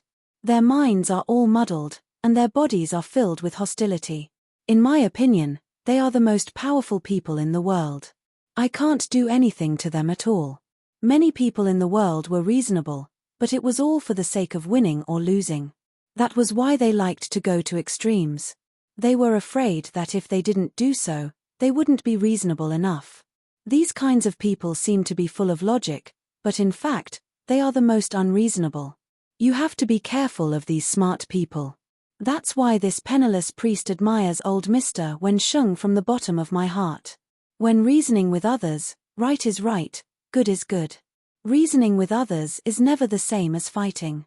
You have to rely on words to beat the other party until they're lying on the ground begging for mercy. Only then will you be considered to have won. Instead, it's because you and I share the same principles, and we both benefit from each other. Chen Pinggan didn't say anything. However, Venerable Fiery Dragon already knew a part of the answer to his guess. That would do. What a good plan to lay in wait for thousands of years. It turned out that there was such a way to protect the Tao. It seemed that he had underestimated Qi Jingquan's knowledge previously. Indeed, the lineage of the sage of Wensheng was so protective of their own people that they could be said to be lawless. That was why Venerable Fiery Dragon said something profound and mysterious. Chen Pinggan, sometimes, what you think you've completely lost is what you've really grasped. That's why some of the disappointment that you think you've lost is where other people's hope lies. Finally, the old perfected being patted the young man's shoulder. All right, strike while the iron is hot. Quickly refine the third natal item. This penniless priest is personally guarding the pass. This treatment is something that ordinary cultivators wouldn't even dare to think about. If not, how can a third realm Qi refinement warrior have the cheek to go out and wander around? Chen Pinggan smiled bitterly. Didn't you just say that cultivators shouldn't be judged based on their realm? Venerable Fiery Dragon smiled. You, Chen Pinggan, are not a cultivator from the prone ground peak. Chen Pinggan said helplessly, that makes sense. The old perfected being clicked his tongue. You're not very good at bootlicking. Chen Pinggan nodded his head and said, I'm not very good at talking. Venerable Fiery Dragon smiled knowingly. Just be a good person who has a clear conscience. That's enough. With Venerable Fiery Dragon holding the fort, it would be difficult for anything to happen to Darling Duck Island. Chen Pinggan was in seclusion to refine the third natal item. Before this, Venerable Fiery Dragon had imparted to him an ancient item refinement incantation called Refining the Three Mountains. He had asked Chen Pingan to refine the true meaning of the 36 green bricks to strengthen the mountain shrine and become the foundation of the mountain.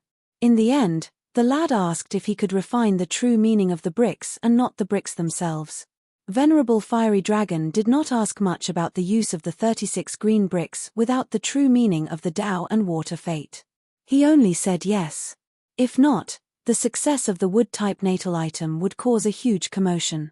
It was still all right to deal with the movements at the underwater residence. However, the mountain shrine that was made from the new 5 mountains and 5 colors soil of the Aquarius continent would inevitably be affected by the Qi dynamic. The 3 items complemented each other and the balance would be lost right from the start. If not, Chen Pingan would have to spend a lot of time and resources to repair the shrine. Venerable Fiery Dragon could not afford to lose his face. Venerable Fiery Dragon was a real person at the top of the mountain. He looked down from above and saw the current state of Chen Pingan clearly. In the underwater residence, regardless of whether it was the natal item water word seal, or the incomplete but rudimentary mural and the small pond, there was no need to ask for more. The number of God's favored ones in the North Continent who had such a layout in the underwater residence could be counted with 2 hands. Furthermore, the key was to wait and see when Chen Pingan could turn the pond into a deep well and then into a dragon's pond. As for Chen Pingan's natal mountain shrine, its material was relatively normal. However, it was not inferior to the Grandmaster's Hall and had a long-term advantage. Regardless, it could not be compared to the underwater residence and the wooden house in the future. However, Chen Pingan spent a total of 10 days to refine the Tao and remove the water fate from the 36 green bricks. If it were those disciples of his, 3 days would probably be enough. Venerable Fiery Dragon did not think much of it. On the path of Tao, some people would progress faster if they started early. However, the harder it was to climb a mountain. It was inevitable that they would progress slower and slower. Therefore, only the prodigies in the early stages of climbing the mountain would be able to break through the realms in one go. No one would be able to progress smoothly after becoming an Earth Immortal. Even Li Liu was no exception. He would be stuck in the nascent soul stage for a period of time. However, there was a small group of people who would progress faster and faster. The former were the God's favored ones, while the latter could make the God's favored ones happy for many years. However, one day, they would realize that they were mediocre too. Chen Pingan was busy with his cultivation. Zhong Shanfeng stayed at Darling Island, cultivating his qi, practicing his martial arts and chatting with his master. One rainy day, Zhong Shanfeng was taking a stroll by the shore with an umbrella. He saw a young man poking his head out of the water and asked him a strange question. The young man asked him if he punched Zhong Shanfeng, would he cry and go back to complain to his master? Zhong Shanfeng squatted by the water and asked if the punch was heavy. The young man was full and bored. He discussed the strength of the punch with the young Daoist. After the discussion, Shui Zhang and Li Yuan felt that there was a chance. However, the young Daoist said, "I feel that I should ask my master before deciding if I should take the punch." Li Yuan felt as if he had been struck by lightning. He had been secretly observing this young Daoist for the past few days. He thought that this young Daoist looked rather silly. Why was he not honest at all? Zhong Shanfeng could not help but laugh. "I'm just joking with you. I've been to Darling Island so many times. It's rare that I can chat with someone." Li Yuan, who only revealed his head, jumped out of the water and sat cross-legged. He placed his hands on his knees and asked, "Young Daoist, why is your realm so weak even though you have such a master?" Zhong Shanfeng laughed. The master can't replace his disciple's cultivation. Actually, he felt that the young man in front of him had some problems with his brain. Li Yuan shook his head and felt pity for this little fool from Flat Ground Peak. He clicked his tongue and said, "Young Daoist, you really don't know how lucky you are. Your talent is definitely not that good. If it were anyone else, they would have already flown to the Golden Core or Nascent Soul Realms. When the time comes, you can cry and ask your master for a few treasures. Every time you go down the mountain, won't you be able to do whatever you want and be respected by everyone?" Zhong Shanfeng smiled and said, "That's right, I came from Flat Ground Peak. With your temper, you won't be able to become a Daoist from Flat Ground Peak. However, everyone has their own fate. It doesn't mean that it's a bad thing that you can't become a Flat Ground Peak Daoist. I think you should be a water god from the Dragon Palace Grotto Heaven, right? I'm quite envious of you. You were born with the ability to repel water. I can't do it. I followed my master on the mountain to cultivate immortal spells. Each of you learned slower than the other." Li Yuan sneered and said, "But you don't seem to be in a hurry." Zhong Shanfeng rolled his eyes and said, "If being in a hurry is useful, do you think I'm not in a hurry? I know it's useless, so why should I be in a hurry?" Li Yuan sighed and said, "The old Zhenren must be upset to have such a vulgar disciple like you." Zhong Shanfeng laughed. Li Yuan was more and more certain that this guy was a little fool. Then, Venerable Fiery Dragon should be an old fool? When he thought of this, Li Yuan felt a little comfortable and laughed with the young Daoist. Then, Li Yuan could not laugh anymore. Venerable Fiery Dragon stood beside Zhong Shanfeng and smiled. Li Yuan stood up and said, "Congratulations to the old Zhenren for taking in such a talented disciple. You're more than one in a million. Great Tao is within reach. Great Tao is within reach." This was probably why Li Yuan was more powerful than Sun Jie, the leader of the Water Dragon sect. Sun Jie and the Water Monarch of Mirage Lake, and of course, Li Yuan's colleague Shenlin, no one dared to say this in front of Venerable Fiery Dragon.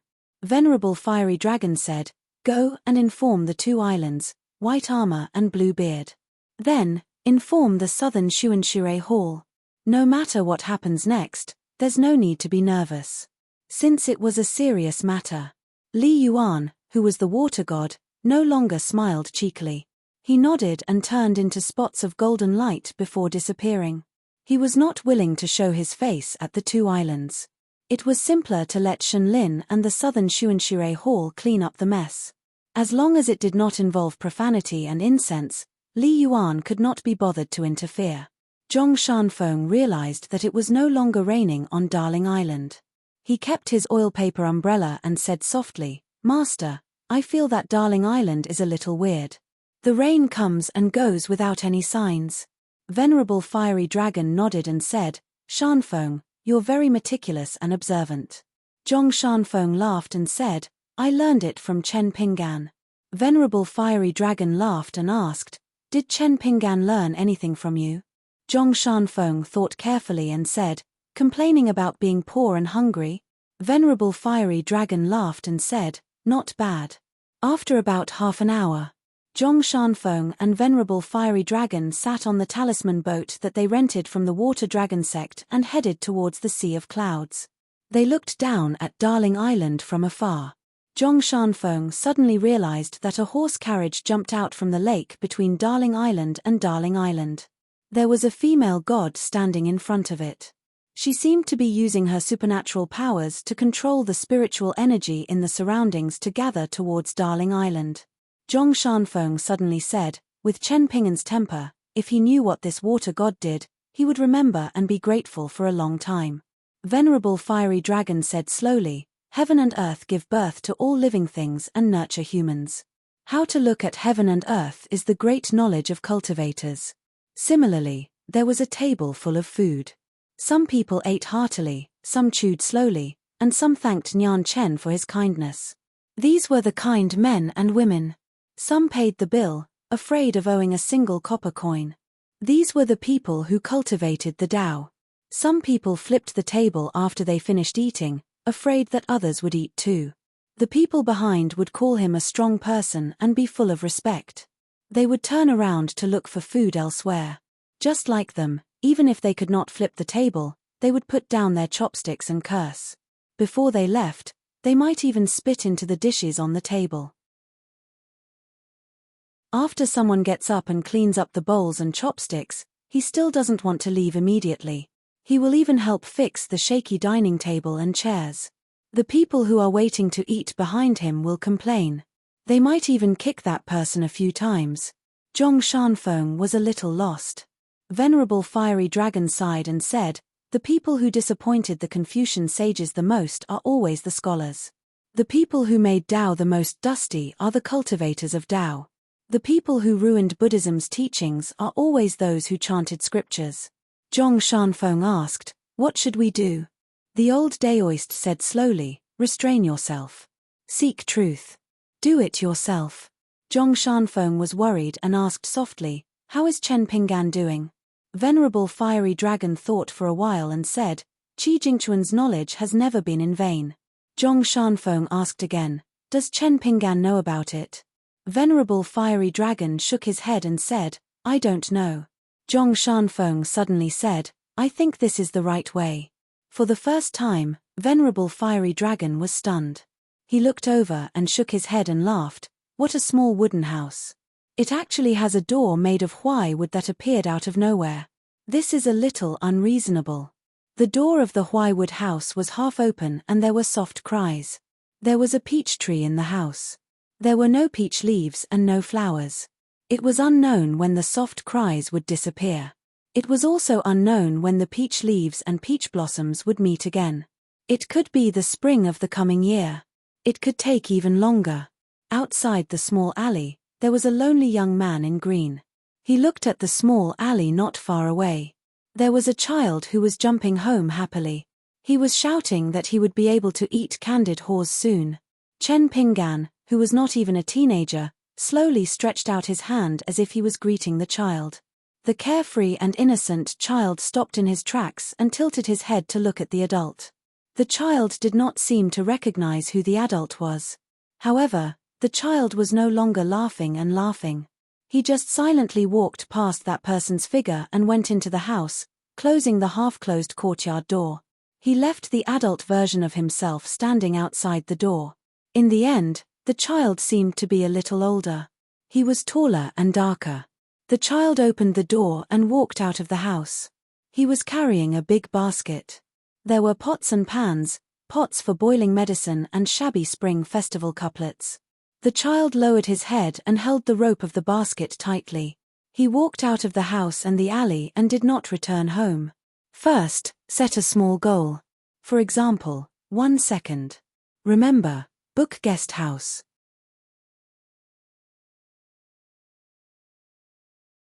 5:53. There was a huge commotion at Darling Island. The water god, Shen Lin, had to personally drive the water transport to Darling Island. Luckily, the cultivators of White Armor and Greybeard Island had received a warning from the Southern Xuanxue Hall that there was an expert on Darling Island who was about to break through. 2 of the water god's most trusted followers, one of the Southern Xuanxue Hall's lampbearers, and one of the water vein inspector were staying on White Armor and Greybeard Island as guests. They were giving face and also supervising the troops. Above the sea of clouds, Zhong Shanfeng asked, "Master, how long has it been?"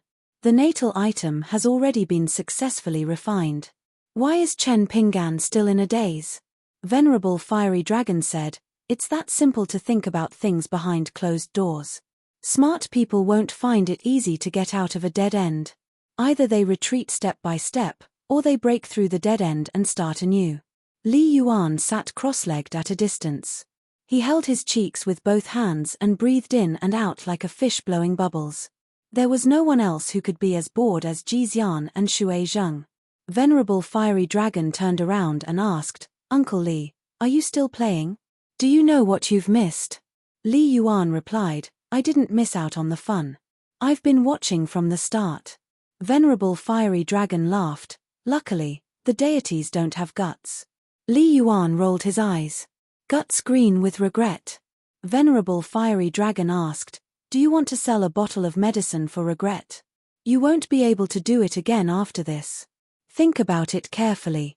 Li Yuan rolled his eyes. This old man shouldn't be so free as to tease him. He asked, "What's the price?" Venerable Fiery Dragon laughed, "A bottle of the best quality water pill.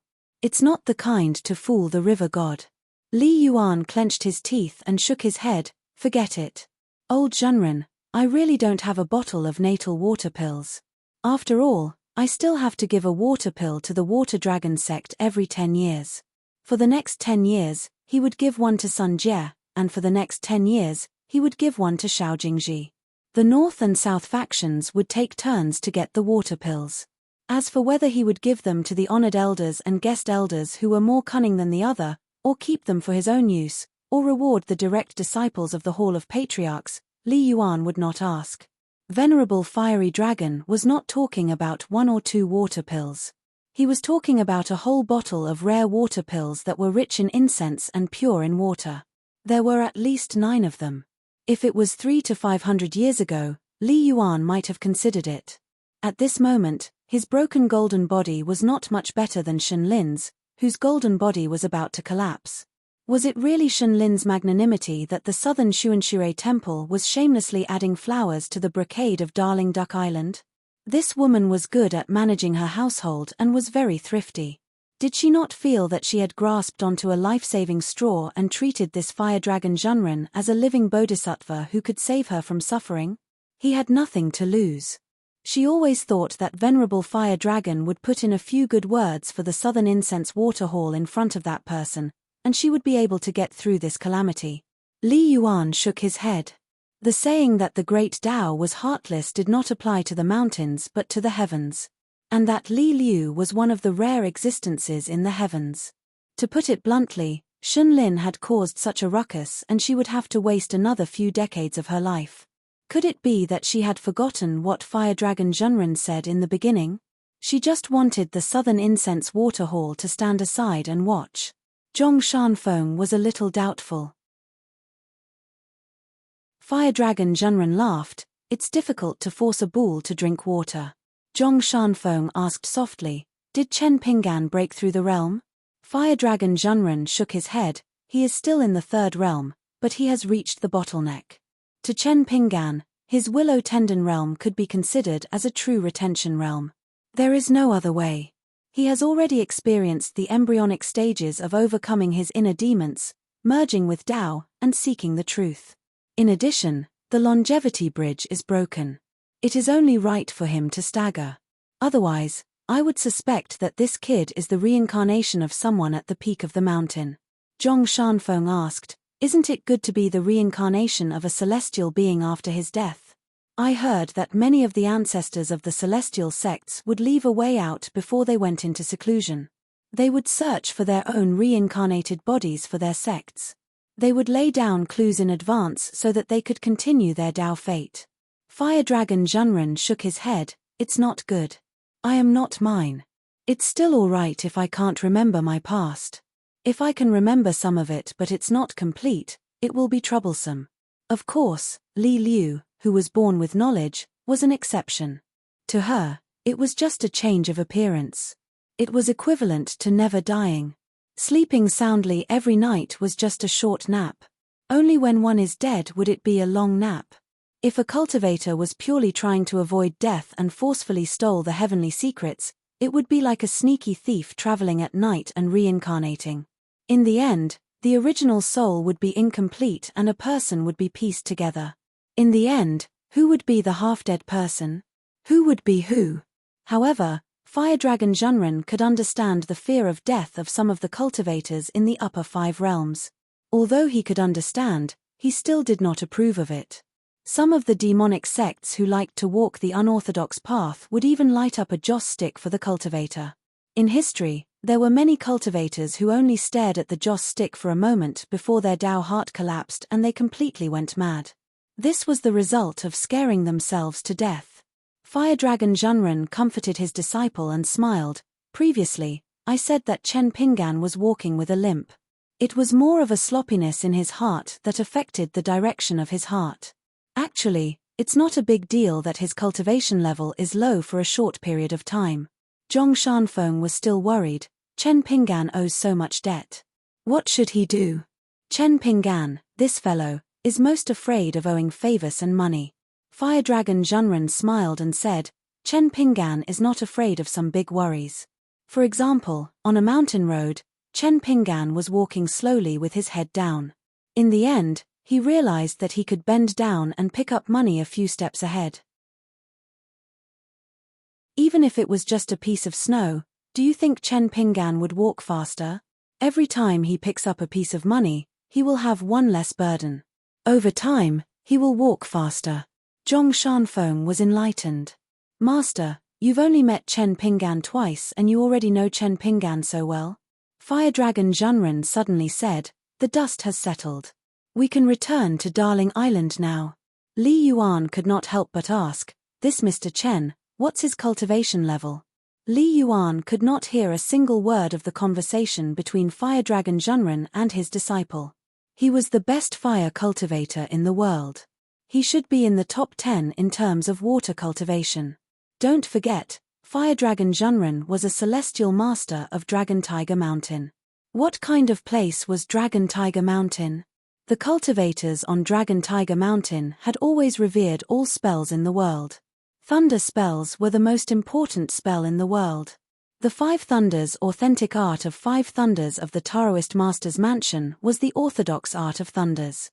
How could Fire Dragon Zhenren's thunder spell be weak? Normally, the Celestial Masters of Dragon Tiger Mountain who did not have the Celestial Master Seal and the Divine Sword could study all the spells of Dragon Tiger Mountain. That was why Fire Dragon Zhenren could be so extraordinary in the North Continent where sword cultivators were as common as the clouds. Fire Dragon Zhenren ignored Li Yuan and brought Zhong Shanfeng down from the cloud and into his residence on Darling Island. Chen Pinggan had already come out of seclusion. His divine aura was restrained and his skin was lustrous. However, because he had just refined his life source item, he hadn't completely stabilized his chi palace. Therefore, the spiritual aura overflowed from his body, making him appear more and more ethereal. Once the wooden house stabilized, he would be able to freely restrain and release his immortal aura. Fire Dragon Zhenren nodded and praised, when I was in the lower 5 regions, I did not have such an aura. Chen Pinggan clasped his fists and thanked him. Fire Dragon Zhenren did not mind Chen Pinggan's excessive formalities this time. On the path of cultivation, one had to guard the formation for others. When someone in seclusion had successfully exited, he still had to do some superficial things. Fire Dragon Zhenren said, since it's done, Shanfeng and I shall not stay any longer. There are still a lot of things to do at Flat Ground Peak. Zhong Shanfeng mumbled, sleeping anywhere is the same. Fire Dragon Zhenren was not annoyed by his disciple's words. Instead, he laughed and explained, of course, it's more comfortable to sleep at home. It was not without reason that cultivators occupied the famous mountains and rivers in the world and distanced themselves from the mortal world. Celestial beings had moved into the mountains. There were many worries in the mortal world. Hence, it was better to enter the famous mountains. Both the body and the heart would be peaceful. Zhong Shanfeng nodded, I do miss my seniors and juniors. Chen Pinggan said, I might have to trouble you with something. Zhong Shanfeng said, no trouble, no trouble. Fire Dragon Zhenren laughed and did not speak. Zhong Shanfeng was afraid that his master would think that he was siding with an outsider. He hurriedly said, Master, Chen Pinggan knows his limits. If it's troublesome, it shouldn't be too troublesome. This means that we have taken a favor from him. He will definitely visit us before returning to the Aquarius continent from his travels in the North Continent. I will bring him around then. There are many places in the sect, such as the Peach Mountain and the vicinity of the Tai Shia Peak. I have not been there before. Fire Dragon Zhenren nodded his head and smiled at Chen Pinggan, say it. Chen Pinggan then said that he wished to keep only 2 of the 122 dark green glazed tiles. He would have to trouble the old Daoist to sell the rest to the White Emperor city of the Central Divine Continent. He would only take 600 grains of grain rain money. Zhong Shanfeng was stunned.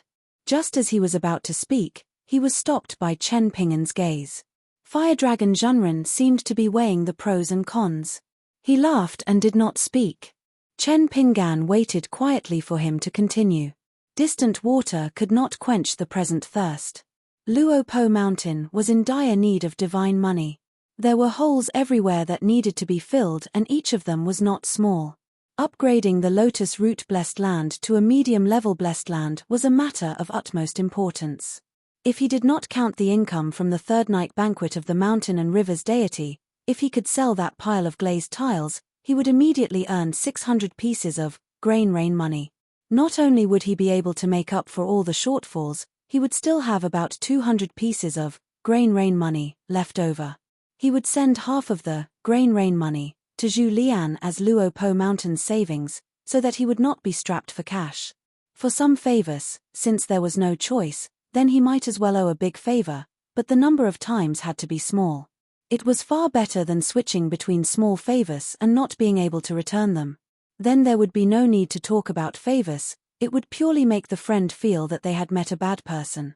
Furthermore, he had always cheated Wei Pai. As the righteous god of the North Mountain, how could he do such a thing in his own territory? Rabbits were particular about not eating the grass near their burrows.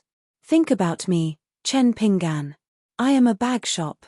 Even if I carry a kassoon and run far away, how can it be the same? Chen Pingan could keep 100 grains of grain rain money for himself to buy 2 or 3 sword immortal imitation swords from Sword Hatred Mountain. If it was really cheaper than expected, he could buy a few more and give them away. Besides, the construction and operation of Luo Po Mountain's protective mountain formation was not a small expense. The selection and placement of the winning items for the many new mountains, including Mount Grey Mist and Ao Bay Mountain, was the third matter. Actually, Jiang Shangzhen had used the excuse of thanking Chen Pingan for helping the True Realm sect to have an additional sword immortal worshipper. He had to make up for his absence from Wei Pai's 2-night banquets. In fact, there were already 3 winning items. The Dragon King basket that Immortal Fire Dragon used to repair was also counted. As for the rest, Luo Po Mountain would have to continue paying for it. Therefore, Chen Pingan only kept 2 green glazed tiles as a memento. After all, this item was hard to come by. Leaving it at Luo Po Mountain was a good omen for good things to come in pairs. Immortal Fire Dragon laughed. 600 grains. 50% discount. Chen Pingan, this is not a good deal for you. Chen Pingan laughed. It varies from person to person. If it were a rich man, I would sell him 2,000 grains of grain rain money without batting an eyelid. According to Immortal Fire Dragon's estimation, 120 glazed tiles could be sold for 1,200 grains of grain rain money at White Emperor City's glazed pavilion. However, some accounts were not calculated in this way. It was already a huge surprise to accidentally pick up such a large pile of glazed tiles. Otherwise, according to Chen Pingan's own thoughts, coupled with the attitude of the old immortal Huan Yun who was uncertain about the price of the glazed tiles, Chen Pingan would definitely be overjoyed if he could sell 1 glazed tile for 1 grain of grain rain money in the North Continent according to Immortal Fire Dragon's words.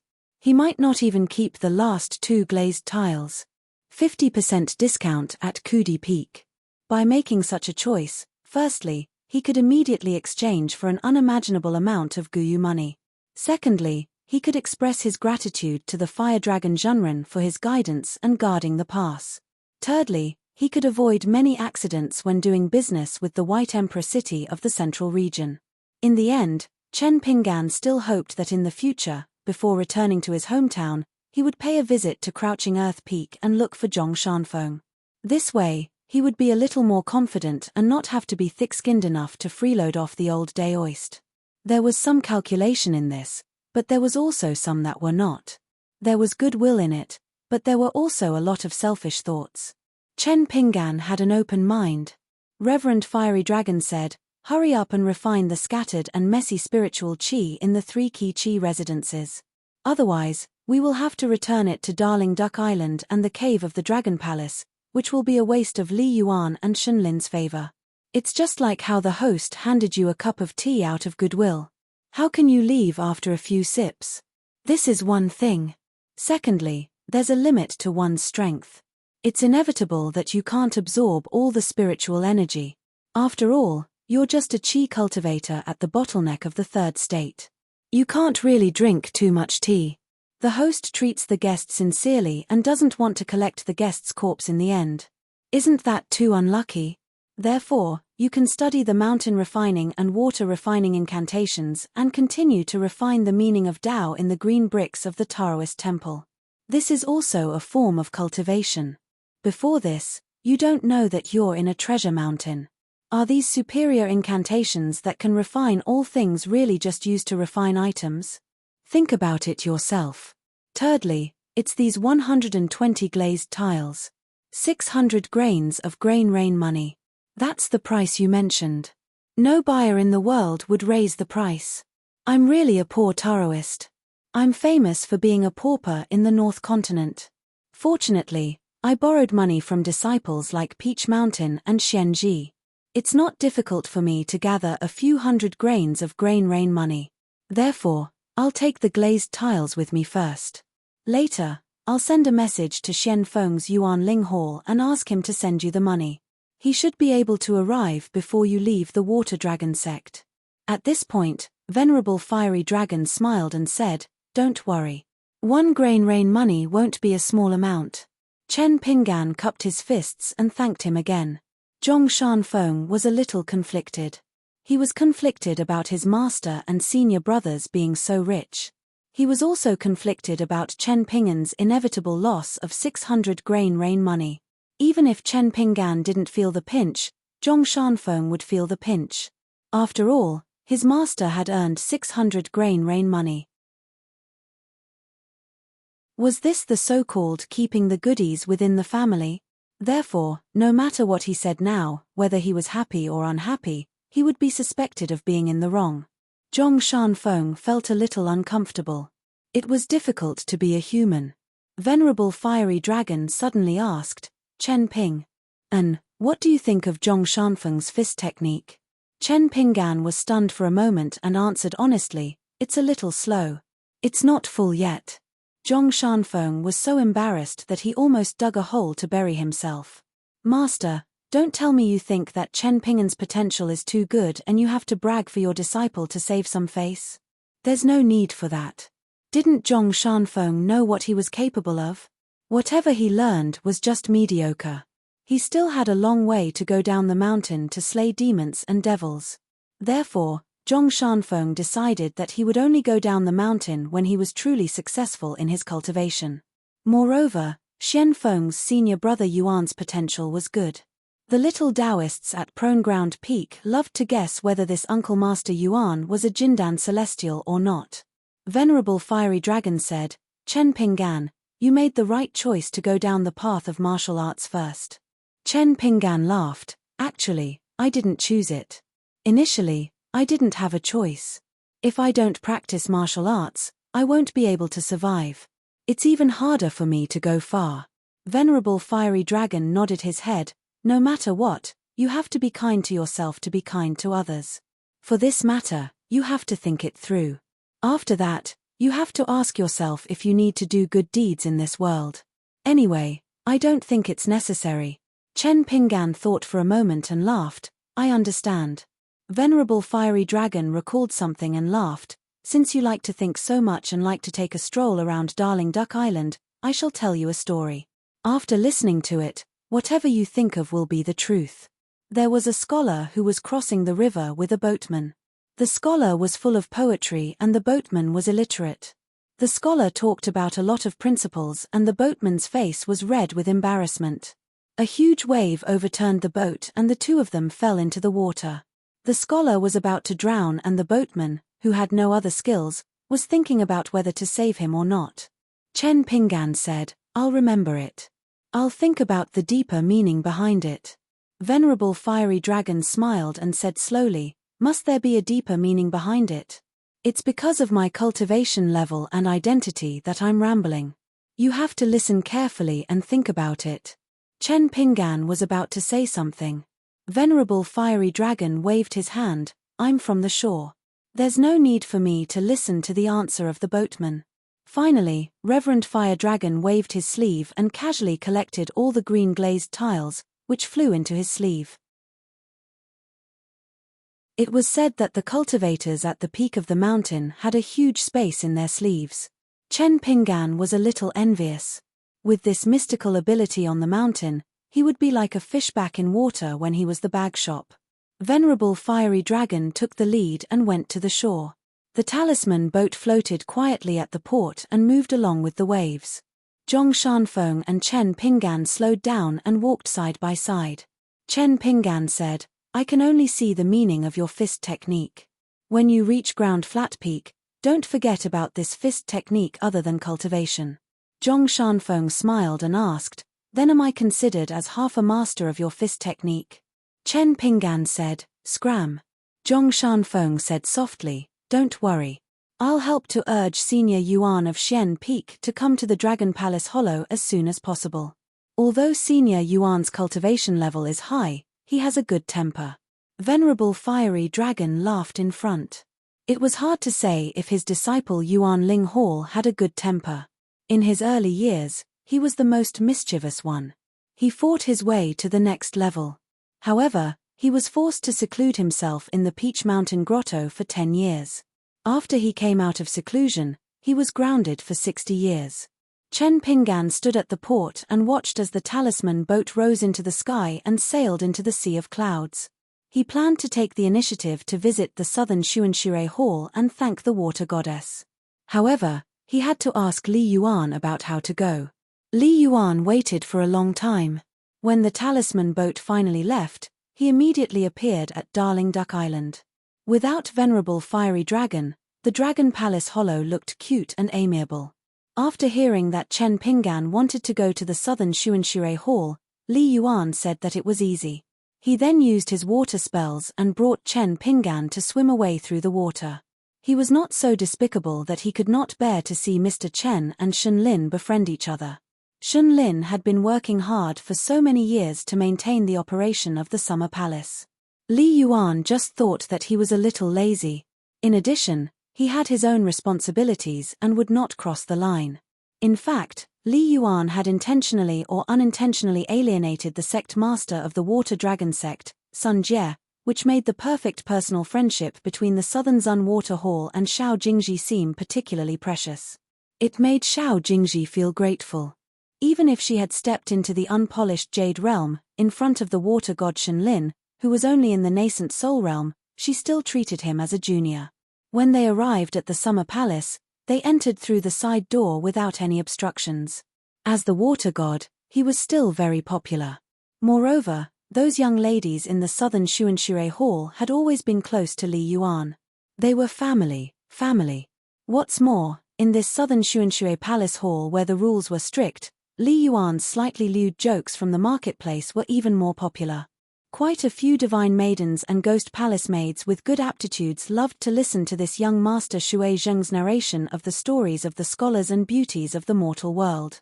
When he talked about the best parts, each and every one of them would laugh beautifully. Those who were thin-skinned would blush after listening to his narration. Only then would they bashfully curse him and leave. TSK, their swaying hips were really dazzling. Li Yuan walked in the water hall which he was familiar with. He could not help but feel that if his golden body was still flawless, he would really be living the life of an immortal. Shun Lin quickly came out to greet the two of them. At first, Li Yuan did not intend to get involved. He brought Chen Pinggan and Shun Lin to meet. Then, he planned to find the girls to have a heart-to-heart talk. He wanted to ask if they had taken a fancy to any young talents of the Water Dragon sect recently. He wanted to be the matchmaker and create some unexpected encounters, coincidences, and misunderstandings. However, that Mr. Chen said that he would only stay for a while and then return to Duck Island. Li Yuan could only be filled with guilt and temporarily put the embarrassing stories he had heard from the rumors to his stomach. However, in the past thousands of years, Li Yuan had told no less than 100 stories that he had embellished. It seemed that they were all about that bastard Jiang Shangzhen's adventures in love. They were the most popular stories. It was really unreasonable. Chen Pinggan held a small Xian Bai tea cake in his hand. The gift was light and the affection was not heavy. In fact, it could only be regarded as shabby. It could not be helped. Chen Pinggan really did not have any suitable gifts to thank him for his visit. However, Shun Lin was very happy. When she heard that it was a small Xian Bai from the Sparrow Mansion, she asked Chen Pinggan and Li Yuan to stay. She personally brewed tea in the pavilion beside the flowerbed and asked child Chen not to be offended. After receiving the gift, she would serve it to the guests. This time, Shun Lin did not show her real face. She cast a spell to cover her face which was filled with cracks. Chen Pinggan sipped the tea and felt a little emotional. She was obviously a spiritual being of the mountains and rivers, but she knew how to conduct herself. Shenlin also had some thoughts. This young cultivator who was able to be guarded by the fire dragon immortal should be from a sect or a rich family just by looking at the way he drank the tea. Chen Pinggan then asked about the method to refine the water pill and how he could reduce the expenditure. Shenlin naturally did not hide anything and explained many of the key points. Chen Pinggan gained a lot from this. This was the difference in the path of cultivation with no guidance from a master. Perhaps a mountain cultivator could also snatch many opportunities from an immortal master. However, how to take the opportunities, treasures, and eventually succeed, whether it was 70 to 80%, 90%, or 100%, the key was the 8 words orderly inheritance, continuous mana meridians. Many small differences, accumulated over time, could directly lead to the difference of a realm. This was especially true for the difference between the Dragon Gate and the Aurus Core. It was truly a world of difference. From the beginning to the end, Shenlin did not ask a word about Chen Pinggan's background. She did not even try to probe. After drinking the tea, Chen Pinggan bade farewell and rushed back to Darling Island.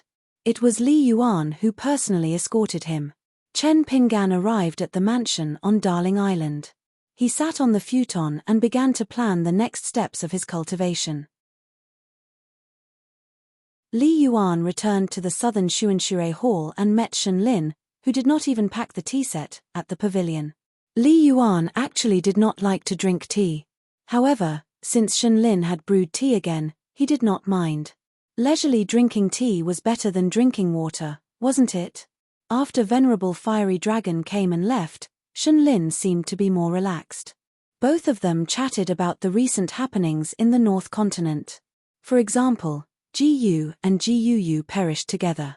Liu Jinglong of the Taihui sword sect started to cultivate in seclusion. The female sect leader of the Qingliang sect actually had a Daoist partner. When Li Yuan talked about sect leader he beat his chest and stomped his feet. He said that it would be great if such a beautiful fairy was not tainted by a dirty man for the rest of her life. Shenlin looked at Li Yuan. She seemed to be in a daze. He was a little envious of Shui Zheng, who had nothing to do all year round. As a deity, he played around in the human world. At Darling Island, Chen Pinggan felt that from today onwards, he would not be free for a moment. The Dao intent contained in the 36 green bricks was only the first step. It could barely be considered as inviting the deities to the mountain and to take root in the mountain temple. The next step was to completely refine it into the mountain root. Otherwise, it would only be for show. However, it was difficult to refine the Dao will. Compared to peeling the strands of water from the cocoon and transporting them to the water mansion, it would take more time. There was no shortcut in this matter. He could only rely on the clumsy technique of dripping water to penetrate a rock and slowly refine it. Chen Pinggan roughly estimated that it would take a full month to completely refine the first green brick. It would take at least 12 hours a day. Perhaps as time went on, the refinement of the remaining 35 green bricks would be faster. However, it would take at least 2 to 3 years. Moving the green bricks up the mountain and transporting water into the residence would take a long time. The good thing was that Chen Pinggan knew that he was training his fists to the point of death. He could cultivate with more peace of mind as a chi refinement warrior. Actually, he did not have to deliberately pursue the number of stances a day. As long as his fist intent flowed continuously, he could just let nature take its course. As for whether he could reach the golden body realm as the strongest 6th realm, it was not that he did not want it, but that he did not want it. If it came, he would take it easy. If it did not come, so be it. There was no need for him to blindly train his fists to the point of having an additional martial arts fate for Pei Qian. If he took the wrong path, how could he be the master of his first disciple? When had he, Chen Pinggan, ever asked for martial arts fate? Could it be that the disciple must have a shortcut in martial arts when the master did not insist on it? There was no such logic in the world. It was not as if Pei Qian was Chen Pinggan's disciple and deserved such a good thing. Moreover, Chen Pinggan had a vague feeling that after Senior Jiu Yu's martial arts fate dissipated, it would be difficult for him to reach the strongest sixth realm. Actually, Senior Gu's gift had nothing to do with Chen Ping'an's pursuit of the martial arts fate that he deserved. However, the world was full of mysteries. Moreover, there were many martial artists in the 9 continents, each with their own opportunities and experiences. How could Chen Ping'an dare to say that he was the purest? Chen Ping'an did not look at the scene of the 18 halting sword auras knocking on the last barrier. There was also no need to rush to refine the 2 flying swords into his natal item during the 1st and 15th days of the month. Next, he would stay on Darling Island and refine the rich spiritual energy accumulated in the 3 acupuncture points according to what the old perfected one said. It was raining outside again. Chen Ping'an thought for a while, then stood up from the futon and went out with an umbrella. Mountains and rivers were still mountains and rivers, and there were still problems in his state of mind that he needed to reflect on. However, Chen Ping'an felt that there was one good thing about him. As long as he did not fall into the state of being at a loss and took the first step, he could still bear the hardships. Chen Ping'an walked slowly in the rain. Once one understood a fundamental thing, one would be able to understand everything. Parting the clouds, one would see the blue sky and the bright moon. If there were many flaws in one's heart, all he needed to do was to fix them. For example, if one had the intention to do good, then so what if one did not reward them? If a good thing happened to others, then it was not a good thing. If one had the intention to do good, then there was no way to correct more mistakes, to make up for them, and to accumulate merit for the ghosts that died in vain, then one would have to find a way to correct one's mistakes. Over the years in the mountains and in the water, there were many paths that were not taken. Chen Ping'an had always believed that a gentleman did not expect to be repaid for his kindness. Could it be that he was just using it to deceive himself and others, and now that it had landed on his head, he would feel uncomfortable? If this self-deceiving selfishness continued to spread, would it really not deceive others and harm others? When the time came, the more so-called principles he had in his basket, the more he would not know that he did not know the truth. The knot in his heart was untied. His state of mind was relaxed, and his shoulders were heavy. However, Chen Ping'an did not feel anything. Even if he did not wear straw sandals, he was still Chen Ping'an. For all the poor families in the world, there was one thing that they did not need to mention, and that was to endure hardships. To be able to endure hardships, one would be able to enjoy blessings. Chen Ping'an walked around Duck Island and returned to his residence. He sat on the praying mat and began to meditate, slowly refining the spiritual energy in the wooden house. The spiritual energy of heaven and earth was the greatest source of income for cultivators. He would just treat it as a change of method to earn money. While waiting for Xian Finger Peak and Yuan Ling Hall to arrive at Duck Island, Chen Ping'an did not forget to draw talismans on how to absorb the spiritual energy to the greatest extent, apart from refining for 12 hours every day.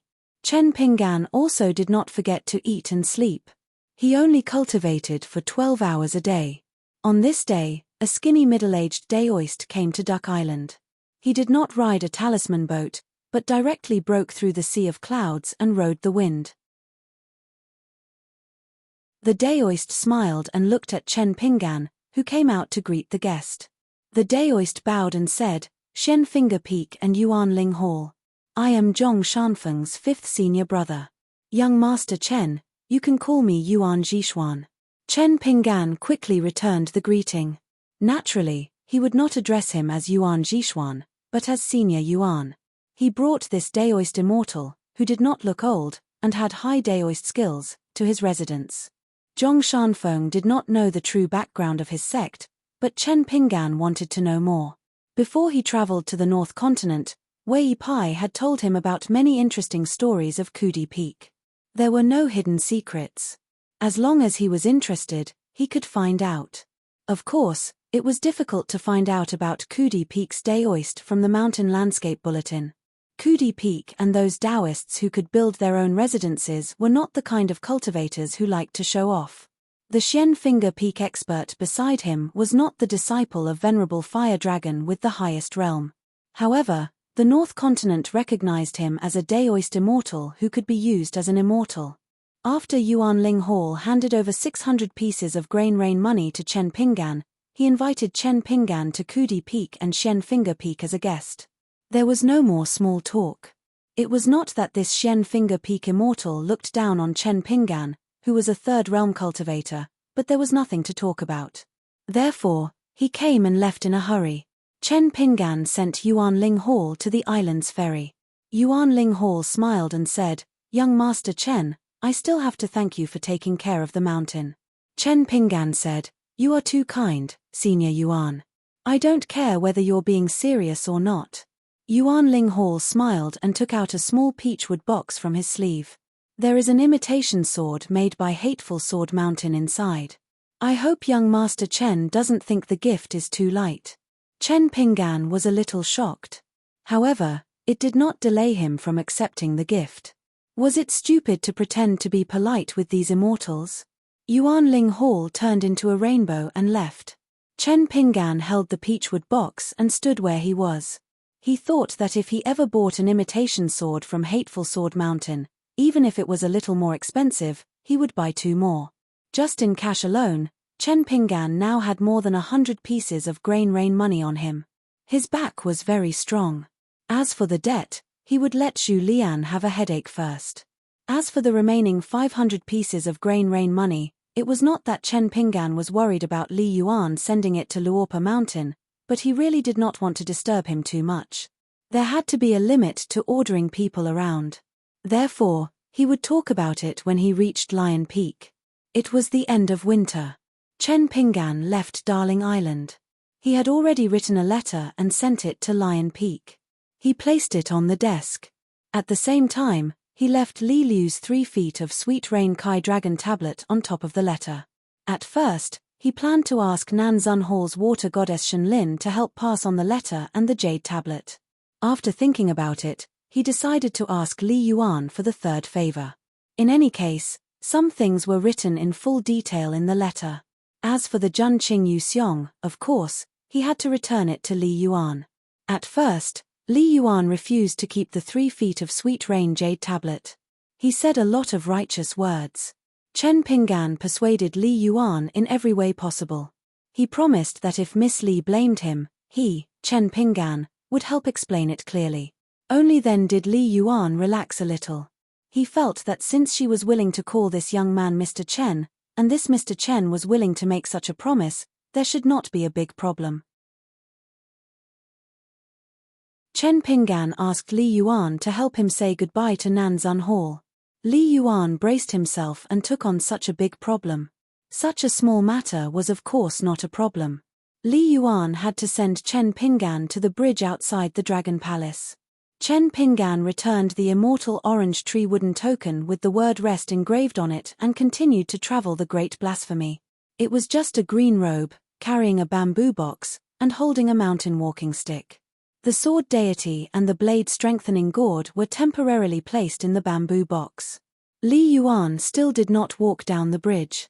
He watched the young man swim to the west. Li Yuan returned to Darling Duck Island. He did not dare to touch the jade tablet. He only dared to carefully and quickly take out the letter and send it to Lion Peak. 10 days later, Li Liu returned to the Dragon Palace and saw the trembling Shui Zheng Li Yuan.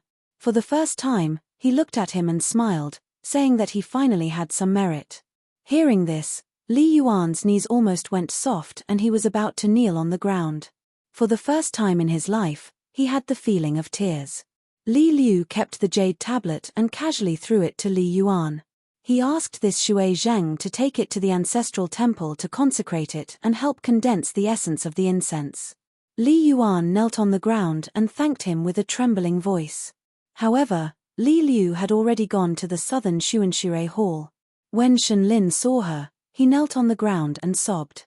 Li Liu reached out and peeled off the golden body of the water deity. Then, she reached out and pressed the head of the golden body. In an instant, the thousands of tiny cracks on the golden body were healed. Li Liu's wrist lowered slightly and smashed the golden body back into Shenlin's leather bag on the ground. Li Liu sat on the bench in the pavilion. Shenlin knelt on the ground and did not dare to raise his head. Li Liu said, "It's been hard on you. If there are no major accidents, you will be the Lord Ji Zhe Ling Yuan in the future." Shun Lin said with a trembling voice, I don't dare to have such extravagant hope. I am already satisfied to be able to continue to guard the southern Xuanxure Hall for 1,000 years. Li Liu frowned and said, Huh? Shun Lin did not dare to disobey and immediately kowtowed, I accept the decree. Li Liu stood up and disappeared in an instant. Shun Lin knelt on the ground and did not move for a long time. It was only when Li Yuan swaggered into the summer palace and came to the pavilion that Shun Lin slowly got up. It was as if a lifetime had passed. Li Yuan had the 3 feet of sweet rain jade pendant on his waist. He puffed out his chest and walked into the pavilion. He winked at the water deity who seemed to have lost her soul and used his finger to point at the jade pendant on his waist. Look, what's this? Shun Lin turned a blind eye to Li Yuan's actions. She hesitated for a moment and sat down on the bench. She was still in a daze. She muttered, Li Yuan, I might be disrespectful to Lord Ling Yuan. Do you believe me? Li Yuan seemed to have been struck by Fire Dragon Zhenren. He was dumbstruck for a long time. Then, he suddenly hugged his head and wailed. He lay on the ground and waved his hands and legs. Why is it not me? The Lord Ji Ling Yuan who has been gone for a few thousand years. Why can't it be me, Li Yuan? Although Shun Lin said this because he was distracted, she did not regret revealing the secret of heaven. Li Yuan would know about it sooner or later. Instead of hiding it and causing Li Yuan to break down even more, it was better to get straight to the point and say it as soon as possible. Otherwise, the knot in their hearts would be bigger. Li Yuan was like a corpse and did not move. Shun Lin was helpless. Li Yuan sniffled and there was finally some life on his face. He said gloomily, Congratulations to Madame Shun for becoming the Lord Ji Ling Yuan. Shun Lin laughed, If you come to the southern Xuanxure Hall in the future, don't tease the maids here. Li Yuan started to kick his legs again and shouted, I won't. Li Yuan stopped and said pitifully, I'm going to beg the old Zhenren to sell me a big bottle of regret medicine. I'll just die from eating too much. Shun Lin laughed softly, It's not confirmed yet that you will be the Lord Ji Ling Yuan. Li Yuan turned his head and rubbed the ground. His eyes were dull and he said, You can continue to rub salt on my wound. Shun Lin was stunned. He was grateful to Fire Dragon Zhenren and the polite and considerate young man. Li Yuan suddenly stood up and broke through the sky of the Dragon Palace. He entered the Great Blasphemy Water and chased after the heartless Mr. Chen. At the bank of the Great Blasphemy Water, Chen Pinggan was washing his face with water. Suddenly, a head popped out. As it was too quiet, Chen Pinggan almost punched him. When he saw that it was Li Yuan, he withdrew the fist intent that had suddenly poured out like a flood. He smiled and asked, Why have you come? Li Yuan came to the bank and smiled, Mr. Chen, are you tired? Shall I help you carry the bamboo box? Rub your shoulders and knock on your back. Chen Pinggan's scalp went numb. He smiled bitterly and said, What is going on? Li Yuan squatted down and hugged Chen Pinggan's leg. He said, Mr. Chen, do you want the water pill? If you need it, I have 2 bottles here. It's just a burden to me. Why does Uncle Li still want his face? Today is the day he decided to be shameless. Shun Lin could be her Duke of Ling Yuan. According to the law, there could still be a Marquis of Longting. Although his rank was a little inferior, in reality, Marquis of Longting was not under the jurisdiction of the Duke of Ling Yuan. It was just that Marquis of Longting was in charge of the waters, which was slightly inferior to Duke of Ling Yuan. Chen Pinggan squatted down and said helplessly, If you continue like this, I'm leaving. Li Yuan let go of his hand and sat on the ground. He asked softly, Mr. Chen, do you know who she is? Chen Pinggan smiled and said, You know, but I don't. I only know that Miss Li is from the same hometown. She is the sister of a troublemaker. In fact, Chen Pinggan still could not figure out Li Yuan's identity. As for the status of the southern Xuanxure temple in the Dragon Palace, Chen Pinggan did not want to delve into it. He only guessed that Mrs. Shun was one of the many water gods in the Dragon Palace. She was in charge of a water temple after all. Li Yuan did not dare to say more. He didn't want to go for wool and come home shorn, losing the hornless dragon jade tablet that was enshrined in the ancestral temple. Li Yuan was sad. Chen Pinggan sat with him on the ground and leaned against the bamboo box. He said softly, "What can I do to help?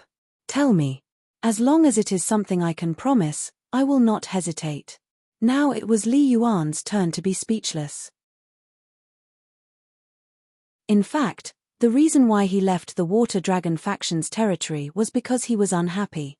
He did not have to fight for the title of Marquis Ji Xiaolongting because Li Yuan knew that in life, he could catch up with the people he passed by, but he could not catch up with the things he missed. However, Li Yuan did not give up. He felt that he could still struggle, so he blinked and tried to make his smile more sincere. He asked, "Mr. Chen, I will give you 2 bottles of water pills. Will you accept them?" Chen Pinggan smiled and shook his head. Li Yuan was sad and sullen. "I knew it." Chen Pinggan took out 2 bottles of wine. One was the Sangang wine he bought from the bridge, and the other was the glutinous rice wine. Buying immortal wine everywhere was Chen Pinggan's old habit. Li Yuan took the jug of wine and downed it in one gulp. Chen Pinggan did not drink on the way. He sipped the rice wine from his hometown and did not speak. Li Yuan remembered something. He had done it a long time ago, but he only did half of it. He felt that it was pretentious, so he did not do the other half.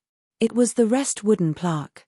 He asked for it from the Water Dragon faction, but he was too embarrassed to give it to Chen Pinggan. He did not want the other party to think that he had ulterior motives. Now that he had drunk the Sangang wine, he threw it to Chen Pinggan and said with a smile, "Take it as money for the wine." Chen Pinggan took the wooden plaque and said with a smile, "Thank you." Li Yuan seemed to have given up and understood. He stood up and said, "Let's go. Go home and cry." Chen Pinggan stood up and cupped his fists. "The mountains are high and the rivers are long. We will meet again." Li Yuan was stunned for a moment and nodded. He sniffled and said self-deprecatingly, "My heart is at a loss on the way home." Countless mountains and rivers hit the sky. Chen Pinggan was also stunned. Could it be a poetry competition? "I, Chen Pinggan, can't write poems by myself, so I can borrow poems from books. I can chat with you for a day and a night without a problem." Li Yuan said with grievance, "What are you looking at?" Chen Pinggan drank a mouthful of wine. He must be thinking too much. Li Yuan leaped toward the great blasphemy, but he didn't sink to the bottom. Instead, he circled around on the surface of the water, returning home. From time to time, 1 or 2 big fish would be kicked out of the water by Li Yuan and fall dizzily back into the water. Chen Pinggan looked away and felt that it was fun. He began to look forward to Chen Lingjuan's great blasphemy. He should hit it off with this Li Yuan. The rest of Chen Pinggan's journey was smooth and uneventful. Along the way, there were some small sightings of mountains and rivers. There was once a big ship docked at night. Someone on the 2nd floor lit a lamp at night. Chen Pinggan saw a woman from an official's family take off her head and put it on the table. She held an ivory comb and gently combed her hair. As if she sensed Chen Pinggan's gaze, she tilted her body and let her head look out the window. When she saw the man in green, she seemed to blush with embarrassment. She put down the comb and put her head back on her neck. She didn't dare to look directly at the man in green on the shore. Her pearl hairpin fell at an angle, and her posture was graceful. She gave him a salute. Chen Pinggan smiled. The woman heard the baby crying and quickly walked to the next room. Chen Pinggan continued on his journey. The official's ship did not have the gloomy aura of ghosts. Instead, there was a wisp of literary aura lingering around. When he passed by a village near the water, Chen Pinggan saw a foolish village boy. He patted him on the back. It seemed that there was often such a pitiful person in the villages of the world. Then, in the night, Chen Pinggan quietly went to the ancestral hall of the village to offer incense. Then, he stood by the courtyard for the whole night, listening to some family gossip and doing some trivial things. It was not until dawn that he left. Another year of winter passed and spring came. Unknowingly, Chen Pinggan had reached the end of Great Blasphemy. On the eve of New Year's Eve, he still slept in the open. There was a big city at the mouth of the sea. Chen Pinggan stood in front of a shop in the city. A customer asked the shopkeeper if the tangerine was sweet. The shopkeeper laughed and said, "You only bought it when I said it wasn't sweet." Then it wasn't sweet. Chen Pinggan felt that the bag shop should be so firm. Only then could he be considered to have reached a higher level. Therefore, he bought an extra kilogram of tangerine with the shopkeeper. He only kept one and put the rest into the bamboo box. He walked through the streets and alleys. He planned to go to the immortal ferry of the Thunder God residence in the Baby Mountain after seeing the scenery of Great Blasphemy. He would take a ferry to the Lion Peak. Holding the tangerine, he walked slowly on the street. Chen Pinggan suddenly stopped and turned his head to look at an alley. There was a female Taoist priest and a young man in the alley. They were similar in age but had a great disparity in status. One was the sect master and the other was the direct disciple of the sect's chief consecrator. The man was a little puzzled at first. Why did the sect master change his route at the last minute and come to this city full of the aura of the marketplace? Now he finally knew the answer. He was waiting for someone. A wretched scholar who traveled to study? Chen Pinggan did not turn his head and continue walking. Instead, he walked directly to the alley. He Xiaoyong looked at ease and said with a smile, "Long time no see, Chen Pinggan." Chen Pinggan stopped at the entrance of the alley and said with a smile, "It's better that we haven't seen each other for a long time." The man who was standing one step behind his sect master narrowed his eyes. Although he did not speak, a murderous intent flashed through his eyes. Chen Pinggan asked, "Did you make a special trip to find me again?" He Xiaoyong's gaze was complicated. She shook her head and said, "No, I just happened to bump into you and came to see you." The man already felt that the sky was falling and the earth was cracking. He did not have any murderous intent left. His Taoist heart was about to shatter into pieces. In his mind, the godlike sect master in front of him was He Xiaoyong. The two of them seemed to be only one step apart, but in fact, they were like heaven and earth. He could not even have the slightest improper thoughts. Moreover, the sect master did not even look at Xu Xian. When had she ever looked at any man in a different light? He Xiaoyong looked at the young man in green in front of her. For the first time, she was a little absent-minded. In her impression, he seemed to be a dark-skinned young man in straw sandals. However, his eyes were bright and clear. It should not be the person in front of her. First, she set a small goal. For example, 1 second. Remember, book guest house. You're tuning in to the Celestial War YouTube channel. Don't forget to subscribe and join us on this journey to catch the most captivating stories,